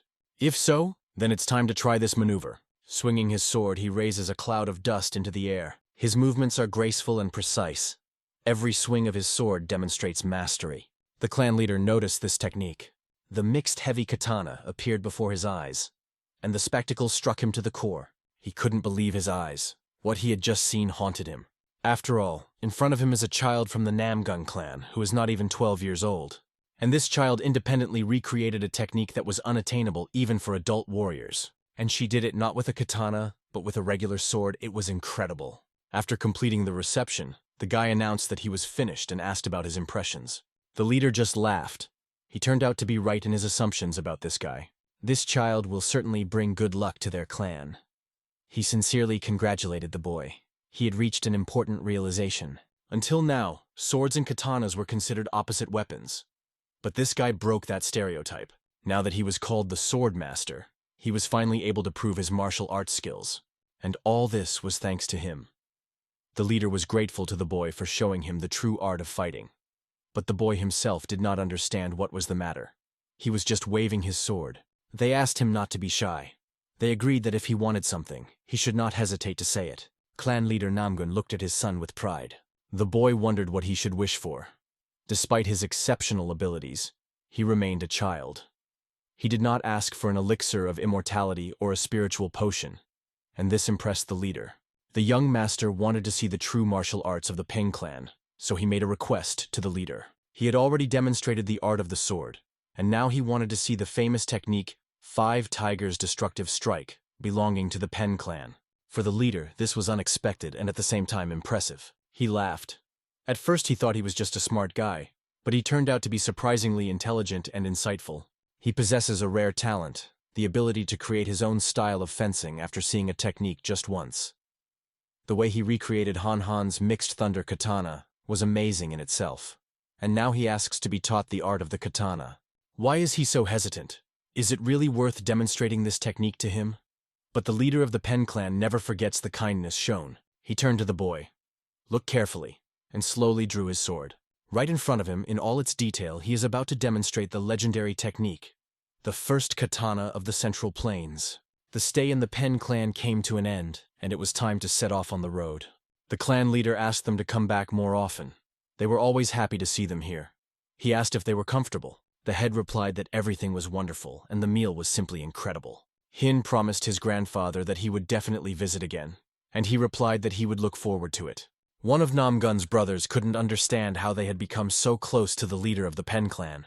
Most importantly, the old master asked him not to forget the art of katana wielding that they had discussed. The boy promised that he would remember the main principle, a strong, powerful, devastating blow. That was the essence of the art of the katana. He was glad to have mastered it and to be able to demonstrate his technique. But to unleash the full potential of your gift, you need to train a weak body, so don't be lazy. They shook hands. The senior warriors of the Pen and Namgun clans emphasized that the muscle power of the Pen clan was impressive. The guy even advised one of them to pay more attention to the frequency of blows, and not just their power. In response, the latter apologized for underestimating the Namgun family's sword style. They were happy to be able to exchange experiences, and the girl, standing nearby, just watched. She didn't understand how they could argue about combat techniques for 3 days in a row. Despite everything, Hung still thought about that child. Meanwhile, events shift to the Junjin-On clan. Ong Yun's father was furious when he learned that his daughter was asking to break the marriage contract, but she flatly refuses to agree. How can she be engaged to a young nobleman from the Soman family, whom she doesn't even know? Her father was furious. What kind of unworthy daughter do I have? Why did you come back to tell me this? After all, everyone says that the nobleman from the Soman family is handsome and also a great martial artist. What's wrong with her? But how can she get engaged to someone she's never seen? Her father doesn't understand. Everyone lives like this, so why is she against it? If he is talking about her older sisters, then they did not want this marriage either. Her father doesn't understand why she is arguing so stubbornly. So you came back just to drive me crazy? He exploded. Onnen apologized for raising her voice at the clan head, but asked to be listened to. She only asks for the matchmaking ceremony to be cancelled. But even if that doesn't happen, she still won't agree to this marriage. Her father doesn't understand why she refuses. All her older sisters, although they didn't want to, didn't argue. Why is she the only one so stubborn? Onnen suggested an alternative, to send the matchmakers not to Soman, but to another place. When her father asked her where exactly, she replied, to the Namgun clan. The old man is literally frozen in surprise, but Ongun knows that this clan has a young son of the chief. And since the Namgun clan suits them better than Somun, why not? But the father doesn't see any point in it. What did she find there? But if that boy has already protected her, let him take responsibility. She read the letters that mentioned him, and she liked it. That's why she insists. Send the matchmakers to this clan. She will take care of everything else. Meanwhile, in the territory of the Seven Yang clan, they finally approached him. Clan Moyne was not far away. Word had been sent of their arrival, and everyone hoped they would be given a warm welcome. The elders discussed among themselves that extreme caution should be exercised in the Moyne clan house. They were especially intent on keeping a close eye on the behavior of the Cold Sword. The children, walking behind the warriors, noticed out of the corner of their eyes that the Moyne clan was located very nearby. The carriage that had arrived stopped very close by. The soldiers got out of it, holding their banners tightly. They were waiting at the doorstep, ready to welcome the arrivals. It turned out that these were representatives of the Namgun clan who arrived here unexpectedly. The head confirmed. If they are met by representatives of the Moyne clan, then this is undoubtedly an order from the Elder Swordmaster. The man standing before the head of the Namgun clan introduced himself. Moyne Jun, representative of the Moyne clan. It was a great honor for him to welcome the guests. After all, it was the head of his clan who ordered them to be received with all hospitality. He invited them to follow him. They entered the Moyne family estate. Inside, everything was already carefully prepared for their arrival. Welcoming the guests once again, the Moyne clan provided them with the best place to stay for the night. They offered to leave their luggage there. If they need anything, they just have to ask, and they will be helped immediately. One of the warriors of the Namgun clan turned to the leader. He did not understand what the head of the Moyne clan was really planning. It seemed to him that all this could be a trap. Clan Chief Namgun had also been thinking about this a lot lately and thought there was something suspicious about it. But there has been no evidence yet, so we should proceed with caution. When asked if he should prepare for a possible attack, he replied, "Why? We're already here. If anyone has doubts, let them act according to the rules and not deviate from them." Soon, the Sword Lord met Cold-Blooded Sword, who greeted him and asked how they were doing. The answer was simple. Everything is great. But for now it's worth sitting down and talking. Watching him, there was no sign of any suspicious intentions. And this from a man who had so far ignored the Namgun clan. He carefully followed everything that was happening. The Sword Lord noticed something extremely strange. A man stood before him, apologizing for his rudeness. He sincerely apologized for not being polite in his treatment of Namgung. He persistently begged the head of the Namgun clan to forgive him. "I'll be honest with you," he said, looking me straight in the eye. And then the question arose, did you do it on purpose? After all, as soon as they saw him, all doubts were dispelled. So it turns out that he deliberately caused a split among martial artists? Did he deliberately set them against each other and provoke this chaos? "Wasn't that your plan, Hui Hyun?" asked the leader of the Namgun clan. Now everything was clear. He had to tell the whole truth, in detail, without any concealment. This was an ultimatum from the head of the Namgun clan. Clan Chief Namgun revealed his unusual theory with convincing confidence, mesmerizing everyone present. His words alarmed the head of the Moyam clan, who, overcome with doubts, questioned the veracity of his interlocutor. Namgun Murin sensed something suspicious, because the leader of Moen, trained by Hui Hyun himself, was behaving completely unusually. Without hesitation, he began to provoke the Namgun clan, spreading rumors about the weakening of family ties and the inevitability of radical changes. His words hinted that those present had arrived with a specific, defined purpose, which remained a mystery. They sought to find out which families had the strongest ties by comparing their family cohesion. "If you perceive everything as perfect acting, all suspicions will instantly dissipate." Seonghwa, not understanding the essence of the events, wondered if Chiokin actually felt something suspicious.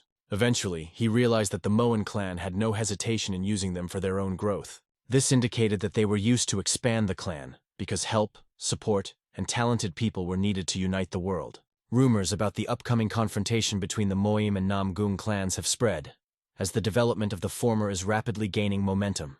Throughout the entire time, they tirelessly created the image of rivals, because such demonstrative hostility brought unexpected benefits to others.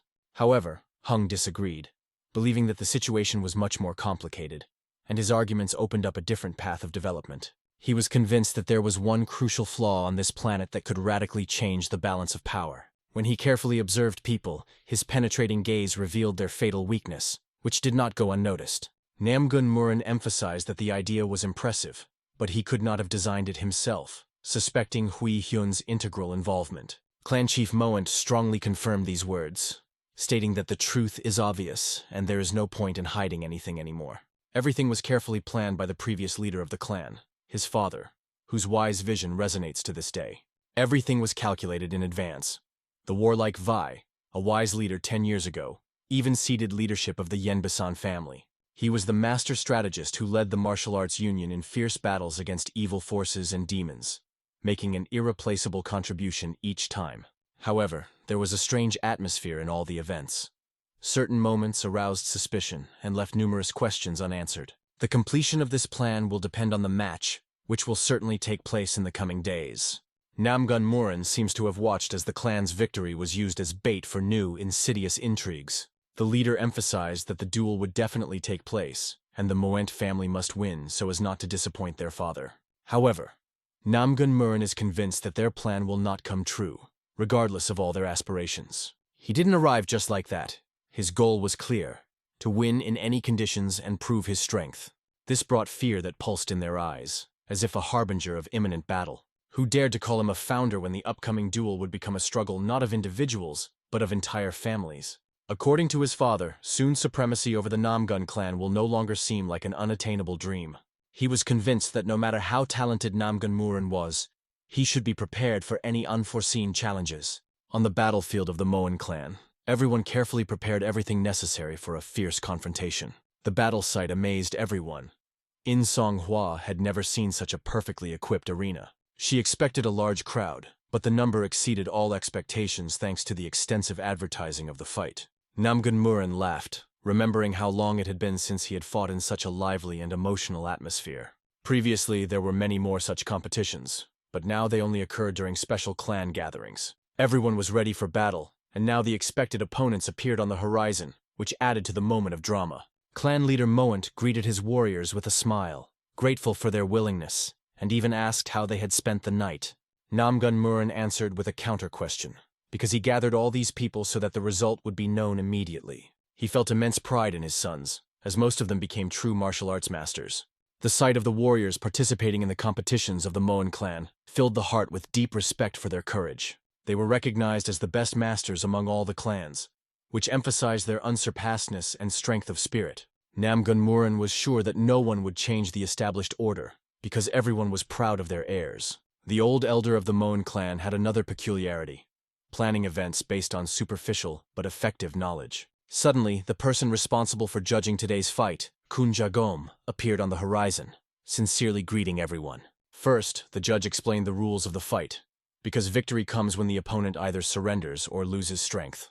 The winner will be the clan that wins at least 4 out of 7 battles, despite reaching this milestone early. Such requirements were set by the master, and it was impossible to refuse them due to the strict combat code. As soon as all the participants were ready, the judge gave the signal, and the competition began immediately. The first duel began between the first warriors of both clans, who confidently walked towards the ring. They entered the arena, looking at each other with a fiery passion and determination that ignited hearts. The first warrior from the Namgun clan was Huang, full of determination and ready for a fierce fight. His opponent was a representative of the Manhwa clan, determined and ready for a ruthless duel. The spectators in the stands noticed. One of the warriors was tall and looked quite mature, while his opponent from Namgun looked as young as ever. Huang greeted his opponent with a smile because he had not yet managed to impress anyone with his strength. His opponent introduced himself as Mo, who was also called Banana Tree Pavilion, which added intrigue to his image.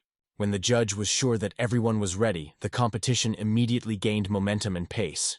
The fight began when San suddenly charged at his opponent, breaking the silence of the arena. The duel was surprising. Mongwe-san, a respected elder and master of the Moen clan, was facing a boy who was not yet 12 years old. That is why he attacked decisively, hoping to deal a powerful blow to his young opponent. He believed that victory would come with one decisive blow that would change the course of a fierce battle. However, things turned out completely differently. The boy instantly disappeared from the battlefield, leaving everyone in amazement. Instantly, like lightning, he rose above the ground, astonishing everyone with his incredible speed. Using the Sword of Heavenly Wind technique, he delivered a powerful blow that shook the ground around him. The warriors of the Moan clan were amazed, not realizing what extraordinary power was hidden in this 12-year-old boy. No one expected that the child could deliver such powerful, unexpected blows, while Huang only smiled as he watched her. It was an incredible fight, in which rivals with completely different age ranges came together in a fierce struggle. The boy barely felt fear, because his opponent was incredibly powerful, making his heart race. However, the warriors of the Moan clan could not understand why an experienced fighter could not defeat such a young opponent. He struck 20 devastating blows, but the child incredibly withstood them all, not giving in for a moment. It is incredible that he withstood the blows of such a skilled fighter as Moan Guangsan, who was renowned for his boundless strength and skill. It was truly extraordinary. Huang grew in skill at lightning speed, demonstrating remarkable strength. Despite extreme fatigue, the boy rushed into the attack against this impudent opponent without hesitation. The spectators in the stands understood. Here he is, the Namgun clan, because the sequence of attacks of this young warrior exceeded all expectations. Looking at the podium, Mon Van realized that there was no time to waste. It was time to act. He had to mobilize all his strength to finally win the battle. He intended to defeat the young man by using his famous technique that had made him famous. The heavenly sword inevitably fell upon Huang, the young warrior, throwing him into the whirlpool of fierce battle. Watching the attack, he swung his sword, hoping to deflect this unexpected blow. He met a powerful blow that was full of internal energy and desperately resisted it. The warriors' gazes met. The boy saw the bright fire of unwavering determination in his opponent's eyes. He felt that with every cell of his body, he had to show incredible power to surprise everyone. Suddenly, his sword cracked, breaking into 2 pieces that flew in all directions. Realizing that his sword was unable to withstand further fighting, he admitted defeat and retreated. He, recognizing the superiority of his stronger opponent, retreated from the arena, respecting his power. And at the same time, the Brazen One from the Moant clan watched his retreat, not hiding his mockery. Namgun Murin met his injured student and declared that this was the best sight, because the boy from Namgun showed determination and strength. The student is sincerely grateful for the mentor's words, feeling that his efforts were not in vain. The fight was extremely difficult, but he did his best, demonstrating ability beyond his usual. He did not realize that his opponent was much stronger, and with each fight he realized his powerlessness. Huang remained calm on the outside, but deep down he had a restless foreboding of failure. His hand was restless, and it was noticeable how anger from failure burned in Hyun's heart. Clan leader Moen confirmed that his son Wesan had proven himself to be a true hero, inspiring pride. However, no matter what, it was all for the honor of their clan, and they had to win no matter what. Soon, the daughter of the Moen clan, who had been preparing for her exit with great determination, was to enter the arena. Her opponent was Song Hua, who had already appeared in the arena, radiating confidence and strength. At first, the child was under her close care, as she responsibly looked after its development. For 30 years, rivals have not challenged the little one, but now she resolutely refuses to give in. Sanghua lives on the edge of luck, hoping for a brilliant fight, and does not allow himself to despair. Sun, on the other hand, never planned to give in, because giving in was her last choice. With blazing eyes, she instantly charged into battle against Sanhua, displaying unwavering courage. She realized that the Namgun clan had powerful warriors, and she couldn't believe that a 13-year-old girl possessed such power. She doubted whether she would have enough strength to give it her all in battle, or whether her power would be insufficient. As soon as their swords clashed, each of them realized that only victory could save their honor. One powerful blow made both warriors momentarily reflect on the weight of the fierce battle. Will he be able to defeat the 13-year-old girl, or will her strength become an insurmountable obstacle? The 30-year-old woman quickly realized that the 13-year-old girl was fighting with incredible determination. On the other hand, she easily parried powerful blows, which testified to her honed skill. Deceived by appearance, she suddenly felt a sense of relaxation, which later turned out to be a mistake. However, she realized that in front of her was not an ordinary child, but a true warrior with a big heart. He sparred tirelessly with her, demonstrating impressive skill, but suddenly something went wrong. Sanghua suddenly fell to the ground, as if he had fainted from a powerful blow in the midst of battle. The judge declared the victory of the daughter of the Moen clan, and the audience was anxiously worried about her future fate. As soon as doubts arose about her condition, the mentor instantly ran over to assure her that everything was okay. He calmly stated that it was nothing serious. She had just exhausted all her energy in a fierce battle. The spectators in the stands discussed what they had seen as an epic duel, and thought, if this experienced woman had lost, no one would have believed in the strength of the little daughter of the Namgun clan. The leader of the Moen clan realized that despite 2 victories, the battle was a failure, because everyone was rooting for the Namgun clan. Now there is no room for regret. We must fight to the end, and the question remains, who will be the next opponent? One of the warriors told the leader that the next to emerge would be a water dragon, Woen Cheon, full of determination. However, he was unwilling to fight against the blue dragon's sword, as he believed that the interests of the family were more important than personal glory. And it was wonderful. He put all his faith in him, hoping for a joint victory for the clan. Everyone was sure that he was capable of becoming second after Namgumin, and his fight promised to be a real spectacle. After the clan convention, he had heard these words tirelessly, and today he sought to destroy all doubts once and for all. There is no doubt that this guy was successful, and next time he will not spare the enemy. But today, it is not his priority. He had to defend the honor of the Moen clan, proving to everyone that he and his allies were invincible. When both sides were ready, the referee gave the command for the fierce battle to begin. The young master instantly charged, rushing towards the enemy, swinging his sword with determination. His unexpected attack stunned the enemy, who barely had time to react to this lightning strike. Suddenly, he was struck by a powerful blow that came at incredible speed, forcing him to stop for a moment. The blow that made the enemy wince in pain confirmed the power of our hero, who knew no mercy. Masterfully directing his blows, he struck fear into his opponent, who seemed to consider himself invulnerable. Ha Hyun knocked his opponent to the ground and asked in a sharp voice, "Can you see me now?" The boy could hardly imagine such a sudden attack from an unpredictable opponent. Our hero resolutely declared that the battle was just beginning, without even glancing at his opponent. However, the warrior from the Ming clan was seized by an unquenchable rage directed at the enemy. He shouted, running towards him, and hissed, "Shut up, you bastard!" Their swords clashed in a brilliant clash, and intense gazes met in the arena. The boy from the Moen clan will not stop until his opponent begins to beg for mercy. Ha Hyun, listening to the empty chatter, was sure that his opponent would soon start praying to hide his defeat. Without a doubt, the opponent's greatest fear is losing to a powerful warrior like Ha Hyun. He noted that the opponent showed remarkable courage by successfully repelling the attack. In his thoughts, he was aware that the elder Jongdong Hyun of the Namgunmin clan had deliberately provoked him. He tried to hold back, but this provocation worked even more effectively than he expected. The warriors of the Moen clan watched as Ha Hyun attacked decisively, as if he wanted to destroy his opponent with one blow. Suddenly, a searing pain shot through his back, giving him a severe jolt. At this moment, the enemy from the opposite side struck a corresponding blow. No one knew where this unexpected blow came from. The blow was so powerful that it flew past Ha Hyun, knocking him off balance. He raised a thick cloud of dust, enveloping the battlefield with wild energy. The spectators held their breath as they watched the events unfold in the arena. This prompted everyone to think, who could have imagined that the battle would unfold with such force? The leaders wanted Ha Hyun to demonstrate his power to the world, but the boy from the Moen clan pointed out that he was a true Hedrick. He must fight honestly and fairly, not only attacking the weak. Ha Hyun emphasized that concentration in battle is the key to honor. He also emphasized that the enemy's actions scatter his thoughts, and it seems that he is unable to clearly organize his forces. Raising his sword, our hero proclaimed that this moment would remain in memory forever, inspiring everyone to action. He stated, "No one has the right to disrespect me, especially when it comes to Ha Hyun of the Namgun clan." Hearing such audacity, the opponent was filled with rage, and his soul throbbed with unbridled indignation. Burning with inner strength, he sought to destroy the enemy, who had aroused incredible indignation in him.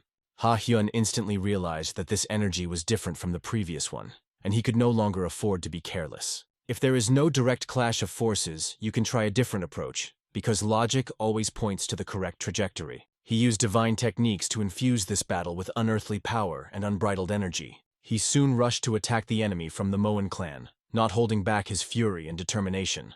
This time their swords came extremely close together, and they stared into each other's eyes, full of determination.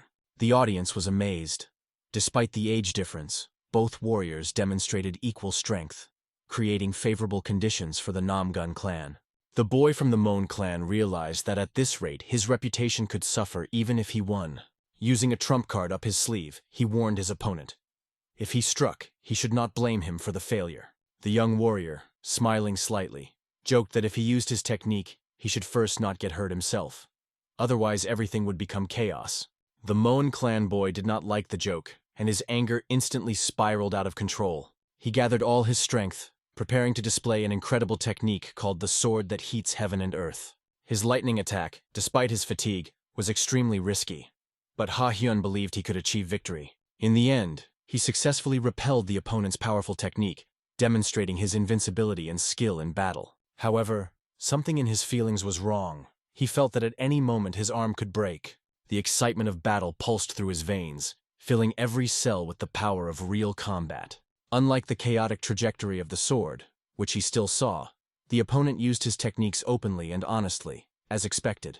This fierce duel could have been an invaluable lesson for our hero, so he decided to use his last trump card up his sleeve. Clan leader Moen watched the events closely, surprised by the chaos unfolding in the arena. The technique he used was the embodiment of the martial art embedded in his clan's genes. But how could he possess such knowledge? It all came down to his origin from the Namgun clan. From a distance, his brothers noticed that Ha-hyun was suddenly overcome by painful memories, causing him to pause for a moment. Incredibly, in a matter of moments, he masterfully imitated his opponent's fighting style. Thanks to this skill, he could predict the enemy's movements, preparing to deal him a decisive, fatal blow. However, this warning only applies to an opponent who dares to imitate his fighting style. If an opponent tries to copy his movements, his every move will become predictable, giving him the opportunity to use incredible force. At this moment, an unexpected clash occurred as their swords met again, marking a new turn in the battle. Soon, a powerful move forced the enemy to throw his sword aside, opening the way for a quick counterattack. Suddenly, our hero appeared from behind, using the Namgun clan's divine technique, which instantly changed the course of the battle. At the last second, he abruptly changed his technique, arousing admiration with his incredible speed and accuracy.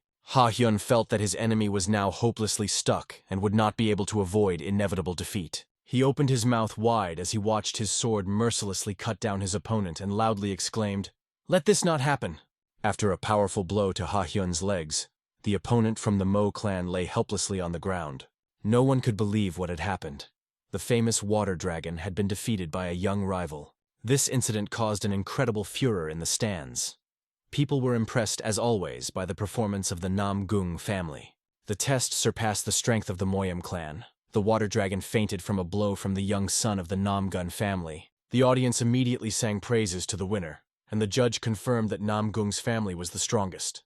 Our hero quietly repeated that his name was Ha-hyun, and from then on his heart beat even faster. Suddenly, his brothers ran up to him, ready to support their hero in a fierce battle. They cheered him on, as his brilliant performance brought real pride to everyone present. However, Ha-hyun believed that it was all just luck. He thought he had easily reached his opponent.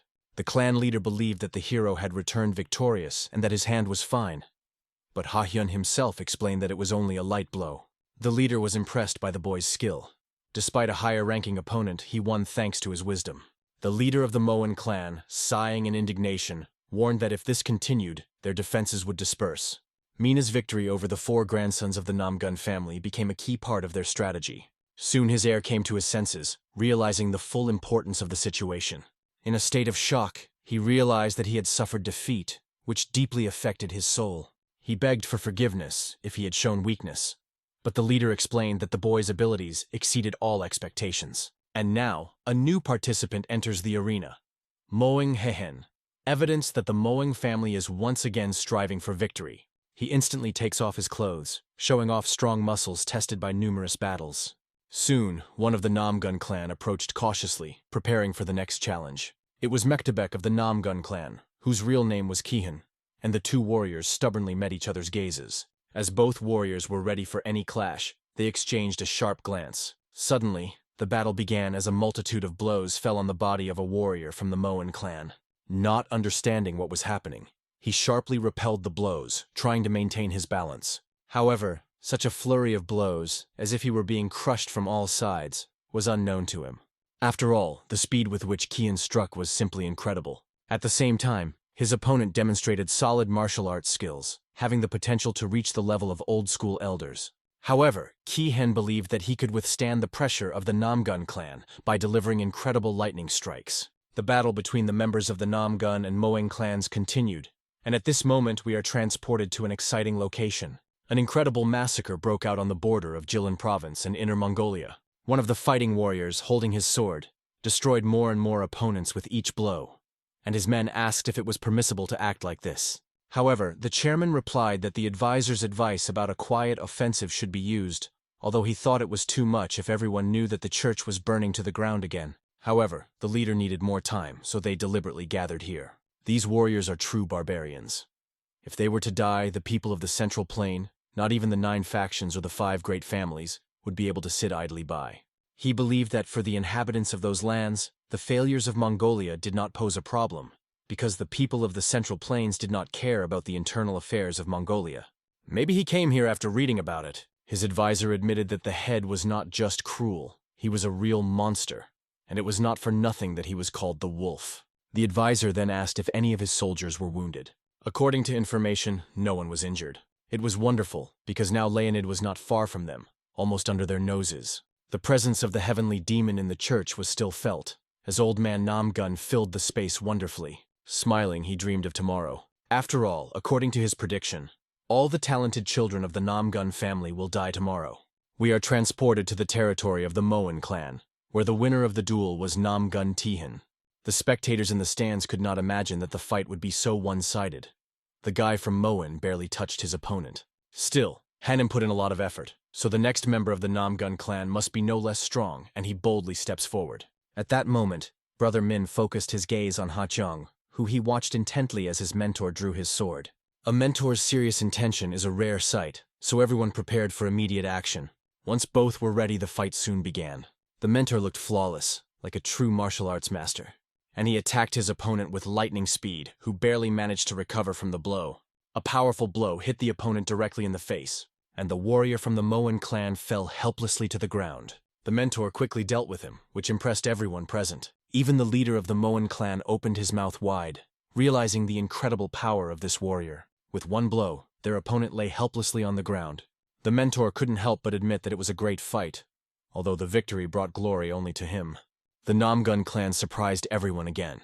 Just one blow decided the course of a fierce duel.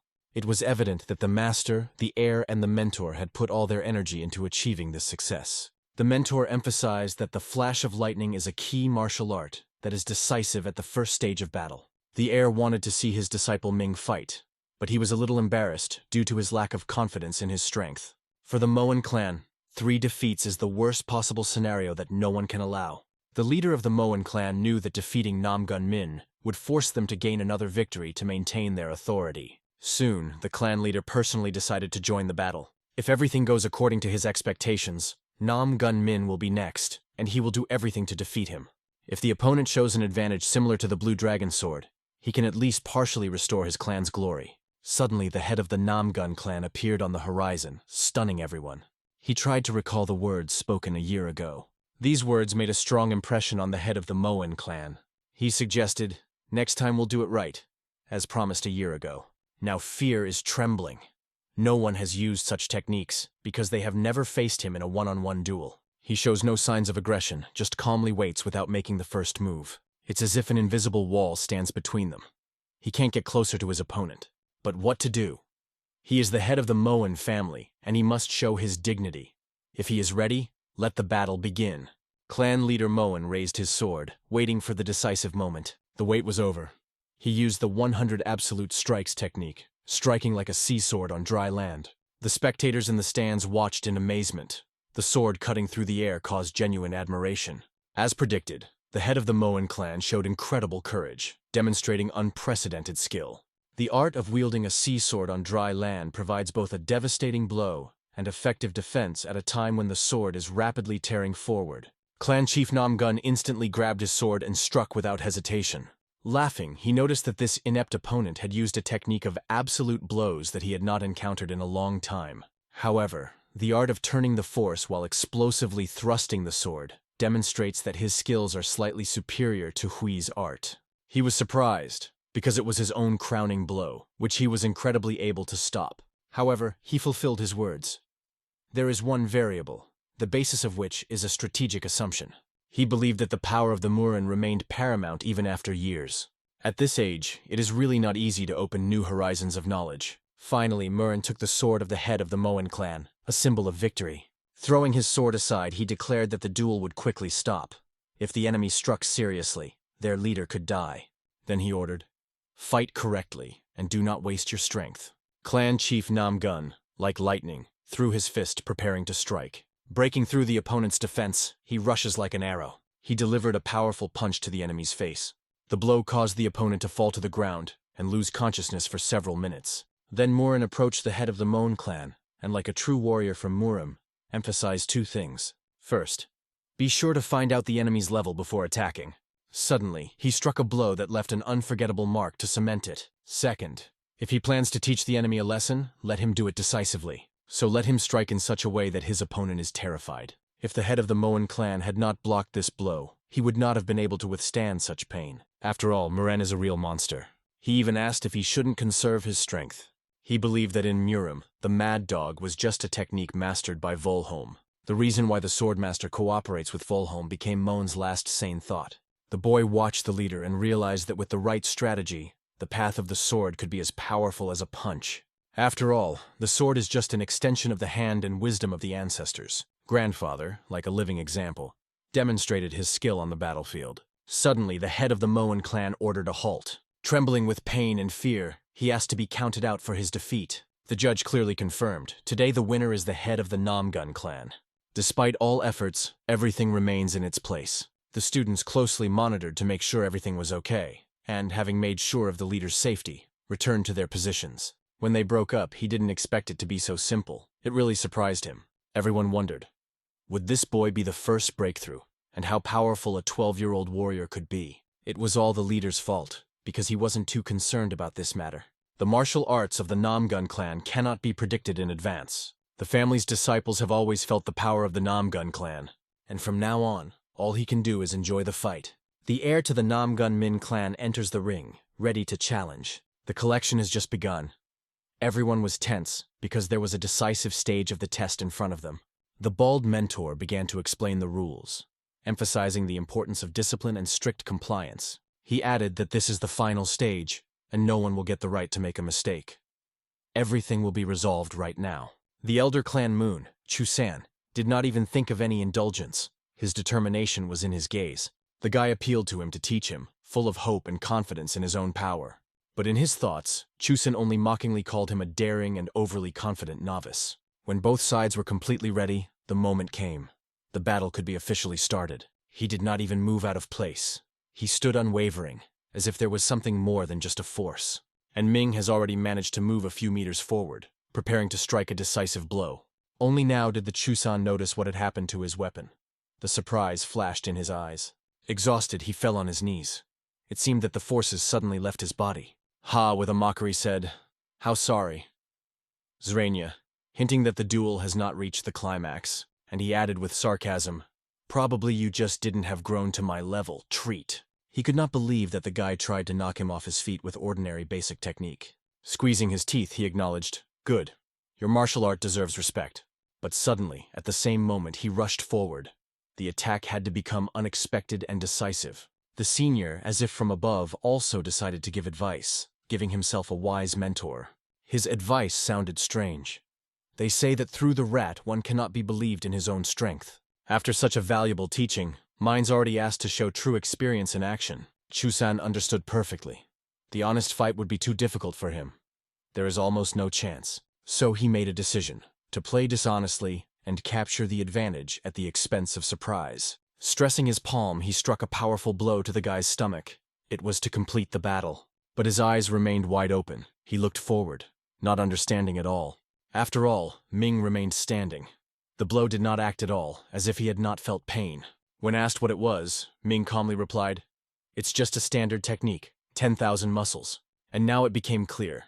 There is a young man in front of him, who surpassed him in the inner strength. But now his time has come. The guy warned that he was on the offensive, and with a smile added, "Let me show my steep side, especially for the younger ones." The dazzling lightning outbreak, a wooden sword, just on the back with incredible accuracy. And so the enemy falls face to the ground, humiliated, broken, silently kissed dust. He is lacking only to start crawling on the ground. Then it will be exactly like a regular worm. The judge, without holding back smiles, jokingly added, "This time the end has come lightning.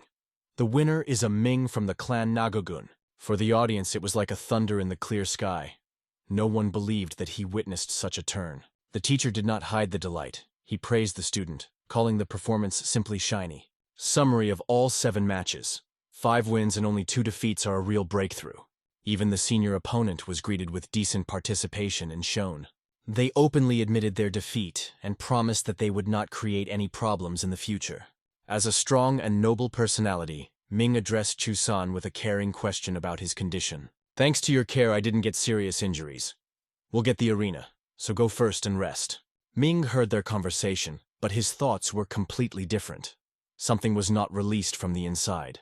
Memories of the arena were still floating, as if in real time. Every moment they were in memory.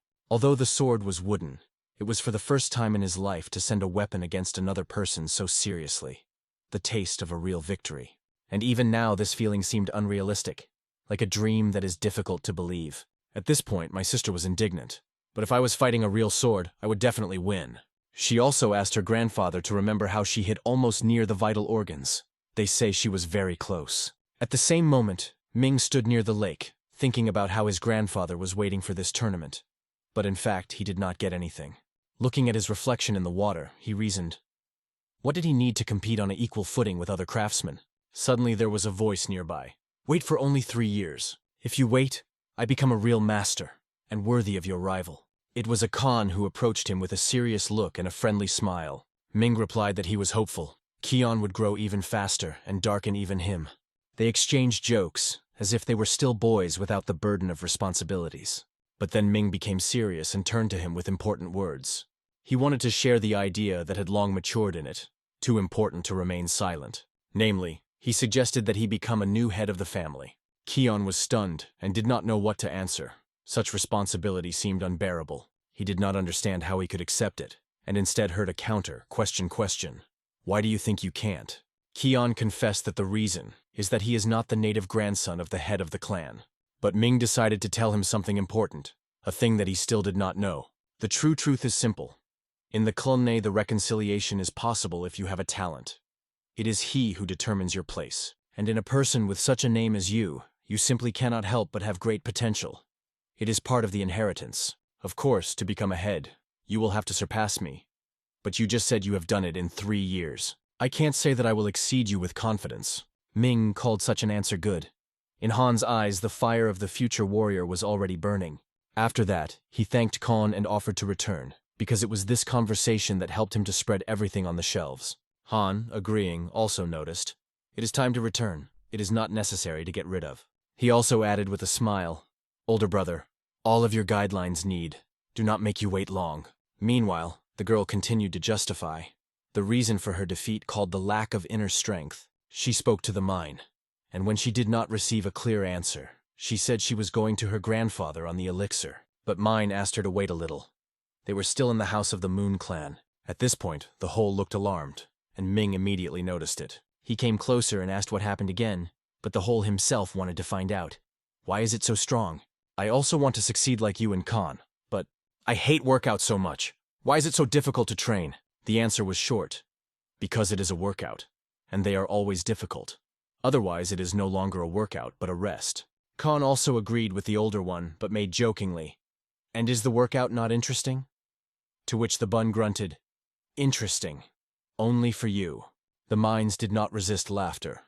The younger ones were crowded with their aspirations, though they joked as children. And indeed, when the Ming looked at them, a spark of motivation broke out in it, as if the heart was inflamed again. That is why he turned to the honey and promised he would give him the experience of a real, exciting workout. And at the same time, he shared another truth. Real pleasure comes when you overcome your own borders. And so he suggested that you do it right now. Not to wait, not to doubt, but to act. There were a lot of rage that day, and all of it seemed to live in the respects of the events. Sadia received a promise from his grandfather. He will receive the long-awaited elixir for her. and the workout of the Hungan was so exhausting that he fell asleep instantly as he had touched the pillow. It has been 3 months from the day they left the house of the clutch and went on the road. Kion began to miss the house, and tomorrow they had to return. The heart was filled with expectations. Probably that Browsty is now actively looking for his grandfather, Khan thought, smiling. But when he was thinking, someone approached him, whose presence immediately felt. He turned his head and saw Moon Chun. His gaze was serious and calm. Khan turned to him in his name, but he answered with a smile. What about the idea of calling me just older Chon? But it was even more interesting. Why did Chkon come here so late? What prompted him? His answer was unexpectedly sincere. I came to apologize. He wanted to apologize for not looking at Han during their sparring. It could seem offensive and contemptible. When I realized that I did, I was ashamed. But Khan replied calmly, It's all right. I also provoked you because I sought victories. Then he asked, Are you planning to participate in the next Dragon and Phoenix Festival? Chon honestly confessed. Recently only learned about him, so I am not sure if I can go, he added with a sad smile. They say young talents live only with glory and honor, and I didn't even know about its existence. However, he acknowledged, Kion was right. He did not understand why he chased something. His words never had real weight. And before leaving, Chikon asked permission to ask another question. Why are you training? Why do you study martial arts? The answer was simple and solid. To become stronger. Why be strong? For without power, I will not be able to protect others. It was these words that he said to his grandfather on the first day of staying at the house of the Klimg. For Hyon, it became the main guide in life, the answer he sought for so long. Chon acknowledged this. Today he learned a lot, and gratefully grateful for it. Finally, Chon asked Han again to appear at the Dragon and Phoenix Festival, to get together again. Due to the fact that they both recognized each other, a real respect was born between them. They were not concerned about the result of the battle or the age. All this did not matter. At that moment, they were only two followers of martial arts, warriors equal in the spirit. The sword with a sharp sound is stuck in the ground, as if it became a point after what he said. The words are heard. It seems that there is no one to greet here. But sooner or later, everyone will go through this place again. Already holding the sword, splashed with blood, he waited for the return of the family, and something important matured in his gaze. The next morning, his grandfather carefully listened to the request from the leader moon. He brought something significant. It was a gift. Once it was opened, the space around seemed to light a special light. It was neither weapons nor jewelry. It was 100 years of ginseng, more valuable than gold. He was handed over to young Mrs. Sokf. Chon explained that although he is not as powerful as a 10-year ginseng, he still has a considerable effect, and in general he said that the family Nagan would no longer face troubles. After all, it was thanks to them that he received a valuable lesson. In response, Grandpa said, Moon's family is also one of the factions. Isn't it worth going forward together? The second time may not be, the grandfather warned. Chon nodded. He remembers these words. After that, everyone said goodbye and went home. Trying to taste ginseng, Sadhu was skeptical. Are you sure that he really has at least some effectiveness? Kion also tasted the root, and she reminded, Don't forget, I shared it. Probably because he did not even thank. But at this point he promised he will once pay off. The grandfather was a little worried, no matter how bad happened after taking the medicinal root. But it seems that time has already passed. A calm smile appeared on his face. Meanwhile, the horses were already ready. It was only necessary to harness them and move on. The border area of the Inner Mongolia is a cold wind and alert view. They were stopped at the entrance, not allowing to pass without confirmation of the person. In fact, they asked at least some certificate. The situation is tense. They check everyone. Then his grandfather calmly took the plate and demonstrated her guard. She spoke for herself. Seeing the swordmaster, the guard almost came out of surprise. He instantly apologized for his impolite and allowed to go through, explaining the harshness. The country is now a difficult situation, so the protection on the border was intensified. It was interested. What is the situation? What happened so serious? A real bloody massacre was arranged on the western border. Many of their people were killed, and they suspect that it is a matter of the hands of someone from Murim. The investigation is still ongoing. There is no official conclusion. Grandpa knew, outside the Central Plains, their influence weakens. But it is the inhabitants of the plains who have the unspoken right not to obey others. The Guardian's care has once again asked them to be careful. Then the way promises to be dangerous. However, my grandfather felt something wrong. He ordered to speed up and asked everyone to stay close. Now they raced forward at high speed, as if the road was drove forward. Although the elders were moving in constant, the children were not far behind. It was visible how much they gave a lot of strength to daily training. Grandpa generally flew. The hare was working behind him like a spoiler on a speed cart, but suddenly he stopped sharply and gave a signal. "Stop everything immediately!" Then he calmly asked, "Look forward. What do you see?" When nothing suspicious was noticed, he pointed to the grass on the side of the road. "Look on both sides." And it was at this point that he appeared, immediately turning to the old acquaintance. "I see, you became more attentive from our last meeting," said a stranger with a predatory smile. The old man immediately recognized him. There was a bloody wolf in front of him, and at the same moment everything became clear. It is the basis. But there was no need to understand something. The enemy came out of the shadow. Ordinary people go this road, so their goal is us, my grandfather thought, watching the situation. The bloody wolf laughed somehow terribly, so the frost went on the skin.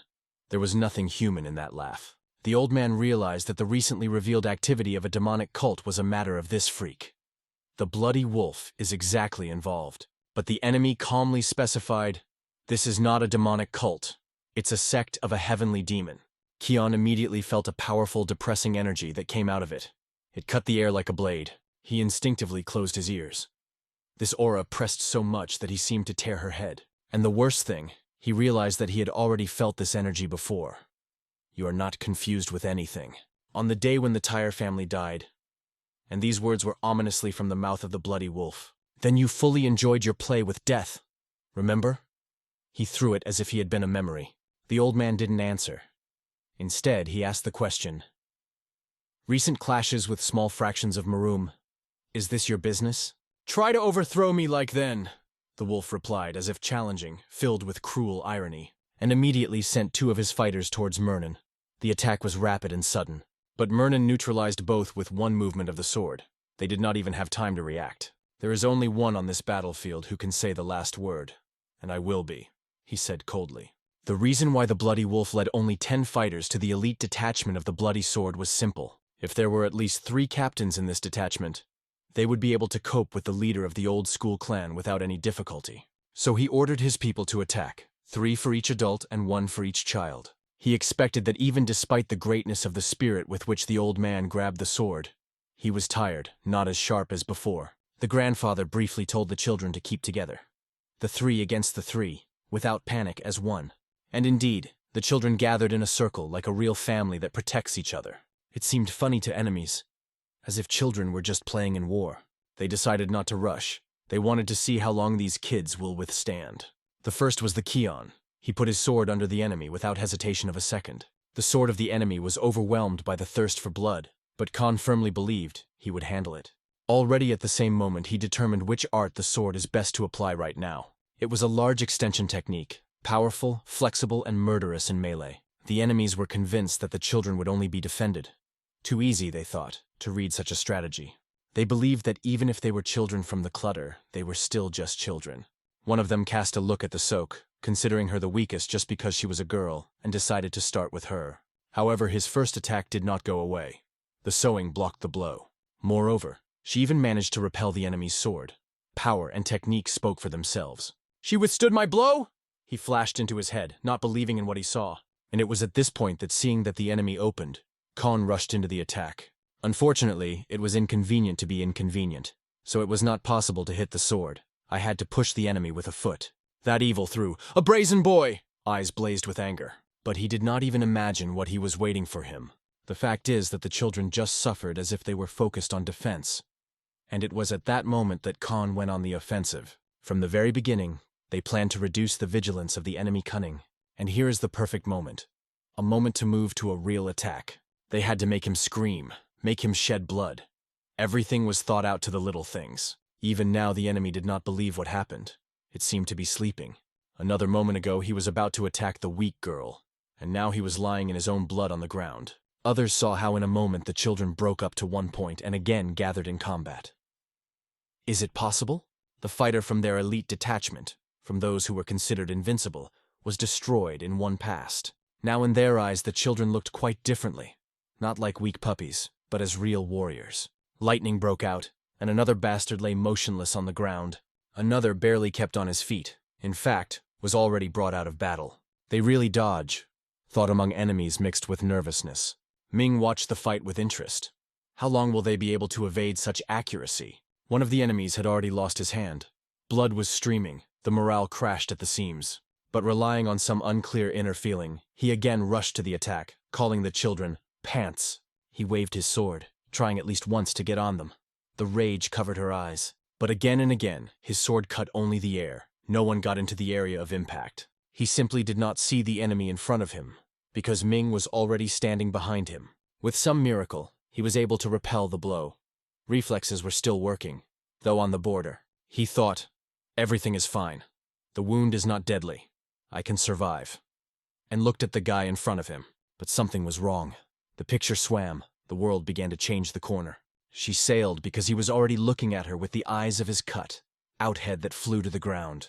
Only his own smile, that's all he had to see before the full end. Meanwhile, the bloody wolf wandered a brutal battle with the elder clan. A collision was a real explosion of power. The grandfather was the first to strike. The first bloody wound appeared on the enemy's body. And without losing the opportunity, he addressed him. Something you are holding on to. You understand it yourself, yes? In response, the bloody wolf burned. Tang out. His anger only grew. But in a moment, he saw nothing in front of him.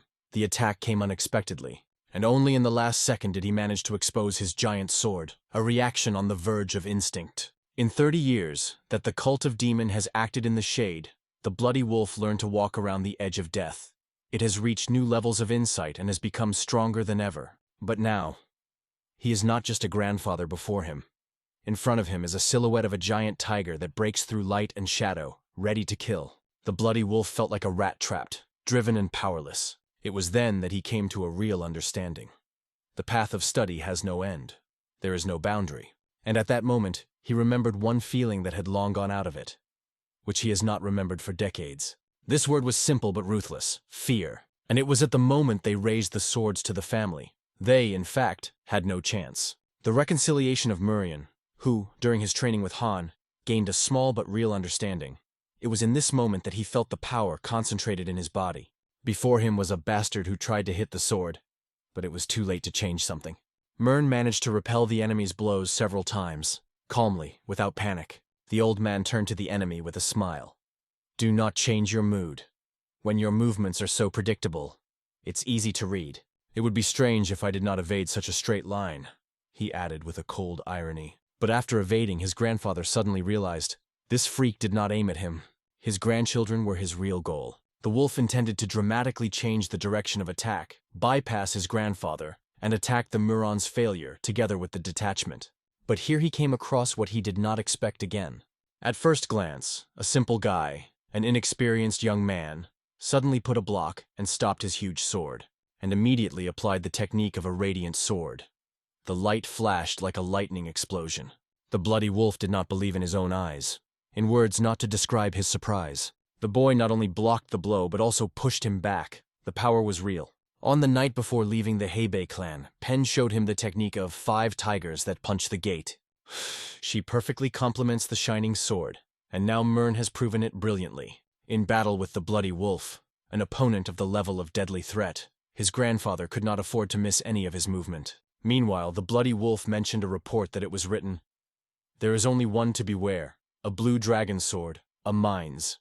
After that, the bloody wolf turned to his detachment and sharply ordered, "Everyone to get out of here." But who did he talk to? Hello? All his people were already lying on the ground, filled with blood, dead or fainting. Everything was over. To continue the battle is senseless. Resistance will only accelerate death. The elder suggested that he make the last right decision, to go to the Murim Union, and to tell about the activities of a demonic cult. But what happened that no one could predict? The energy of the bloody wolf has changed suddenly and sharply. It was felt around. Even just looking at him at this moment was painful. She cut off the air like a poisoned needle. The elder did not understand at first. It is not anger or rage. It was a huge inner strength. And when the bloody wolf again rushed into the attack, the old man calmly said, "You will die here." But where did he come so much? The question was in the air. Did he just hide his true power all this time? And so, breaking through the old man, he changed the target. This time he rushed directly to the mine. Let it be there, he thought. But I have to take at least one with me. Ming collided with an enemy who has never seen. It was a real demon in the human body. Putting all his energy into the sword, he tried to restrain the fierce pressure of the bloody wolf. The battle until the last breath. Lowering his gaze, Ming saw blood was already flowing from his leg. He was wounded, but still held. The honey looked at his brother with anxiety. His heart was squeezed from excitement. At this point, the bloody wolf said through the clenched teeth, "From the very beginning you acted on my nerves. I'll tear you on small pieces." His aura became so murderous that even the skin was dumb with fear. Will mine avoid this blow? But does it make sense to evade when the chance of survival is close to zero? Skills will help little now. He even consulted his grandfather earlier, and Khan was well aware. Everything was very bad when he saw this bastard simply on him. At that moment, the Hoon focused. All thoughts were combined into one single line, clean and clear. The world seemed to stop. The sounds subsided, only the goal remained. The bloody wolf kept his army, filled with dark energy like a bloody fog. Keon felt this energy streaming and pulsating, and knew that he should use it against the enemy himself, with the skills that are now, with that internal energy, to resist him. Madness, he thought, but perhaps there is no other way out. If your own power is missing, the enemy's power should be used. The bloody wolf froze. There was something too familiar in the boy's movements, something that turned him back. He saw these movements, those who belonged to the air, and apparently, it was the last thing he saw in his nice, stinky, rotten life. A life that was more on a worm, who had a crane all his life and passed it through himself. The captain of the bloody sword detachment is dead. It is overthrown in the battle, which he considered an easy walk. But the merit is not an elder fascination, but the younger grandson of this family, the one who was underestimated by everyone. Everyone on the battlefield could not believe what happened. It seemed simply unrealistic. Even the reconciliation of Gikol, shouting his relative's name, admitted, the bloody massacre ended in an instant. He was sitting on the ground, confused, explaining, "Everything was calm, and at the end I ran like a fool." He recognized it himself, but suddenly, behind their backs, he came into the center of attention again, and he called everything that happened, not heroism, but ordinary luck. Like, if the enemy was not inattentive, if he had not wounded his grandfather, he would simply could not answer that blow. But my grandfather thought completely differently. In his eyes, there was no accident. The last course of the boy was brilliant. Even with his experience, he could not predict this final movement. To make the coincidence inevitable is the true ability of Han, he thought.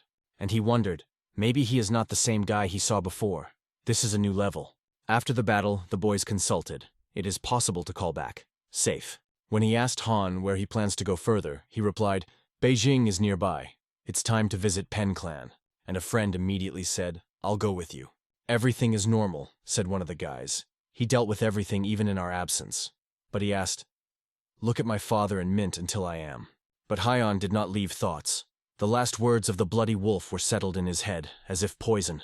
The activity of the demonic cult was not completed. It was only one page in much darker history. They will continue to threaten, and may still appear worse than a bloody wolf. But if he ever managed to cope with them, he will be able to find the answer to the main question that does not give him rest. The time has passed. Master Pengilson arrived at the battlefield. His figure suggested peace and respect. He stood over the body of a bloody wolf, calmly asked, "Where is the Elder Mern?" Hearing that he is asleep, he just smiled lightly. Do not awaken him for no serious reason. Looking at the wolf's corpse, he quietly acknowledged, "I would ever come together in battle." But he died by Muron's hand, so another warrior of this era passed away. And although the wolf deserved death, it was difficult not to feel that the whole era was coming to an end. Then the master addressed the eldest. "Is your father a compartment for his head?" But the answer was unexpected. It did Keon. He had long heard of the guy's talent, but could not believe that he was able to reach the level compared with the bloody wolf. Once it was about him, the master asked, "Where is this pitch now?" And they answered, "Now the boy is training it himself, in full silence." Hilson slowly approached Han, amazed at the very fact he still trained. He could not even believe, after all that chaos, after death, battle, and blood, the guy continued to manage himself. Stopping nearby, the master began to look closely. What exactly did he do? The first movement is a sword in a circle around him, then the second, third. Everything is concentrated and clear. Hilson saw the Chen made a horizontal incision, accurate as along the line, but something didn't happen. Isn't it just a sword method? He thought. But with a small amount of energy, A fog began to emerge around like a ball of thin threads. Ascension level. Dance with a sword. Education technique. The gift of the language just taken away. Hilsan frozen, unable to say a single word, and Han's eyes. They were filled with something deep, almost uncontrolled. It was a thirst, so strong that it pervaded at first sight. It was enough to look, and suddenly, Kion fell sharply to the ground, as if consciousness came out of the body. Hilsan ran, but he saw with relief. Fortunately, he just fell asleep from exhaustion. The master himself once trained in his youth, but to reach such a level at the age of Han seemed impossible. And now he had a boy who not just grew up, he cut off his head to the enemy, who was the level of a real monster. It was at that moment that Hilsan realized, this guy. He can, no doubt, be a new hope of all Murima. And then he made a decision. He cannot leave such a talent without support. It is the future that is worth protecting. When the cheese woke up, he was a little confused. He seemed to fall asleep in the woods, and now, in a soft bed, in a room that looked familiar. And here the room ran into the room. You are home to the Pen family. Others immediately came after her. Everyone asked how he felt. But Conan was more important. How did they all find themselves here? And he got a complete explanation. Everything came into place. The most important thing is that all alive, all goals, and even if they were wounded, now everything is behind. But something new was waiting for him. Not a battle, but a task. He was informed. Today he has only one mission. Not getting out of bed for a minute, except to eat. And this news led the guy in a shock. He did not expect such an important thing. Friends have seriously explained, this is not a joke, they just worry about him. He needs to rest all day because everyone saw how exhausted he was. And rest, they said. It is necessary to take not as weakness, but as part of the workout. Explaining all the rules of the day, friends have already turned to get out. One of them added, a maid is on duty in front of the door. Do not shy contact if something is needed. And then Kion was left alone. The room was filled with silence. He looked at his hands, and in his thoughts returned to the moment before falling. Then he realized something. But he was forbidden to even think about training. And now, he already catches himself on what he thought again. So it went. Smiled to himself. Suddenly he heard a rustle behind the door and said, who is there? The room included a girl, leisurely with a light smile. She was a pleasant appearance. Going closer, she stopped and clarified, is that you, Kon? Kion, not understanding who she was, nodded. Yes, And you? I am others. But you can turn. Pen, she answered with soft confidence. And immediately she added, she is the granddaughter of the head of the Pen clan. I often leave with my uncle. My father is not very close to him, but yes, she explained. Then she told who her uncle was, Hong Hun Pen. It is he who is the son of a master. He mentioned that between him and his older brother a big difference in age, and that he has a niece. In the course of the conversation, she asked Han's age. When she learned that he was 12, she was glad. I am 12, and she confessed. She wanted to see what you really were because I heard a lot from her uncle. A lot. The fact is that Khan studied with Uncle Pen other. They are peers. So, in any case, there is no difference between them. And suddenly, the girl with a smile suggested, and let's get out of here. It is sad to just sit in this room. She wanted to show him the center of Beijing. They say, if already here, it is worth seeing something interesting. Khan laughed a little. Not what I don't want, just I have my reason. But as soon as he said it, two more came into the room with laughing. But where you are, the two of you hide. These were Hilson and Grandpa, alive, smiling, calm. My grandfather finally recovered and explained, I had only a small ushib, nothing serious. And immediately asked, and what are these mysterious reasons why you can't leave the room? Hearing the explanation, just smiled. Now I know for sure, you are just as stubborn as I ever. I told you the same thing. After that, his grandfather allowed Khan to go out, promising to talk to Geekle himself. The only condition, no martial arts and training today. Hilsan, by the way, gave a little money. To treat the guy with something delicious, let it be your day. And here they, with smiles and lightness, finally got the will to go for a walk. The elders, looking after them, jokingly began to discuss. They seemed to be very good for each other, eh? But suddenly Hilsan began to behave strangely. His grandfather suspected that he had not eaten something. But he just smiled and said calmly, he just looked at them. And an interesting thought came to mind. What if my other daughter, in-law, I want Kion to become my son-in-law. How do you get the idea? said Hilsan with a very serious facial expression. The old man suspected his eyebrows. Something you clearly conceived, and decided to ask directly. Hilsan waved. No, nothing like that. You have already lost the ability to lie as before. Why don't you look into your eyes, oh? The old man grunted. After several such direct arguments, Hilsan seemed good. Just accidentally saw how Khan is training. The old man understood everything right away. Yeah. You probably saw a dance with a sword, right? Hilsan nodded. Yes. And that's what made me talk about the wedding. His enlightenment is close. So, everything is clear. He spoke of marriage because he put his eye on Han's talent, and seemed serious. At this time, Han himself was already happily walking through the streets, tasting something delicious, without any idea of the conspiracy of the elders. Well, what kind of respectful family does not want such a guy in the son-in-law? But suddenly their walk is interrupted by a girl who is calling Han by name. Pen immediately paid attention to it, and clearly not indifference. And Khan himself did not hide astonishment, because he was in front of him, which he had not seen for a long time. The next day, everyone finally returned to the house of the family, a little tired, but goals. Already in the three of them discussing the events, Sadi suddenly confessed, "When we left the house of Pen clan, I looked at you as if I wanted to kill you." Khan and Mins looked for. "Did something happen to you?" one of them asked with an Ekadine smile. So what really happened a few days ago when Joni suddenly appeared before Han? She came with the warmth in her voice. "I thought, I will not see you for a long time. And then I wondered, and who is next to you?" Pen Other did not delay and introduced herself. "I am the granddaughter of the head of the Pen clan." John was politely apologized, and then told who she was, and who was for Han. But even then, Khan felt, something is wrong. In the air the invisible voltage seemed to hang. He felt aura, which he had never seen before. A real murderous aura. And the worst part, she came from both girls who spoke surprisingly politely. But their views seemed to compete for life. When Joni suggested that you all have tea together, etc., sharply refused, "We are very busy," and added, Keon wanted to relax before returning home. "You probably have to go." John still tried to stop them, shouted afterwards, "Wait!" Han, not having enough experience in these girlish games, did not understand why everything happened. And the explanation of others, it was, to put it mildly, clumsy. "I have just feet hurt." Then she added another argument.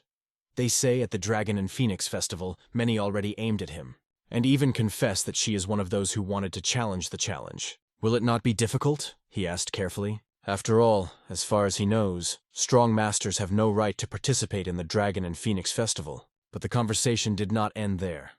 Keon added another sentence that was definitely not worth saying. "But I saw your martial arts. Well, not to say that impressive." And as soon as these words flew from his mouth, there was an explosion. "What did you say?" with a classic note of female hysterics. And now, in reality, three are sitting at the table, Kon, Ming, and their sister Soft, and remember that moment. They came to a common opinion. Others had a full right to merge. Ming nodded with understanding. Yes, Keon was really rude. And Soder added, "If I was in place, I would have nailed you." At this point, someone came to the room. He called Honorable. He was called to his grandfather because he wanted to talk seriously. A familiar personality character was sitting in the room. Chi Wol, the same Broust. Seeing Han, he immediately noted, "You have already grown up well," directly as a real man. Grandpa with gesture invited to sit down. "I want to show you something." And the fact that Khan saw further shocked him. My grandfather exposed his hand. It was a devil's wound left with a bloody wolf. The wound was so deep that even the regulation of the chi flow did not help to completely heal it. Internal injuries remained.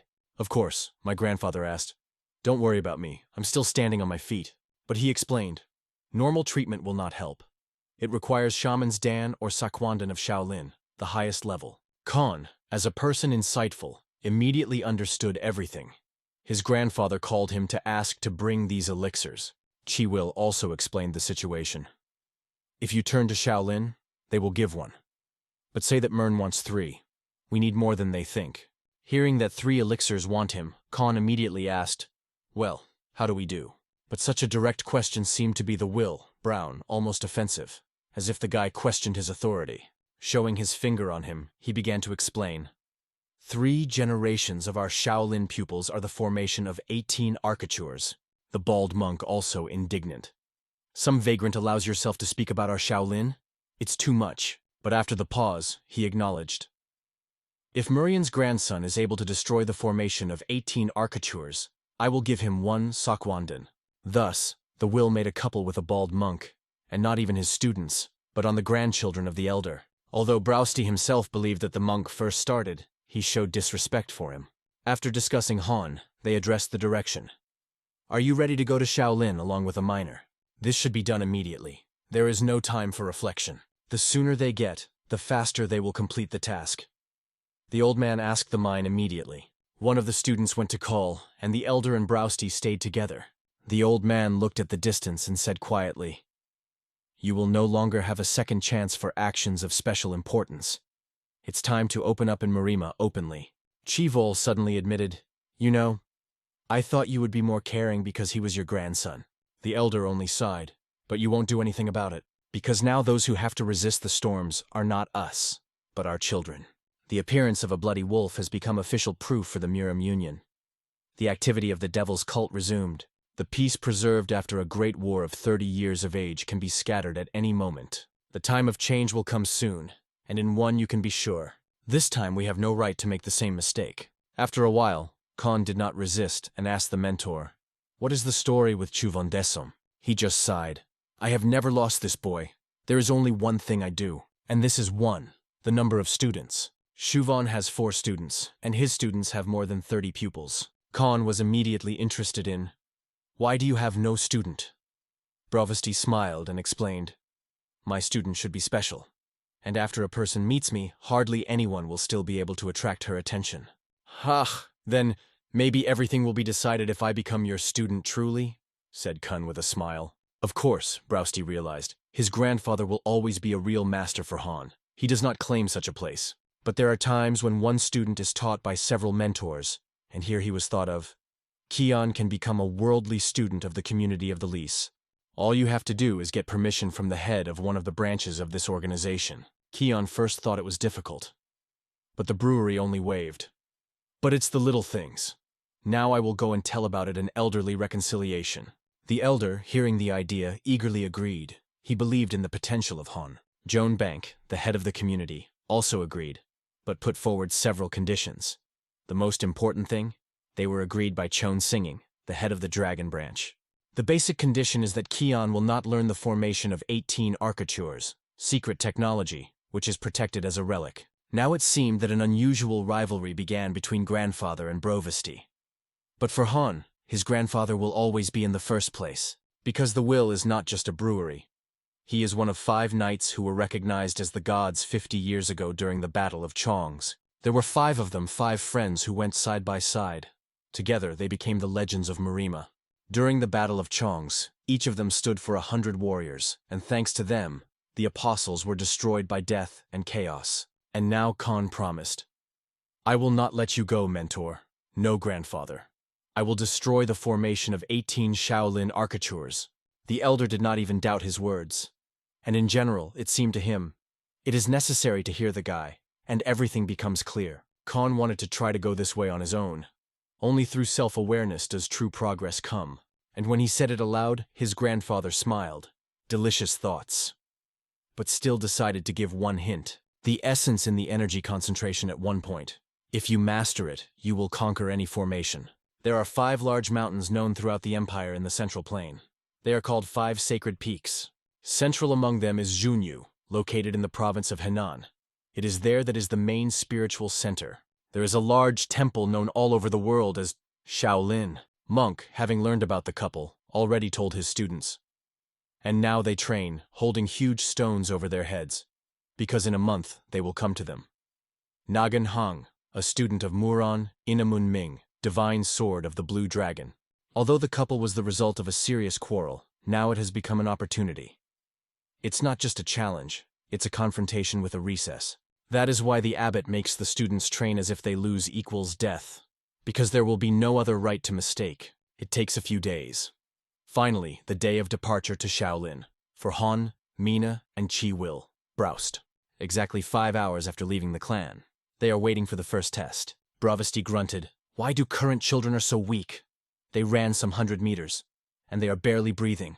Ming saw. Despite his grandfather, he kept the perfect pace to expand the limits of Han's opportunities. He was already tired, but realized that Kian was going on exhaustion. Subsequently, the old man stopped and explained. Ahead is a hammock owned by the Travelers' Union. They stood in front of the gate, a place called the Eyes of the Serenian community. All their intelligence and secrets flooded. We will rest here today. The extra rest will not hurt. His grandfather approved. Looking at Han, he realized. Although he bent at speed, the guy cleverly caught up with them and demonstrated the impressive growth rate. Just as the old man opened the door, he came kindly. Welcome, elder, we were waiting for you. The grandfather was surprised, recognizing among the meetings of a young man who was not hoped here. It was a mother. His arrogant tone seems to have not softened since the last meeting. He threw Kona from above. Who are you to turn to me? You look younger, you see how it looks. Kian noticed about arrogance, and Ma began to remember hard where he saw this boy. When the memory broke out, he asked in confusion how Khan was in this place. The old man intervened.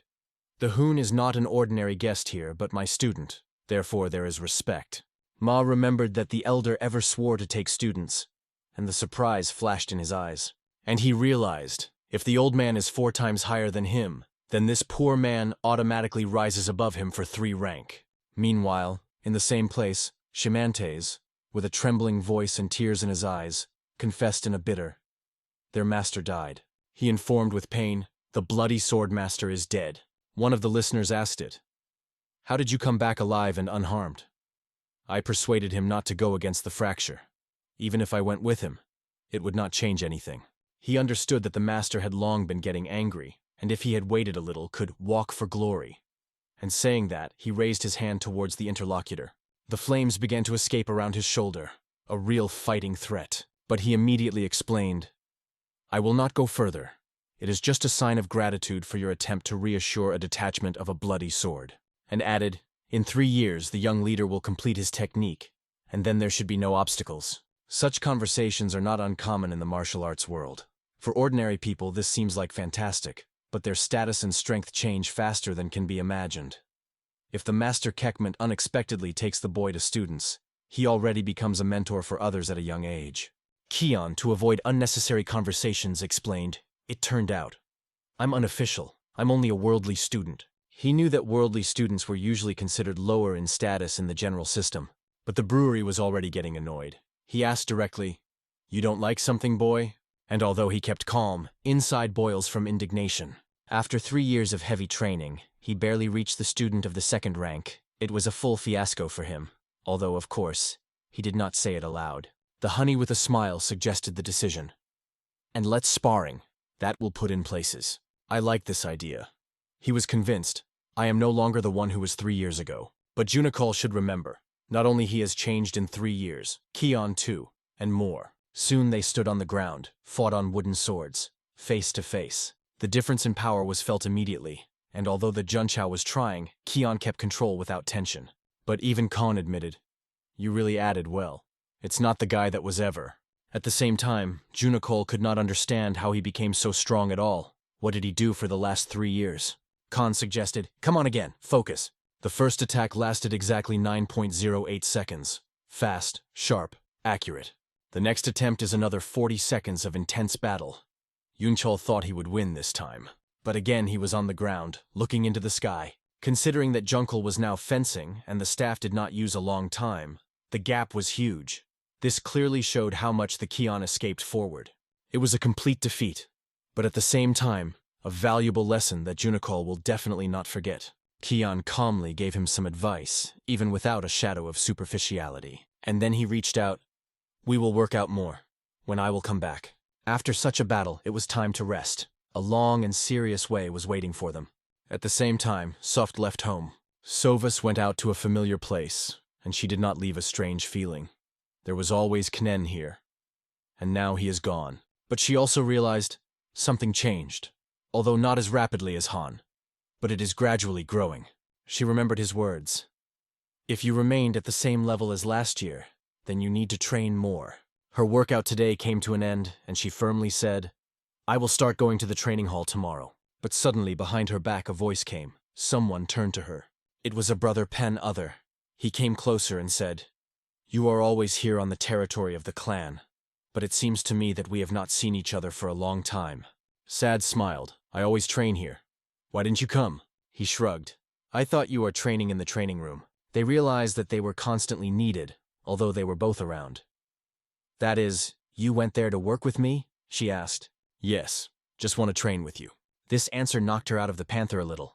She slightly blushed and asked, "Why? That's what with me?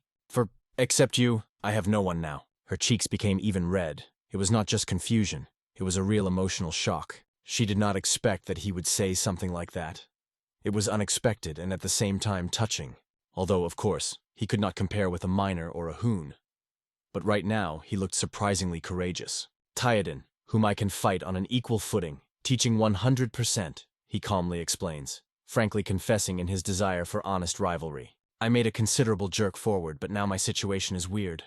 For the subordinates I am already too strong, and for mentors is still not enough. None of our warriors are no longer a rival, but looking at Senbei, I see that they are far ahead. How much you didn't think? You alone have similar skills with me." Sokv became unfortunate. She hoped for warmer words. From the realization that only about training, she took her from a quiet but evil disappointment. Her sudden, like a lightning, a blow to the stumble of him suddenly. He did not expect that the girl would react with his fist, not a shy look. "Your chats about equality?" she made, the harsh boredom. And in her eyes the fire of real combat excitement broke out. "You want sparring. You will get immediately." She leaned sharply, not giving him a word inserting. He just managed to whisper that he was not yet ready to resist. "And the enemy, you think, will wait for you to prepare?" Cut off the sewing, already moving into a rack, ready to prove its point of view. Meanwhile, in the province of Henan, travelers go to the main avenue of the community of the Stanikov. It is difficult not to exhale the captured wow. After learning about the arrival of the elder, the local students lined up, bowed, and the choir greeted him. For them it was a great honor and a rare event. The elder answered every short nod, noting that all present in accordance with the hierarchy were inferior to him at least one rank. At the sight, they met a whole and a sank. It has passed a lot of time from their last conversation, and respect in views remained unchanged. The elder heard that these two are the highest rank in the community, not taking into account his himself and the supreme head. The curiosity was mutual. The views of the masters immediately fell on the teenager nearby. "Isn't the Hakin Vagrun?" they asked, carefully evaluating the posture and a calm shine in his eyes. The smile of the elder confirmed their guesses. "Yes, it is this guy, the music student from the clan Nagan, for whom Shaolin is already preparing the test." The masters did not hide astonishment, but the elder seemed that this respect was too cool for guests of this level. They justified, "They would never despise you." But the old man explained that he was not about him, but about Han. "You are subordinate chapters, and he is a student therefore, according to the hierarchy of Kion, your senior," the elder emphasized. Hundreds of apologies sounded at the same moment. The air was filled with bows and shutter clothing on his knees. The old man only laughed slightly in his beard, as if secretly tasting the situation from which others were red. "Thank you that they overcame all the way." The guests of the Dragon Branch, Chone Shining, bowed to Khan and his companions. Kion answered with a slope. There were minds and a will, watching the ceremony carefully. "Go up, do not lean so low," the head said gently, with a gesture inviting them closer. "How could I not come?" "Now I partly belong to your community," Khan replied. What I immediately liked the head. He explained that although the workers look like a wandering, their home lives in a strict discipline and a clear code. Kion confessed that he had not yet heard about local canons, and asked to personally familiarize him with the rules. "We only have one rule," said Chone singing, and silence fell in the hall. "Honor justice is the whole dogma that keeps the scattered travelers together." Some people whispered in surprise. "And that's all? Only one rule? We looking for underwater stones?" It was this simple commandment that made the community of the Foxes one of the strongest and most respected factions of Marima. Then the head appealed to Han as a representative of the martial arts faction. "Do you know why we are generally called a faction? After all, the community of the workers could easily be considered an opposition, an independent force." "Do we have the right to call a faction of martial arts?" Han, without hesitation, replied, "Because you value justice and morale. One day my grandfather told me," he began. Martial arts without justice and spirit is not a warrior, but an ordinary avenger. There are many people who do not have combat skills but remain worthy. Hearing these words, the head for the first time really realized why the will of the will was lonely, just to wait for this guy. But Bravasti only waved. But I was not so lonely. Simply, well, demanding in the choice. And then the head decided to talk to Han alone. Did they go deep in the path when Khan asked, "Is everyone in your community so creative?" He just laughed. "You know what is the most difficult in asking?" And then I stopped and looked into the eyes. "The reason I brought you here. I want to convey to you the history of martial arts. Yes, the story itself. Because not everyone is able to hear it, but even less, to pass on. I will not repeat, so listen carefully. It's not just a story as a testament." And then the head began to tell scripture. There was a story that changed the whole generation. The technique of the sword conscription, although the basis of training is considered staff, in such a long history could not be no fencing techniques. However, the head understood. The technique of possession of the sword should be transmitted together with the technique of the soul of the divine dragon. But Khan has already mastered the depth. Now, there is a risk of unwanted side effects, so there is no choice. He must understand alone. The head asked, "Did you realize that Kudzi is a cruel technique used to punish evil? A mighty energy that warmed the air around." The head looked and did not believe in his eyes. Did he understand the essence of Kudzi's technique? Just hearing the description? But Khan just got amazed. "Oh, I'm a little distracted." Then he calmly said, "Can I show? I want you to check if I understand everything right." And holding only a wooden sword in his hands, Khan waved him. He rolled a thick tree and also hit the second one, which stood on. How to describe the facial expression at this moment? Shock, awe, and surprise, mixed in one. For the first time in 30 years he saw the perfect reproduction of Kudzi. Technique lost during devastation of a demonic cult. In his eyes, Han was now extremely similar to Muhongvig's elder, a legend whose shadow lived in memory. And of course, Bravasti could not miss this scene. He followed everything from a distance. The scene made him smile widely, though he was worried about the head to intercept the student at the depths of his heart. A few days passed, and they finally arrived. The three stood in front of the mountain of Sunshan, the middle mountains among the 5 large ones. Due to the fact that the head followed Han all the time, their arrival came out later than planned. Then Chi-Wol explained, "I go right in Shaolin." Kon asked, "What do I do?" The old man was silently pointing to the top that hid behind the clouds. It was the highest point of Mount Sunshan, a place where only the boldest leads. He said, "You have 6 days. Take the things I left on top, and then come to Shaolin. And if you do not cope..." The smile disappeared from his face. "Come to a hard punishment."